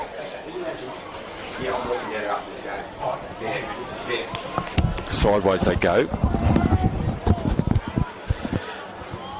Well, who would be a coach, John? Oh, you can't be kidding. Who would be a coach? These kids have given their all for 2 days, and we've got another game here that's a knife edge. Well, I mean, look, there's still 3 minutes to go. They'll get another 3 sets here, Ashgrove, but they just got to hang on to the footy. 4 to go, Brad? 5 to go. So they've got plenty of time here. So they'll have 2-3 sets. Get to the other end, but they've got to hang on to the footy. They've been their own worst enemy. We've spoken about that. It might be best not to have had the scoreboard there. We've got a fair idea on low scoring match is what it is. Last one, midfield bomb here. The chases. Malone's there. Malone doesn't take it. That should be 6 to go. Did he play it? No, still the last tackle. That will be a changeover. Just an update on the other Shield quarter-final at the moment. TCC have scored again to lead Ignatius Park College 14 points to 8. I'd say that's an upset brewing down there because Iggy Park were undefeated in their pool rounds. TCC didn't have a win yesterday. I'm just reminded their clock is exactly the same as ours, so they've got 4 minutes to go over there as well. Webster throws a bit of a dummy there before he runs into some traffic. We've got players' numbers out to the left. Put it through the hands. Short passes. Not expansive enough or quick enough. They need to really get it through the hands. They've got 5 players on the blind side. Play on, says the referee. We've got a player injured. He's just rolling over at the moment. They go through the middle. Charging run here from Lavia. If it is a cramp, well, Peter Masol said, I want to believe that if you've got a cramp, play on. Puts a kick through. It wasn't the last. Iona going to come up with the footy. Was that the right option? Well, they're only kids for mine. They should have hung on the footy and found better field position to take that 5th tackle option. Gunner will run it into the 10-metre line. So the referee's going to stop the play here for a player down. And it is the try scorer, I think. Lucas Coleraine. There seems to be a lower leg that he's... a bit more than a cramp, maybe. Yeah, a lower leg that he's just holding there. But, of course, the clock doesn't stop here, so the clock will continue. So this will be a quick chance for both teams just to try to work out what they're going to do as the clock ticks away. Oh, whatever she touched there wasn't good. Certainly got him flinching. He's going to get up and... Oh, the magic sponge wasn't even needed. But how about this trainer? Come good. Yeah, he's going to take him to the sideline. I'd say that's a wise decision. When play stops in the final minutes, you can't go back into the line. You do have to leave the field there. Otherwise, it's a bit sus. The frustrations emerge. So, and now with the ball in hand, 90 seconds remaining here on the final day here, final game on day 2 here. Big thanks to Marist College Ashgrove,